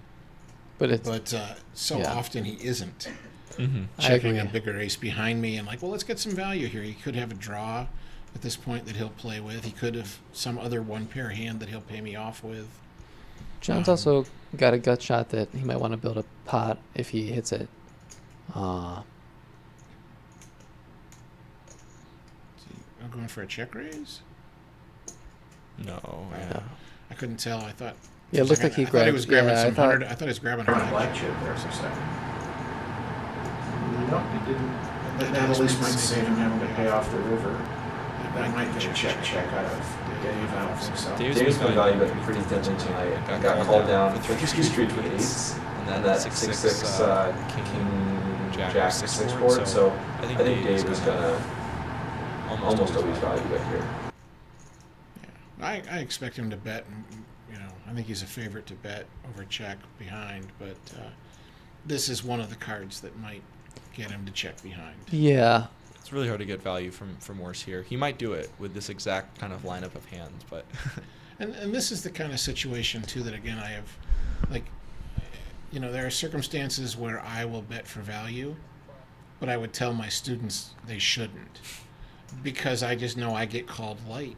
A lot of people, again, like I can fold every hand for hours, never get caught bluffing, and yet people think I'm bluffing every time I bet. So I mean, I get that scenario so much more so I think than other players. That it becomes a thing where like I can be betting this river with a jack for value. It's a tough spot for Potentially. John. yeah, Dave's giving him such a good price, and Dave checked back the flop. I mean,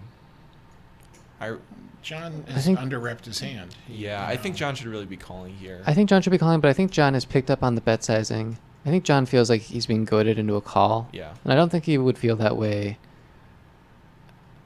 Or I don't think, anything Donkey Kong might be goading John into a call with is something that John would want to call. But looks like he's, letting the fact that he's pretty high up in his range dictate his play, which is often a good idea against opponents who are willing to bluff. Yeah, I mean, if you're gonna check that flop and then just check call the turn, Yeah. I mean, an aggressive opponent, that's the kind of you're waving the red flag in front of the bull type Right. thing here. Where, I mean, if he finds a fold there, it'd better be because of a live read. Because from a strategy point of view, it's pretty horrible. Yes. To Yeah. For sure. To play the hand that weak and then give up because you didn't improve. Like, well, then you can't call the turn if you're only going to call when you improve on the river. So that's the thing for players to keep in mind is that, Well, I mean, the only other- it has to be like a read or a very opponent. Like, oh, this guy would try to bluff me maybe on the turn, but he never will bluff Right. twice. Or he would bluff twice a lot less. But I don't think that that's Yeah. applicable here.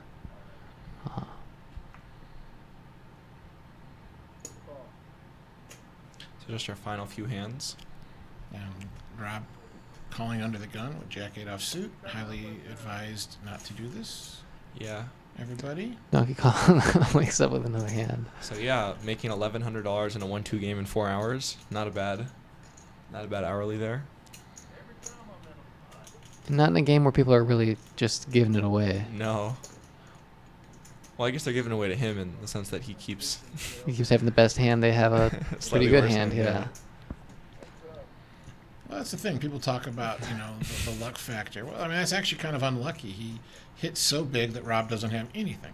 Yeah. Rob's got a gut shot. I could see Yeah. him sticking around. Yeah, he might, but Okay. for 5, yeah, he'll stick around Rob for is 5. never folding here. Yeah, well, I would hope not for 5. But I also don't, it's just funny. It's like playing a hand like that. I think a lot of people that play Jack C. Now, where's the 10 to punish him? What? We deserved a 10 to punish Donkey on the for that $5 bet. So when this diamond comes out, when you're calling the flop with a gut shot, it's not going to be a profitable play if your plan is, I'm going to fold when I don't hit my gut shot. I'm going to call down another $25 bet, and then I'm never going to bluff.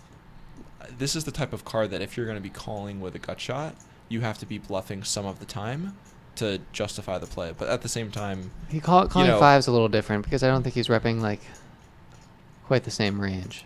of course, but Yeah, I mean, I could call the 5 and intend to fold, check fold if I don't hit my Yeah. 10. And that wouldn't be so bad. well, But, do you think you have enough implied odds from the 5? Yeah. Uh-huh. I mean, from the, 5 from into the, from the 10, 48. Oh, yeah. You're pretty close to direct odds at that point. Yeah. Fair point. But also, I imagine a lot of us aren't getting into the spot where we limp jack 8 offsuit in early position and call Yeah, it's a raise. Well, and that's one way you avoid a lot of tough decisions. Yeah. You don't limp in with weak hands in early position. Mhm. yeah. That's Then an you easy don't- way to Then you get don't have to yourself. have the difficulty of playing weak hands in early position. But Particularly- a lot of players, they don't differentiate enough. Like if your average long term was going to be, I'm going to play 15% of my hands, then that means you're probably playing 5% under the gun or less. Yeah, Mhm. definitely. And you're playing 25-30% on the button or whatever, something like that. Yeah. But there aren't a lot of players, especially if you're just playing like a 1-2 game, you know, in a public poker room, who have that huge of a variance in their percentages based on position. Most of them, even if they were playing as tight as 15%, it would be more like between 10 and 20% in the different positions, not 5 to 25. So this was the last hand. I think Rob might have been tempted to 4-bet there, just kind of being the last hand, or maybe the second to last hand with the ace. Curious to see what Frank does here. If he opts to go for the 4-bet fold.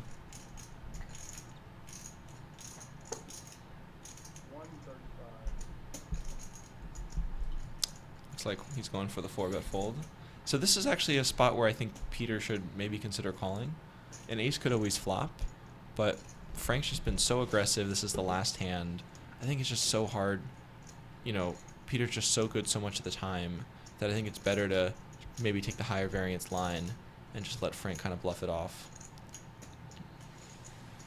And it's again one of those things like you shouldn't play differently just because it's the last hand. Now, the only reason unless you're you should play exploiting, differently, if you're exploiting the fact that they're playing differently. You know, again, and obviously I see that a lot more in tournaments because in cash games you don't necessarily know. You know when it's your last hand, maybe. Like I'm under the gun and I'm going to quit before I post my big blind. But you don't necessarily know when it's anyone else's last hand. And so you can't take it into account. But I see that kind of stuff in tournaments constantly where, Oh, yeah. you know, it's almost the end of the night and someone's like, well, I'm either going to double this stack up or go broke and come back and re-enter tomorrow's flight, you know. And, Usually the latter happens. yeah, I mean, it's... Oh, is You Frank know. really going to call here? Yeah, I think this is one of those spots where you should not be 4-betting to a size with your bluffs that you have to consider whether you should call or fold to the 5-bet shove.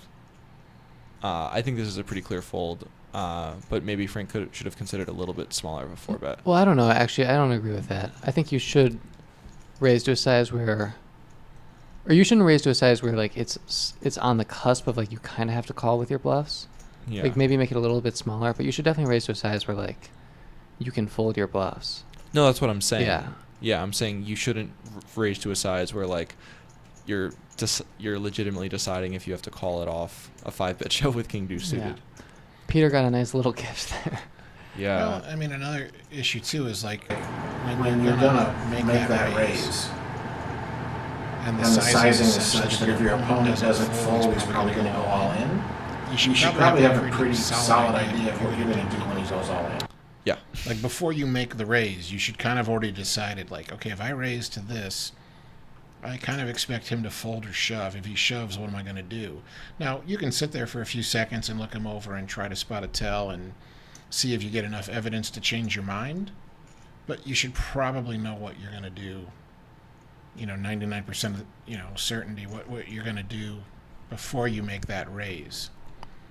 Especially, again, you're doing it with king deuce. And it's actually one of my pet peeves is, someone's tanking for a minute or two and they make a bet and then someone like goes all in and now they don't know what to do. And Yeah. they want more time. But I'm calling the clock on them so much quicker than normal, because I mean, you should, that whole 2 minutes when you were thinking before you made the bet, you should have also been thinking, like, what am I going to do when he shoves? Yeah. You know, Yeah. you idiot. Yeah. Like, you know. So. Oh, you shoved. I was hoping you wouldn't do that. All right. Yeah, I'm just like, you know, don't be wasting our time here.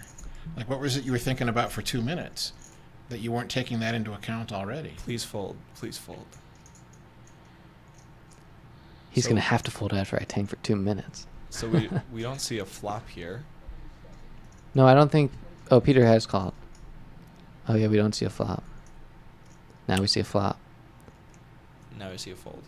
Looks like Rob c-bet and Peter folded. And I think that wraps Our it up. graphics were just a little bit behind. Yeah. Yeah. Just had a little lag action there. So, Peter. Peter enjoying the, you know, access to his cell phone again. Yeah. So. All right, that's it. Yeah, it's a To wrap, wrap. thank you everyone so much for tuning in. Greg, thank you so much for coming all the way out here to Akron, Ohio, being here in the booth with us. Oh, it's my pleasure, guys. I appreciate being invited, and I want to thank our players for coming to the game and giving us something to talk about. And you know, when we told them we didn't like their play, hopefully they'll take that as a positive criticism rather than as a slam. You know, and that's of course you should be prepared for that when you sign up to be a student of anybody. But let me also mention to everyone else out there, when you're just playing in a normal game and someone plays bad, keep your mouth shut. Don't say anything to them. Because if you criticize how they play when they haven't asked you to do so, you're either an idiot or an asshole or both. Usually both. I also want to thank Popra and Aaron for hosting us. They've been really generous with their space. And they have a whole channel, a whole backlog of things that you can tune in and watch. And it's really, really worth it. More great action like this. So thank you again, Popra and Aaron. Thank you again, Greg. Thanks to our participants. And we'll see you again soon. Cheers. Cheers.